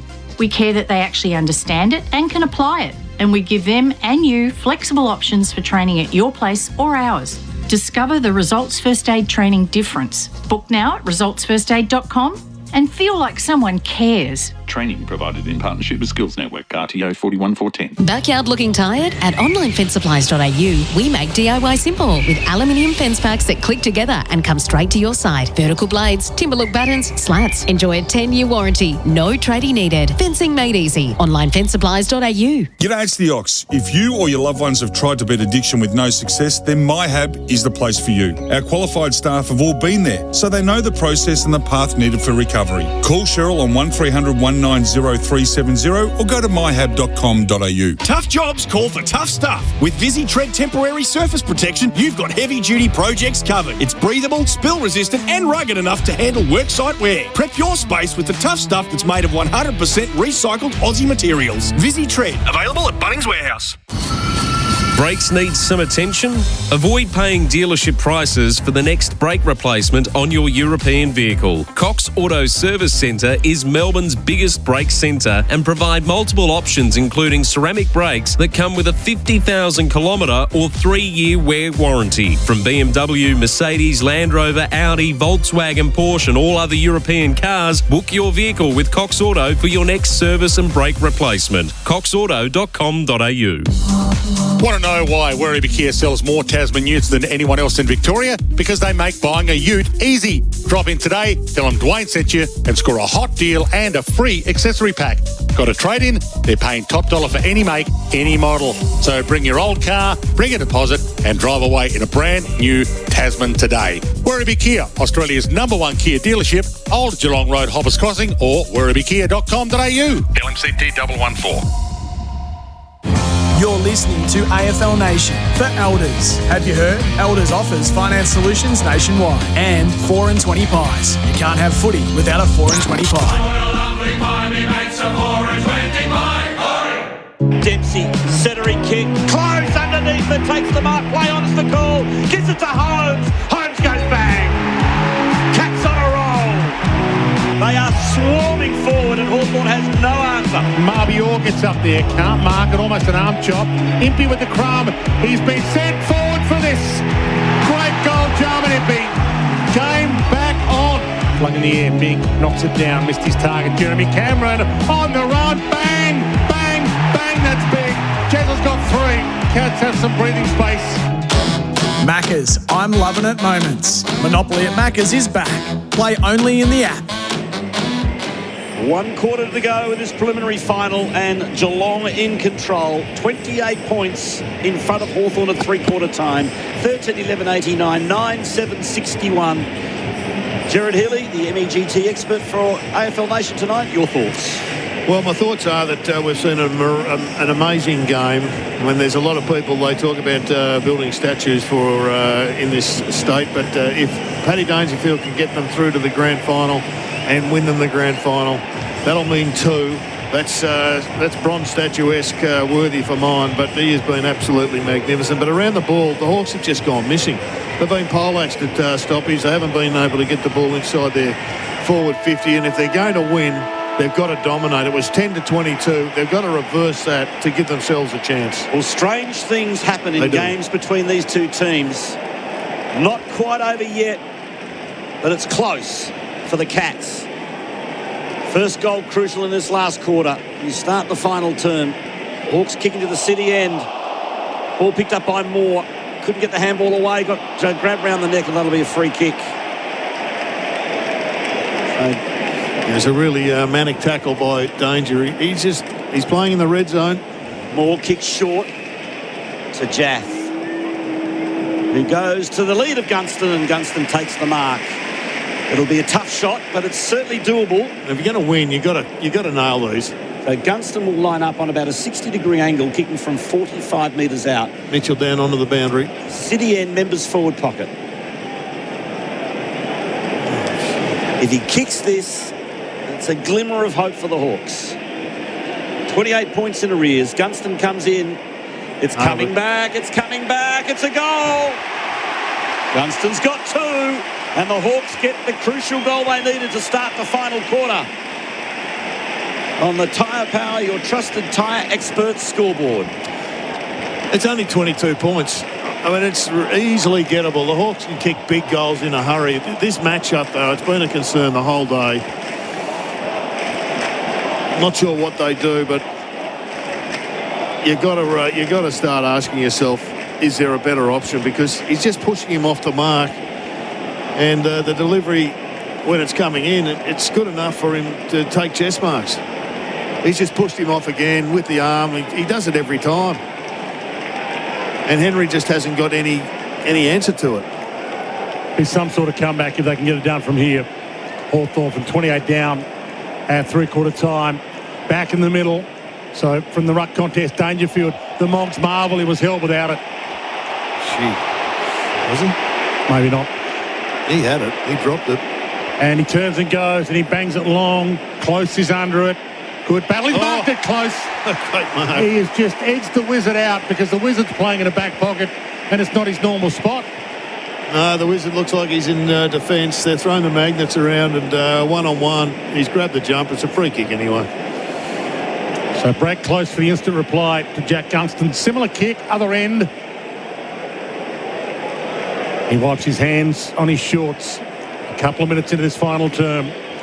Season over for the loser. Grand final for the winner. Close. It's across the face.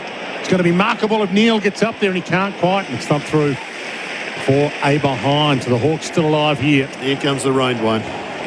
Coming down by the bucket. Yeah, she's starting to get pretty wet down there. Okay. This turn brought to us by Tyre Power, your trusted tyre experts the last quarter. So Battle has his kick smothered. Well done by Neil. Can he keep the footy alive? Not quite. Now comes to Dangerfield again. He handled a Stengel who lost a handle on it. Hawks get it back just. Battle to Amon. Hurried kick to the Shane Warne stand side. Moore spins out of trouble. Good handball in Newcomb. In heavy traffic. Handballs to Jaff, who has a bounce in the conditions. Not sure what to do with it. Oh, it's a terrible kick. Awful from Jaff. And it's marked by Holmes at halfback for Geelong. He goes short to Smith. Bailey Smith, just defensive side of wing. Cats going to the punt road end in this final turn. He sits it up. Well, Whittle should mark this with ease. He does. No, he dropped it. It was an easy mark, and he spurred it to the ground, and that's the tale of his night. So the ball looped out wide. The Wizard's back pocket. He hammered that out deliberately, but the Wizard took it out. So the umpire couldn't play. No, good point. Play insufficient intent. That was very clever. Ball about to be tossed in. 50 from the Cats goal. 90 plays 67. Cats in front. Weddle doing some ruck work. He didn't even get there. And the umpire says toss it in again up. Yeah, we got a problem with the wind. So do we get those seconds back on the clock? We don't, do we? That's 3 more seconds dead. Toss in it again and give it a bit more of a launch this time. The 2 rucks, they might get there this time. De Koning knocks it down straight through Jaff. Then he took his ear off. Dangerfield goes hard. Always goes hard. Manor to Myers to Dangerfield. He couldn't, could he? Patrick Dangerfield. Patrick. It's one of the all-time great games. The Moggs magician. The Moggs marvel has got 3, and he's got his team ever closer to another grand final. And it is an absolute show that he's put on tonight. Tell us about it, Gerard Healy. Well, I saw it before the stoppage. Can you give it like 3-2 and He's 1? got the 3-2 and 1, yeah. No, that's done, Quarters. He was absolutely out on his feet before that stoppage. Somehow he just gathered some energy. He got the ball from a handball and kicked around the corner. And the Moggs magician has put Hawthorn up the creek. And it's not Moggs Creek. Wow.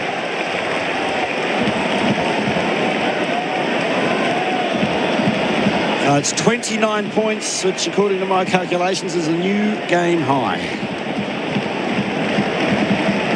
Patrick Dangerfield's played a game for the ages. One of the great individual performances in a prelim final at 35 years of age. Outrageous. They've taken him off the ground. I reckon they'd love to get a couple without him and he can just stay there. Just stay there for the rest of the quarter. Weddle has a run in the ruck. Long get possession though. Another clearance. Myers puts it out in space. Dempsey got away from Jaff. Sells the dummy to Jaff. Now kicks a high ball inside 50. Manacam underneath it. Good spoil from Barris. Spills to Smith. Has a shot at goal.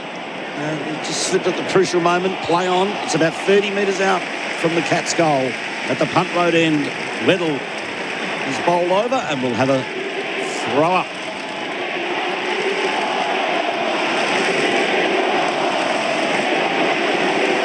Neil the tap. Geelong fans finding their voice. Martin did a 7:20 in the end. No free kick. Clark, handball straight to Moore, who got his head ripped off. Umpire said you ducked. Play on. Cats have possession. Stengel, centering kick. Neil underneath it. Good spoil by Barris. Falls into O'Connor, gives it to Myers. Myers sidestep. This could be the sealer. Myers kicks the goal. It's almost impossible from here for the Hawks. The rampaging Cats get another one. Myers gets his first for the evening. And it's out to 35. And there was 99,500 here, Quarters. It's one of the great preliminary final crowds of all time, if not the greatest. But there's a few that'll be departing now. Yeah, there'll be a few celebrating. Most of them we got blue and white hoops on. Patrick Dangerfield for mine. He's got the towel around the shoulders. I'd keep him there. Yep. He wouldn't be coming back on the ground unless there was an emergency. Keep those hamstrings nice and loose. So ball back in the middle. The Cats are almost home. And a few of their fans might even think about heading home to get across the West Coast early. They look like they're grand final bound. Hawthorn season, barring a miracle, will be over in 15 minutes and 32 seconds time on the new tech automation for manufacturing clock. They found one in Clark. He gets the clearance. Gave it to Smith. Gave it to Holmes. He bangs the Cats toward attacking 50 again. No one can mark it. Ball hits the deck. Battle. Hassled. Close wrapped him. He got a toe poke off the deck. McDonald turned it over. Gave it to Myers. He chips it to Manor. He's about to send the Cats inside 50. Here's Manor. Stabs the pass inside 50, but it's intercepted by Amon. You don't need to go quick now, the Cats. They can put the cue in the famous rack. Just slow the game down. Amon tries to get past the man on the mark. Couldn't. Partially smothered. Geelong win it back. Kick inside 50, and the mark's taken by Martin. It's been an amazing pickup, this bloke. We've always known he's had A-grade talent. Much different than Manor, who no one knew had A-grade talent. And they've combined to maybe kick another goal. 99,597. Wow. 597, wow. So Martin, at the moment it's the Cats by 35. In he comes. Not going to make the distance. Weddle takes the mark right in the goal square. Yeah, didn't judge that well at all. Shannon Neal hasn't had a big game. He's had a couple of big moments. We're going to need more from him next week if that's when he's if that's what happens. Weddle kicks to the Shane Warne stand side. Scholl's been good for the Hawks. Gives the handball to Amon, gives it to Warple, who just pumps it long. Gunston is one out. He gets rid of his opponent. He gathers now. He shrugs the tackle, dishes out the handball, but he just missed the target. Moore, he's lost it holding the ball. Here's the rain.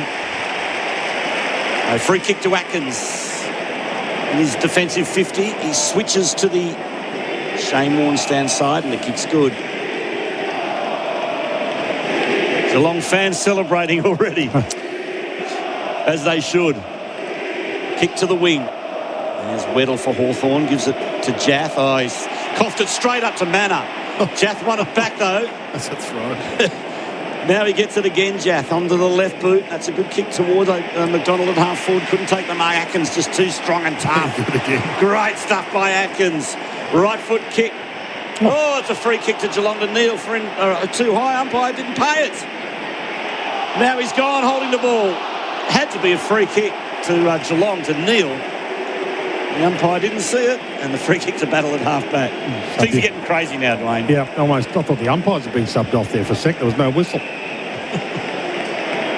So the rain tumbling, and the Cats just pouring on the score. Wide ball, slips away from a couple, and will get a ball in on the wing. 99,597.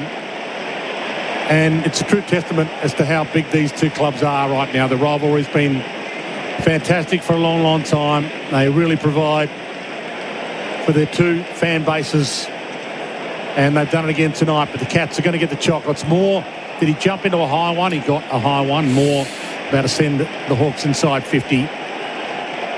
102 plays 67 the scoreline. He heads to the leading lane. Gunston was there for the first time. He actually couldn't mark it. Ball hits the deck, and tackle laid by Warfel, and he shrugs Jai Clark out of play, and will get a ball in 12 minutes away from that mighty Cat roar. 102 to 67, 12 minutes left on the new tech clock. Automation for manufacturing. This last quarter brought to us by Tyre Power, your trusted tyre experts. Weddle in the ruck, got the tap. Couldn't find a teammate. It's inside Hawthorn's 50. Moore got caught high again. He snaps towards goal. And it's coming back. Well, it was a goal anyway. I think it's a goal. Advantage was paid, and Moore's kicked the goal. Well, it was going to come back, but Moore kicked it, and it was shepherded through on the goal line. So the Hawks get a goal. Dylan Moore, his first for the evening. 15-12, 102 Geelong. 11-7-73 the Hawks. On the Tyre Power, your trusted tyre experts scoreboard. And we still have 12 minutes and 1 second left of game time on the new tech automation for manufacturing clock in this final term. Well, I guess we can talk about this game as if it's done, Quarters. Is that reasonable or not? No, that's reasonable. Okay, rain absolutely pouring down now, and you just look at the coaching tactics of Chris Scott. You've got it right again. He matched up on Weddle, and he really has had no impact on this match. The Wizard has had no impact other than kicking one of the great goals of the year. So they've tagged 3 tonight, the Cats, really, haven't they? Yep. And, well, Atkins, always thought he was a match-up for Newcomb, and Newcomb's really, as much as he was fantastic the first 2 weeks, has been flat tonight. Joel had a chance, cut down. DeConing had a chance, cut down. Nash kicks the Hawks to half forward. Weddle gets up, can't mark it, hits the deck. Lawson Humphries, the free kick to Weddle here. So the Hawks are getting a couple of things running their way. Weddle can load up a goal if he wants to from 53. He goes with the pass, he pops it up. Gunston's the man. Sicily gets there, spoils Gunston. He's got forward Sicily. Last roll of the dice now. Could be holding the ball. It is. Hawthorn free kick. Forward pocket. Jack Gunston to kick this door back open. But one of the great concerns Geelong are going to have is they have looked really poor in the deep defence, whereas they're normally good. Gunston kicks and goals. He's got 3. And Hawthorn, with 11 minutes left, have a little sniff. Little sniff. Here's Gerard Healy for MEGT, your apprenticeship experts. By the way, the score for Tyre Power, Australia's biggest independent tyre retailer, keeping you safe on the roads. tyrepower.com.au. They just haven't had enough supply. It's only gone in there 37 times. 56 to Geelong. But when it has gone, Jack Henry has looked really out of sorts. He hasn't won a ball, and he's been well beaten. Guthrie's, he's had a couple of fumbly moments. That was another one that cost them the game, cost them the goal. And you just look forward to next week, unless there's some sort of incredible comeback. You think, that's not going to get it done. That's not going to get it done. So they need to find some form in the space of 7 days. Cats by 23. AFL Nation for 4 and 20 and for Elders. From the centre bounce, Child got it. Stripped of the footy, holding the ball. Free kick going to Geelong, and the recipient is Mr. Tackle himself. He's been one of the players of September. Tom Atkins. Yep. Sells the dummy on to Child, and Atkins goes to half forward. It's getting a bit slippery now. So half forward for the Cats. Punt road end. Manor slides one inside 50. Cameron, great hands. Good hands. Brilliantly done. And Cameron can go back and kick his 4th. And register goal 89 for the season. So they need 11 next week. Couldn't kick 10 or 11 in the granny. Imagine that. And they lose. How many did Ablett kick in the losing grand final? 9. So Cameron directly in front. 40 metres out, Hunt Road end. He's got, what has he got tonight? 3 goals, 1. He's done his job.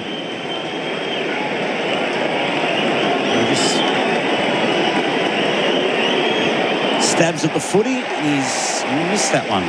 So point to Jeremy Cameron. Gates just still open, just a fraction. 4 goals the diff. Yep. 15-13, 103 Geelong, 12-7, 79 Hawthorn, and we've got, well, we're right at the halfway mark of the final term. So 4 goals for extra time. Sicily did a bit of holding on the wing, got away with it. Ball knocked towards the boundary. Moore's there. You know that Hawthorn are going to take it on now. They've got no choice. And free kick for insufficient intent or head high. Yep. So Moore turns and goes. Hawthorn, time is of the essence. He pumps it inside 50. Guthrie beaten by, what was it, a mark to Lewis? Charles picked it up off hands, runs to the pocket, kicks the ball towards goal. It's on the full. Marbior, he had D'Ambrosio inside or Gunston inside, but he went outside the boundary line, which means it's the Cats' ball, 103 to 79, 9 minutes left to full time. Humphreys receives the kick. A short pass from his teammate, and he kicks the halfback rim beside, and it's marked by Jack Henry. He hurt his ankle in the first quarter. He thought he might have been done and dusted for the day, but he's come back on. Although it hasn't been his greatest game, he's out there. Hardwick pulls the trigger. Good kick into the middle of the ground, marked by Meek. Meek goes inside 50 now. Scholl's got an opportunity here. He sets himself. He's got it. So Scholl's taken the mark, and he's directly in front, 35 metres out. So if he kicks this, it's 3 goals the difference. Still a sniff. And there's 8 minutes 49 left in the contest. And probably Danger has been on the bench. And he's back on the ground. Full forward. So Marbior Scholl must kick this goal if he's to give Hawthorn any remote opportunity to win the game. Still a chance, still a chance. This goes through, as you said, quarters. 4 goals in front of the Cats. Scholl comes in, City end, directly in front, 35 metres out. He's got it. So the Hawks at least are fighting it out. Well, in the old days, they used to say about tall blokes that the small blokes get tired and the tall blokes don't get any shorter. So can in this next few minutes, Weddle impose himself, not Weddle, Lloyd Meek is on the ground, he's on the bench, so he can't do it, but it's going to be, who's out there in the middle? Can Marbior Chol actually impose himself, get a couple of touches, get it directly to his ground ball players? and get involved in this clearance battle and turn the tide. Is that going to be a crucial moment for New Farm? Australian through and through. That goal from Arbior. So the umpires have elected to throw it in the air. Newcombe gets a clearance of sorts, but it went sideways. And who's going to go and get it? Atkins gets some protection from Myers, keeps it in front, rolls it to the boundary. Rain keeps tumbling, rolls it. And when he roll it out, he does.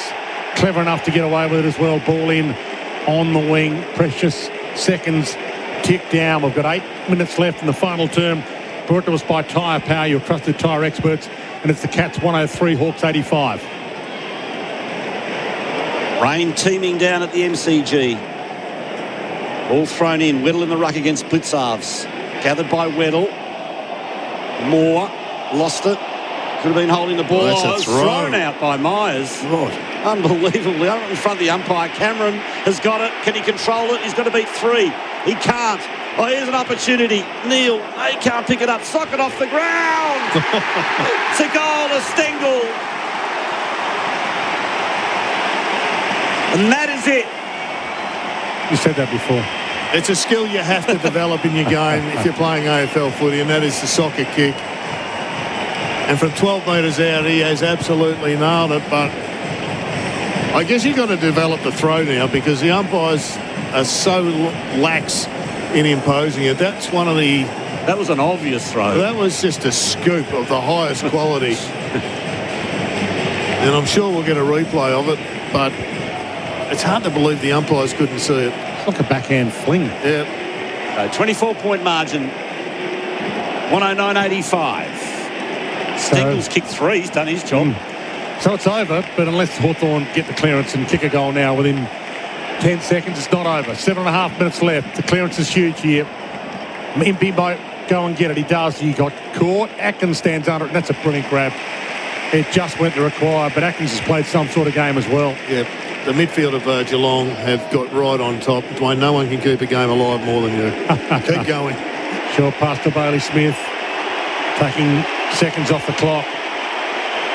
Hawthorn fans boo him. Cat fans cheer him. He sits it up for Dangerfield. He's not going to, is he, Danger? Couldn't take mark of the night as well. He's taking a ripper there. Umpire didn't pay it. Again, you've had it too much, Danger. Let someone else have a turn. Ginnivan's going to tow it off the deck. Got it towards half forward. Went straight through Chol. Guthrie gets there. Mad scramble. Cats are getting numbers back. Bailey Smith all the way back to O'Sullivan. Wobbles it in the Holmes direction. When Donald tried to trap it. Caught though by Holmes. Didn't look like a kick from here. And it wasn't a kick from there. Free Good kick, tackle. Cats. Holmes had a really bad first quarter. Had a stinker, but he's been good since. Geelong and have on the wing. Stengel to Dangerfield.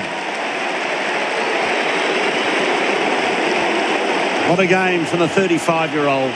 Absolutely incredible. Cats by 4 goals. They go inside 50. Weddle should have gone for the mark. Spoiling it over the line's not going to get the job done now.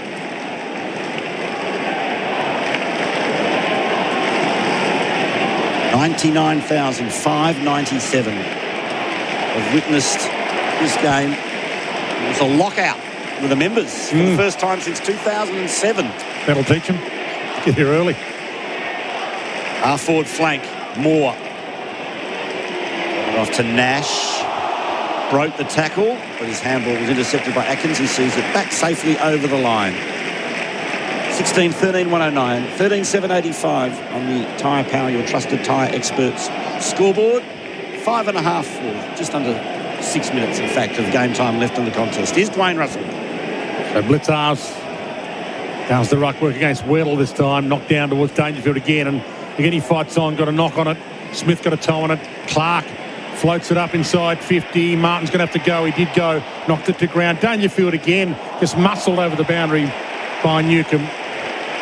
He is showing no fear. Patrick Dangerfield at every contest he's gone for.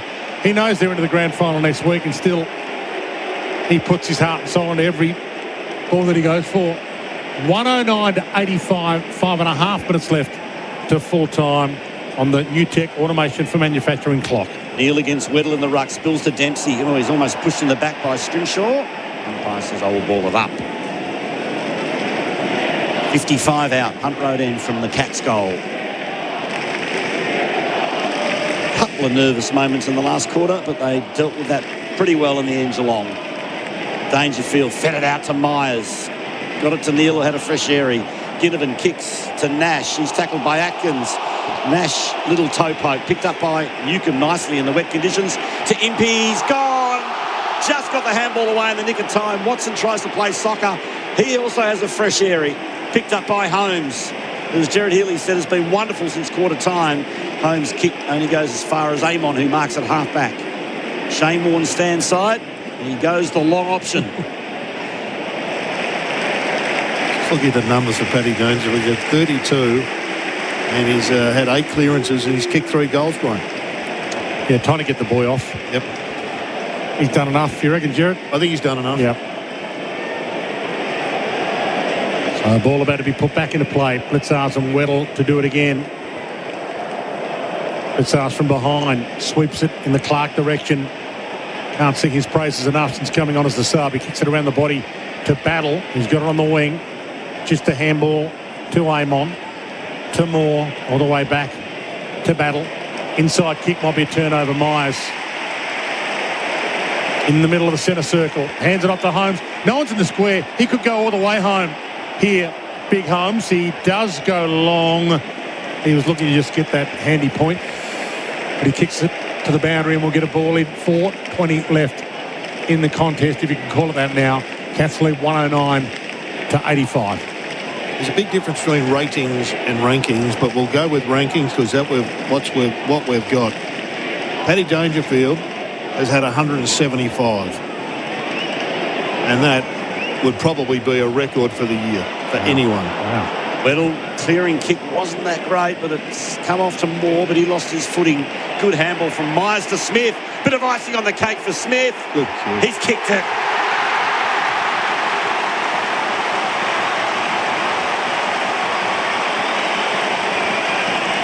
Geelong are going to the big one next Saturday afternoon. The only question now is who will they play? Collingwood or Brisbane? What an achievement from this club. Disappointed last year, but that's been wiped away tonight.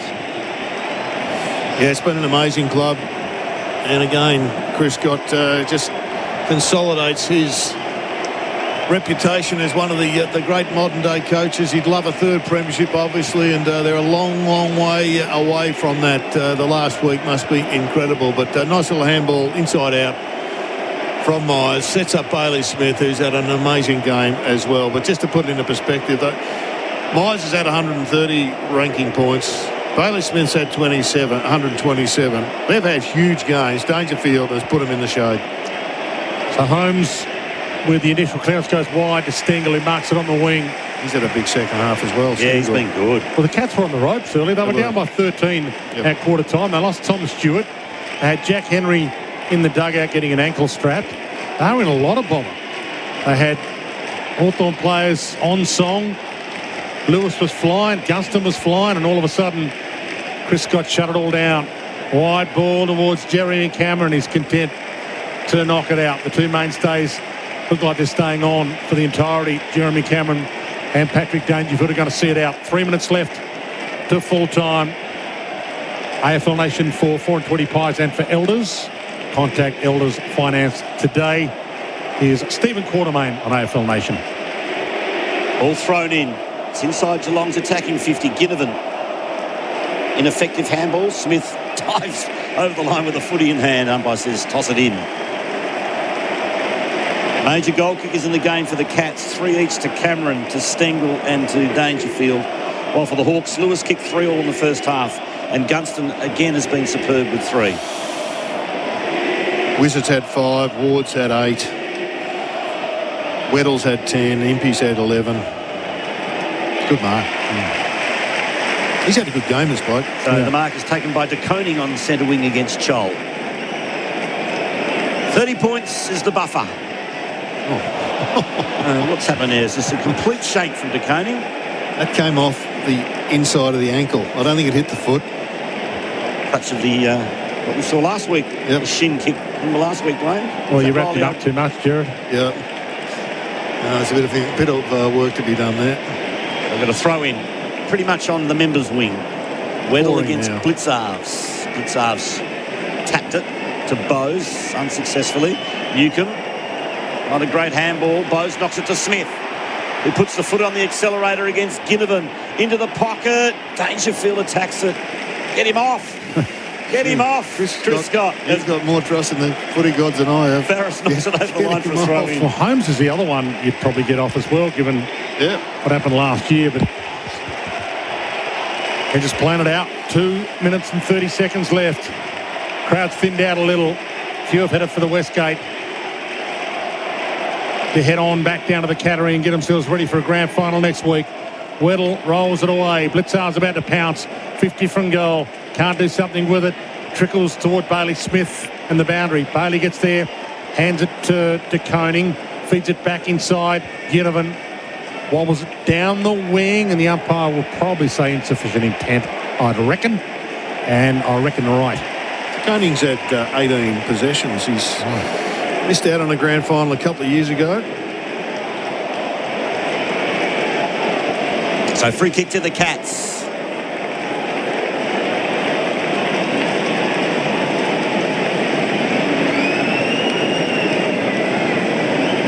Sullivan kicks long down the line. Picked up by Impey. Handballs back to Amon. Got it off to Impey. Cats are chasing hard still. Ginnivan, nothing on offer.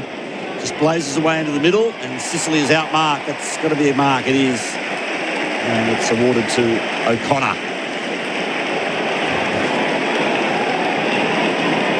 O'Connor splays it out wide to the Shane Warne stand wing. Marked by Dempsey, and now it's time to wind down the clock. Dempsey back to Cameron.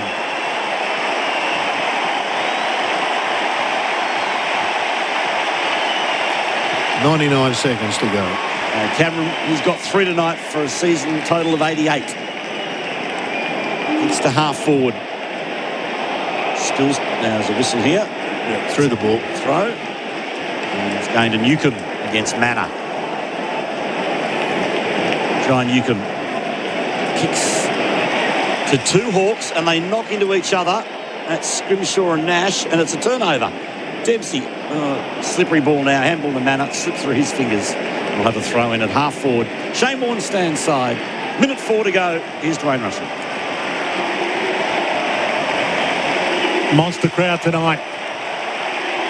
It was an edgy atmosphere early. Hawthorn led by 13 points at quarter time. The Cats were on the ropes. Tom Stewart's going to be a big story in this. Here's a concussion. Is he out for next week's grand final? What's going to be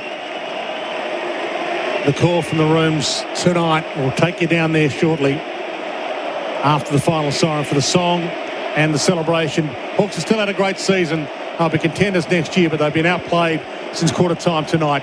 Impey goes to Barris. He looks inside, and they might have one last roll of the dice here. Amon gives it up to Moore. He heads toward half forward, and Lewis can't take the mark. Gathered his own crumb. He's got Gunston. Well, this would be fitting. Gunston can't mark it, does crumb it, thinks about slotting it, pushes off on Guthrie, and might kick goal of the century. He doesn't. It's across the face. De Koning, he's caught. Cats bring the cavalry back. Still a chance. Tie off the deck, didn't quite work. And here goes the Cats again to relieve the pressure for the siren about to sound. Cameron blazes away to the members' side. Half-back flank. Ginnivan's there for Hawthorn. He can't pick it up. Bowes can. Jams it long to half forward. Stengel, one-on-one. There it is. 99,597 people have watched the Cats storm into yet another grand final. We are Geelong, the greatest team of all. We are Geelong, we're always on the ball. We play the game as it should be played, at home or far away.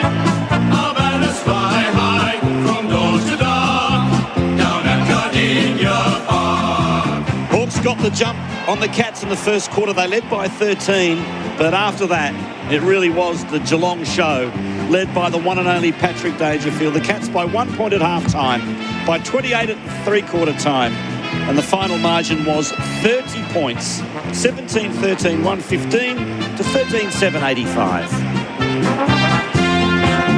So stand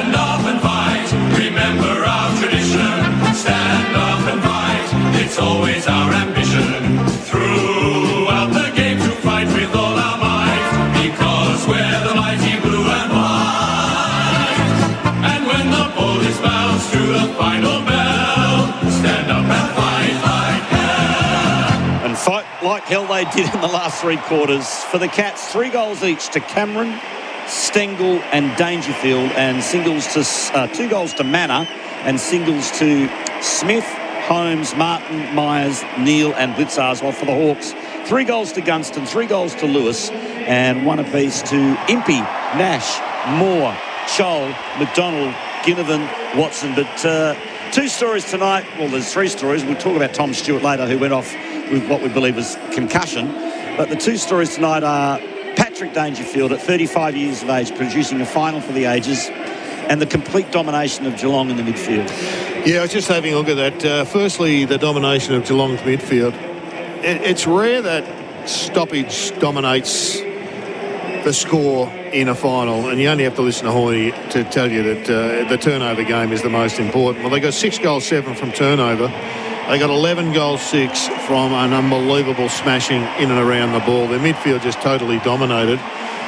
So there's the key numbers for the clearance domination. But Paddy Dangerfield has produced a game that has ranked as 175, but I'd rather use a more accurate assessment. If you have a 15, you've had basically an All-Australian game as a midfielder, and I know he was playing mid-forward, but he had a 25. Now, most blokes don't have a 25 in their career. Paddy Dangerfield and Dustin Martin, I think, are the only 2 guys that have averaged over 20 in a season, which is just unbelievable. Yeah. But to produce a 25 at 35 with 3 goals and about 21 contested possessions, 8 clearances, it was just arguably... I mean, it's not going to be his greatest game because his grand final a few years ago was his greatest game, but that was... It was outrageous. It was outrageous because the Cats were just about stuffed. And somebody had to lift. He went into the middle, he lifted. When they were down by, 3 goals at one stage, they looked shot. You mentioned at the time, someone has to grab this game by the throat for Geelong. Dangerfield just went in there and just did it at will. Yeah, he had a good ally in Bailey Smith. I think Bailey Smith is 36 disposals. Yeah, for he's Bailey probably Smith. played his best game for the Cats. He had 6 score involvements, 13 contested, and ran his guts out. Kicked 1 goal, got a few other assists along the way. But Dangerfield's had 13 score involvements. He's had 20 contested. He's had 2 tackles. He's kicked 3 goals. He's been amazing. Yeah. He has been absolutely amazing. We salute you tonight, Paddy. You've been fantastic. A win for the old-timers. Yeah, it was, wasn't it? So, Geelong into the grand final again. You just got to marvel at what they continually achieve year after year after year. Yeah, they've been an amazing club. They've turned Sleepy Hollow into a destination club. They've recruited incredibly well. Just watching Sean Manor getting interviewed on Channel 7, and he's just a classic example. He's been an amazing player for them. He was playing VFA footy a couple of years ago, and now he's one of the guns, one of the best kicks in the comp, and one of the best half forwards in the game. Max Holmes, he's finally got to his grand final. He missed a couple of years ago with that hammy in the prelim final. He said he was right. Chris Scott said he wasn't. He had to sit there and suffer in silence and considered, I think, going, but he made the right decision, and he gets his opportunity in 8 days' time. We'll be speaking to Jack Bowes after the game down in the rooms. It's interesting that these days, and we talk about it ad nauseum, that modern coaches don't tag because it affects their structure. Yeah. Geelong tagged 3 players That's tonight. Right. Yeah, Geelong are ahead none of the of game. them were any good. Geelong of them are ahead of the perfection. game. They've worked on this over a couple of years. Watson and Newcombe. Yep, absolutely took them apart. And, you know, it covers up the fact that they may be down an A-grade midfielder, but they've got these 3 weapons that takes away the opposition's strengths. But coaches have always said, we can't tag because it stuffs our structures. Well, Chris Scott has built so much flexibility into it that if you make a move and you try and take your tag to some place, well, they're able to move their magnets around each and every wire so your structure doesn't break down. You're watching, and premiership teams, once a team wins a flag, it's always follow the leader. So That's you right. watch, if Geelong happen to win next week, the tag will be back in That's town right. next They're on year. eBay. They're on eBay. All of a sudden, they're going to be front of the shops in High Street in Armidale. They're going to be that popular. So the Cats into the granny. They play the winner of tomorrow's game, which is played at 5:10 here at the MCG between Collingwood and the Brisbane Lions. What do you make of the Hawks? What went wrong tonight? Well, they just got belted in the middle. I mean, I think when Will Day went down, most of us thought their chances of winning a flag were gone. Well, they weren't. They came back. They found a way, and at quarter time, they looked as if they were not on the way to a grand final, but they were in a hell of a position. They ran out of steam in some respects. They had no capacity to neutralise Patrick Dangerfield. He gave them a lesson in attacking the footy. They had the dominant ruckman, big deal. He didn't do anything, and their clearance numbers were outrageous, Geelong. So they've got to work on that, and that's why they're interested in Merritt and why they've got Dave coming to the club, and they'll be looking for everyone else. Warple had a less than satisfactory night, so there'll be some question marks about him. Ward was brilliant last week, got 8 touches tonight, so there's and Weddle had just 12 after a disappointing first half. So there's going to be some guys there that look at it and say, well, we had a disappointing night, but ultimately they've had a fantastic season, and it's the 4th year of the build under Sam Mitchell. They were coming from a long, long way back, so it's a brilliant trajectory they're on. But ultimately, they were bashed up in the middle, and Atkins was superb. Dangerfield. We talked about Bailey Smith, Max Holmes after a quiet one. Bose is a good one to talk to because Bose was potentially just steak knives with. Well, that's what he was described at the time, but he's much more than just steak knives. He's a very consistent player, isn't he? Yeah, they've got him into the system and they've taught him how to play. They've got some concerns in the back half. I'm not sure what they're going to do next week, but obviously whoever the winner is going to go to work on that back half, particularly in the last line. And if Tom Stewart doesn't play, I've got a gut feeling, just a little gut feeling he might play. Wasn't he ruled out with concussion? No, not according to the doc. The doc reckons he's caught out with a neck injury. Okay. So there is margin for movement. Well, that's according to the doc. That may not be according to the officials downstairs. That was according to the doc with a Geelong scarf on. Correct. Let's go down to the Cats' rooms. It's time to sing the song.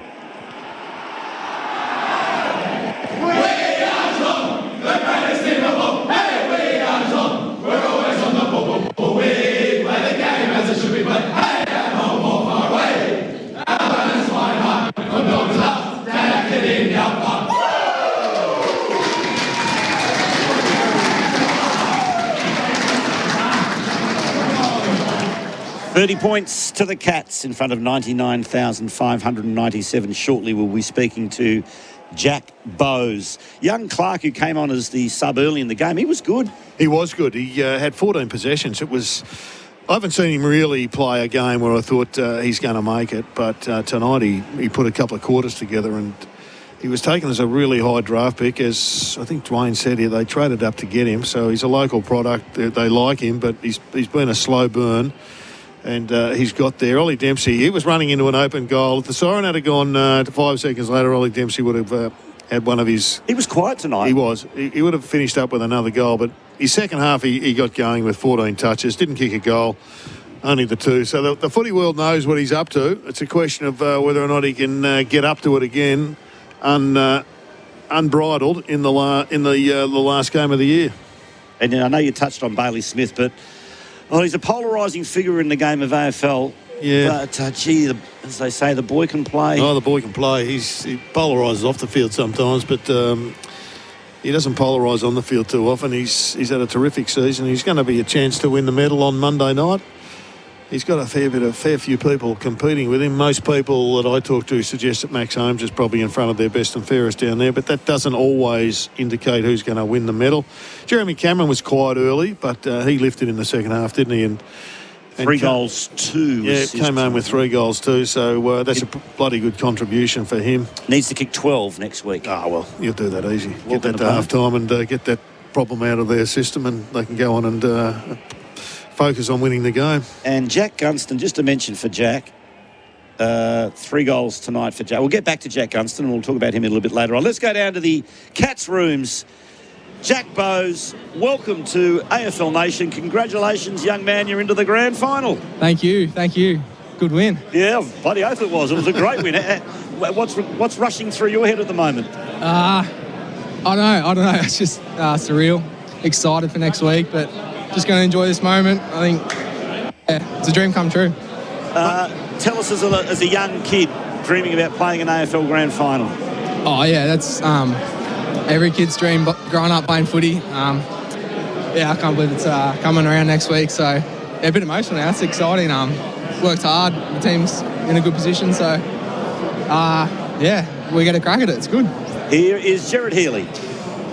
Jack, it's been an amazing journey for you. You spent a lot of time up on the Gold Coast. You came down to the Cats. Wasn't an immediate success for you, but here you are. What an amazing time, and your old man will be absolutely jumping for joy. It's funny you say that. I can see him at about 12 o'clock, and he's got his fist pumping in the air, so it's he's pumped. But it's been a good journey, and keen to have a crack at it next week. How was the noise out there? Because it was deafening in the box here. Yeah, it was loud. I think I saw on the screen it was 99,500 or something. Yeah, 99,597. Yeah, that's crazy. I feel so privileged and grateful to be able to play in crowds like that. And the Geelong fans were super tonight. They turned out, and 2 weeks ago they were loud against Brizzy, and they turned it up a notch again tonight. It was sensational. You were, as a kid, you were a high-quality kid. You were part and parcel of an academy up there on the Gold Coast, and yet then the big jolt came to your career and maybe your psyche, and you were traded down to the Cats. How did you cope with that initially? Oh, it was definitely tough to deal with. I mean, I grew up in Queensland from Cairns, and in the Suns Academy for so long, and I think in the end it's been a blessing in disguise. I've been so grateful for the Geelong Cats Footy Club, and they've always had my interest at heart, and I feel valued here, and it's a place where I love playing my footy, and it's definitely taken a little bit to adjust playing down here in Victoria, sort of colder winters and stuff like that, but I'm loving it. It's been awesome. What about playing with a bloke called Patrick Dangerfield? Oh no, I can't believe how good he was tonight. He looked like he was 25 again. Yeah. He did indeed. We're just having a look at his highlights. Yeah, I think I'm looking at him in the background as well, actually. The only thing he didn't do was take mark of the day, or mark of the year, because he did everything else. He's a fierce competitor. He's a leader for us, and speaking of people that helped get me to the footy club, he was a big part of that, and I can't thank him enough. And he's gritted his teeth and led from the front tonight, and hopefully he can do it again next week. And he gritted his teeth, Jack, when it was needed, because the Hawks got the jump, and then basically you needed someone, as you said, to grab the game by the throat, and that's what the skipper did. What was said to you at quarter time when you were down by 13? Yeah, I felt like they came out hot, and I thought we were able to sort of stay in the game, and having that week off, I think we got our first wind out in that first quarter, and in half time it felt like the scores were level, but it felt like they were playing a good brand of footy, and we were just hanging in there, and we knew if we kept playing our way that the game was going to open up late, and just the maturity of this group, the experience to be able to stay composed in those situations really held us in good stead, and nothing really had to be said except for just keep going and playing our way, because the game was sort of playing in our hands for most of that part. And it looks like you're going to be, unfortunately, without Tom Stewart next week. Yeah, I know. No, it's shattering. He's a fantastic person, and I'm not sure what exactly the diagnosis is, but I'm hoping he can get out there. But I'm just shattered for him. It's I guess that's where sometimes you think that if it is concussion, do you have the bye the week before the game? But who knows anyway. I'm just shattered for him, and hopefully, I actually don't know the diagnosis. So, fingers crossed. Fingers crossed there is a chance he can get up. There is some talk that it may not be concussion, but I guess good. Yeah, we'll leave it up to the docs, I suppose. Yeah. I'm not sure if it's a shoulder or whatnot. So you're the winner. You're the winner tonight, Jack, of the Temper Pillow. A big shout out to Temper. You will sleep well tonight, a great night's sleep, night after night after night. That is the difference. The difference is Temper. You got yourself a nice Temper pillow. Do you sleep much after a game like this? Not really, no. Plenty of Red Bull and caffeine keeps me awake all night. So, a bit of adrenaline as well. But yeah, the 10 pure pill, that should help. What time do you get home tonight? Usually we get home about 1 o'clock or 12, 1 o'clock, depending how the traffic is and whatnot. But yeah, there won't be many people going home to the Cattery tonight. No. Only 50,000 of them left about 40 minutes ago. Yeah, I know. It's I'm glad they got down the highway tonight, and yeah, I'll sleep well, that's for sure. You call into Spargo's BP servo halfway down and get a packet of twisties? It's the first time I heard that one. I might now. I might have to. Oh, no, it's open for Geelong support. He's a Melbourne man, but just say you play for the Cats. Yeah, I will. You get a free coffee. Hey, Jack, this might be a premature question. How many tickets do you get to the granny? I've got no idea. Well, stay tuned. You just made yourself 400 new friends. How many are you going to need? Come now. Hopefully, I don't know, 10 or so would be good. Well, look, congratulations. It was, as I said, after a quiet start, the Cats came home with a wet sail. It was a 30-point buffer. You're into the grand final. Enjoy tonight and good luck with your prep next week. Thanks, guys. Thanks for having me.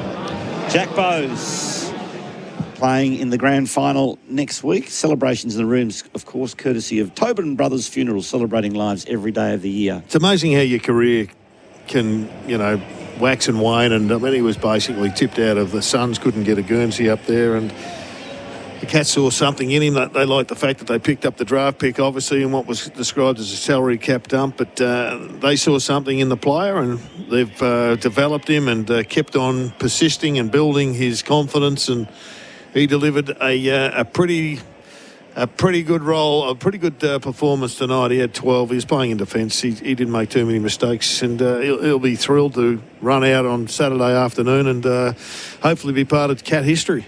And the Cats tonight, it's the first time they've won a knockout final against the Hawks since the 1963 grand final. So, Gerard, we can put that ridiculously stupid stat to bed. Yeah, I think SEN had that one broadcast about 55 times today and yesterday. I heard Dwayne blowing about it. He's a bit grumpy today on Dwayne's Will. Yes, he was a bit grumpy.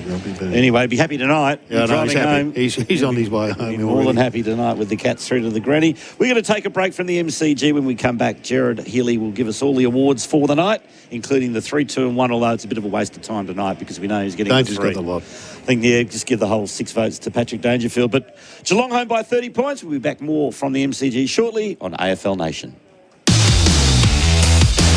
That quarter on AFL Nation was for Tyre Power, Australia's biggest independent tyre retailer, keeping you safe on the roads. tyrepower.com.au. Harvey Norman, September sellout. Want a laptop that's faster, smarter, with better security, longer battery life, and the latest AI technology? Update to a Windows 11 computer now and get 10% off in bonus gift cards. Shop hot deals on all the big brands, including Acer, Asus, HP, and Lenovo. Plus, spend $500 or more and get 10% in bonus Harvey Norman gift cards. Update to a Windows 11 computer now at Harvey Norman. Best brands, best range, best prices. Offer ends Sunday. Conditions and exclusions apply. The footy season's heating up in the West Gippsland Football Netball Competition, thanks to Alex Scott and staff. Servicing Gippsland since 1886, they're your local experts in livestock, rural property and real estate. Alex Scott and staff, Gippsland born and bred. Visit alexscott.com.au. At Amy, we know when our game has its moments, like when you're playing in Whoop Whoop.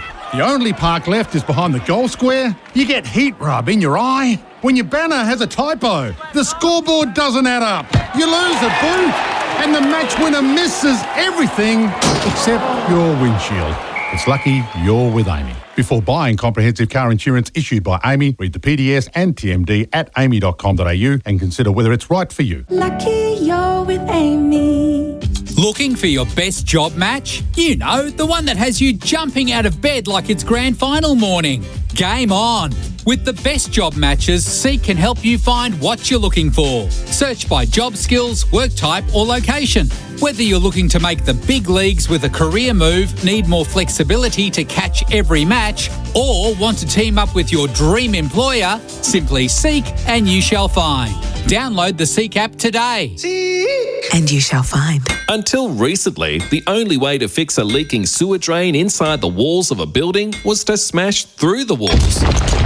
But Repiper's revolutionary relining system from the Drain Man relines sewer drains from the inside without damaging the walls, floors or other pipework and minimises reinstatement. This unique step-by-step system is purpose designed for vertical sewer stacks, so it won't let you down. That's the Drain Man difference. Call 1-800-843-372. The Drain Man. That one day in September is here again. My Way Travel and Events proudly offering the 2025 Toyota AFL Grand Finals newest premium hospitality experience, inclusive of game day tickets for the big dance. Starting next Friday night with an exclusive Grand Final Eve function at Amphora at Marvel Stadium. And next Saturday, the big game itself. My Way Travel and Events can also sort out accommodation. Visit myway.com.au to book or your preferred Hello World travel agent. My Way is an authorised on-seller of the 2025 Toyota AFL Grand Final packages. OSAFL 25/32. Live Golf Adelaide returns February 13 to 15 with fierce team rivalries and unmissable entertainment. Witness some of the world's best golfers like Rahm, Smith and DeChambeau chase glory over one electric weekend. From the legendary watering hole to fan zones and headline concerts, there's action on every green. More action, more thrills, more golf. Don't miss Live Golf Adelaide. Tickets selling fast at livegolf.com. This is an ad for Good Life. So we're supposed to tell you to join now to get fit, get stronger, lose that dad bod. But we won't, because we know the best results are the ones you don't expect. Like the energy to do what makes you feel good, start saying yes more often, and lift more than just dumbbells. With more classes and equipment on offer, you'll find the workout that makes you feel good at Good Life, where good starts inside. Spring wasn't made for indoors, it was made for Australian outdoor living. Now is the time to transform your backyard with our Super Spring savings, plus interest-free options available. Limited time only at Australian Outdoor Living. You're listening to AFL Nation for Elders. Have you heard? Elders offers finance solutions nationwide and 4 and 20 pies. You can't have footy without a 4 and 20 pie. You blokes did a good job. Great call. Thank you very much, Gerard. Yes, much appreciated. All right, well, it's, the Geelong Cats are through to the grand final. 30-point winners over Hawthorn in front of, would you believe, 99,597 people, 115 to 85. The major goal scorers for the Cats, 3 to Cameron, 3 to Stengel, 3 to Dangerfield, and for the Hawks, 3 to Lewis and 3 to Gunston. All right, we've got a lot of awards to get through, Gerard, so let's plough through the toughest of the day for Truckline. For your truck and trailer parts, visit truckline.com.au. Well, I reckon it was Atkins. I'm going to give a few awards to Dangerfield, but he actually nearly got concussed himself in the first 3 minutes. He got taken head high. He was taken off for a test. He didn't get the free kick, but he battled it out. But I'm a huge fan of this Atkins. I think he is a fantastic player. He had 25 today. He was a contested machine, and he took his opponent, John Newcomb, pretty much out of the play. They weren't a hard tag, but around the ball, Atkins got Newcomb, who finished up with 20 himself at the finish, so he wasn't embarrassed, but Atkins had control of him. Tackler of the game for Bar Crusher Boats, Australia's ultimate fishing weapon. Well, the tackler had a couple. Blitzar, he's an amazing unit. 11 tackles for Blitzar. I don't think a ruckman has ever had 11 tackles in their life, but nevertheless, he may well have. Atkins had 11 as well. And for the Cats, just looking at the tackle numbers, no one came close. No one got more than 6. How did you see the impact of the subs? Now, this is a real contrasting story for Metro Ford. Power, performance and unbeatable value. Well, Clark had a significant impact. He was good. They needed him to.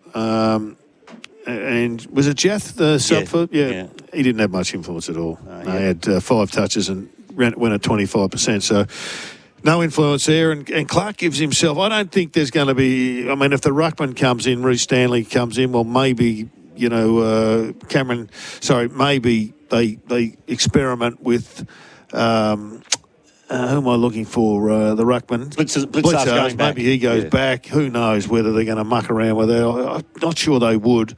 It's going to be a big, big question. As I said, I'm not convinced Tom Stewart's absolutely out. He may still be an outside chance. Unmissable moment for Drinkwise. You won't miss a moment if you Drinkwise. It's still got to be the goal. The goal from the Wizard was unbelievable. Game-sealing moment for Loctite. Loctite, fast, strong and reliable adhesives that go beyond the bond. It was probably Dangerfield when he hooked it around the corner in the last quarter. Loctite adhesives beyond the bond. The power play rankings, Red Energy for 100%. Well, we went through that. It was electricity Paddy and gas. Dangerfield. I'm not sure what he ended up with. Let me just have a very quick look. 178. Myers was brilliant. Smith was brilliant. They were in the 130s. Switch to Red Energy. What was the key matchup today for Seek? For the best job matches, download the Seek app. I think it was Dangerfield versus the Hawks today, the matchup, and Dangerfield won. Pretty much summed it up. An injury update for Invigor Canola from Well, we've got ASF. a concussion to Tom Stewart, which that's about it. That's it. Yeah, bulging with benefits is BASF. The forever young player of the day for Tobin Brothers Funerals, celebrating lives every day of the year. Patrick Dangerfield. I'll do that one for you, Gerard. Thank you. Who ran the most Ks tonight for OMF? Sleep deeper, recover faster, perform stronger, wake up refreshed, energised, and ready to dominate. Bailey Smith, he ran 16.3. Well done, Bailey I made Smith. that up, but anyway. The breakout player tonight for Australian Outdoor Living, bringing backyard dreams to life. Who was that? The breakout player tonight. The breakout player, I think it was actually Clark. Yeah, I agree. Yeah. Clark was terrific. Australian Outdoor Living. Who has been the best defender of the game tonight? For Athena Home Loans, athena.com.au. Drop your rate rather than the bill. I found it difficult to find a really good defender for the Cats. I'm sure there's someone there that I haven't picked up on, but I think O'Sullivan, I'll give it to him. He's a good young player. He may even win the medal for the best young player. So I'm going to give it to him, Connor O'Sullivan. And the votes 3, 2 and 1 for the Aviso Group. Don't drop the ball on insurance. Contact Aviso Group. Aviso Group, trusted insurance brokers. It won't be all that controversial. I'm giving 1 to Myers, 2 to Smith and 3 to Dangerfield. I thought could have given it to Blitzarves as well. Yeah, he was great. But the 3 midfielders, and Atkins was the other one I would have liked to slip in, but they're my 3. Myers, Smith, Dangerfield. And don't forget, our presenting partner is Eufy. Reclaim your weekends by letting Eufy, the Eufy E15 robot lawnmower, do the work for you. So my phone is starting to light up from my Geelong friends. Yep. Number 1 on the thing, Liam Pickering. So I got to put up with his. Chris Lucas has already given me a photo. He said there'll be specials at Chin Chin all week. I've got to put up the crap from Geelong supporters, but winners are grinners, Gerard. They always are, Quarters, and the Hawks are on the way. Yeah. I wouldn't be too worried if I was a Hawthorn fan. I think you've made big grounds this year. You've got to get a couple, and you'll be back again next season. Just a word about tomorrow. It is Collingwood here up against Brisbane in the twilight match to play Geelong in the grand final. Your thoughts? My thoughts are we often say it, and it's not always true, but this game will be won in the middle. If the Brisbane Lions midfield get on top, they'll win. Yeah, I agree with you. I've got a sneaking suspicion the Lions might get the job done. Yeah, it's a toss of the coin, but that's where it'll be decided. If the elderly Pies can break even in the middle, then they'll win. But ultimately, can the Pies kick a winning score against a dominant midfield? It'll be hard to see, but they could do it. Gerard, it's been a pleasure. Great to work with you again, Quarters. Thank you to Dwayne Russell, to Luke Hodge, and all the other contributors tonight, to our production team. The Cats are into the big one. 30-point winners over the Hawks. This is AFL Nation.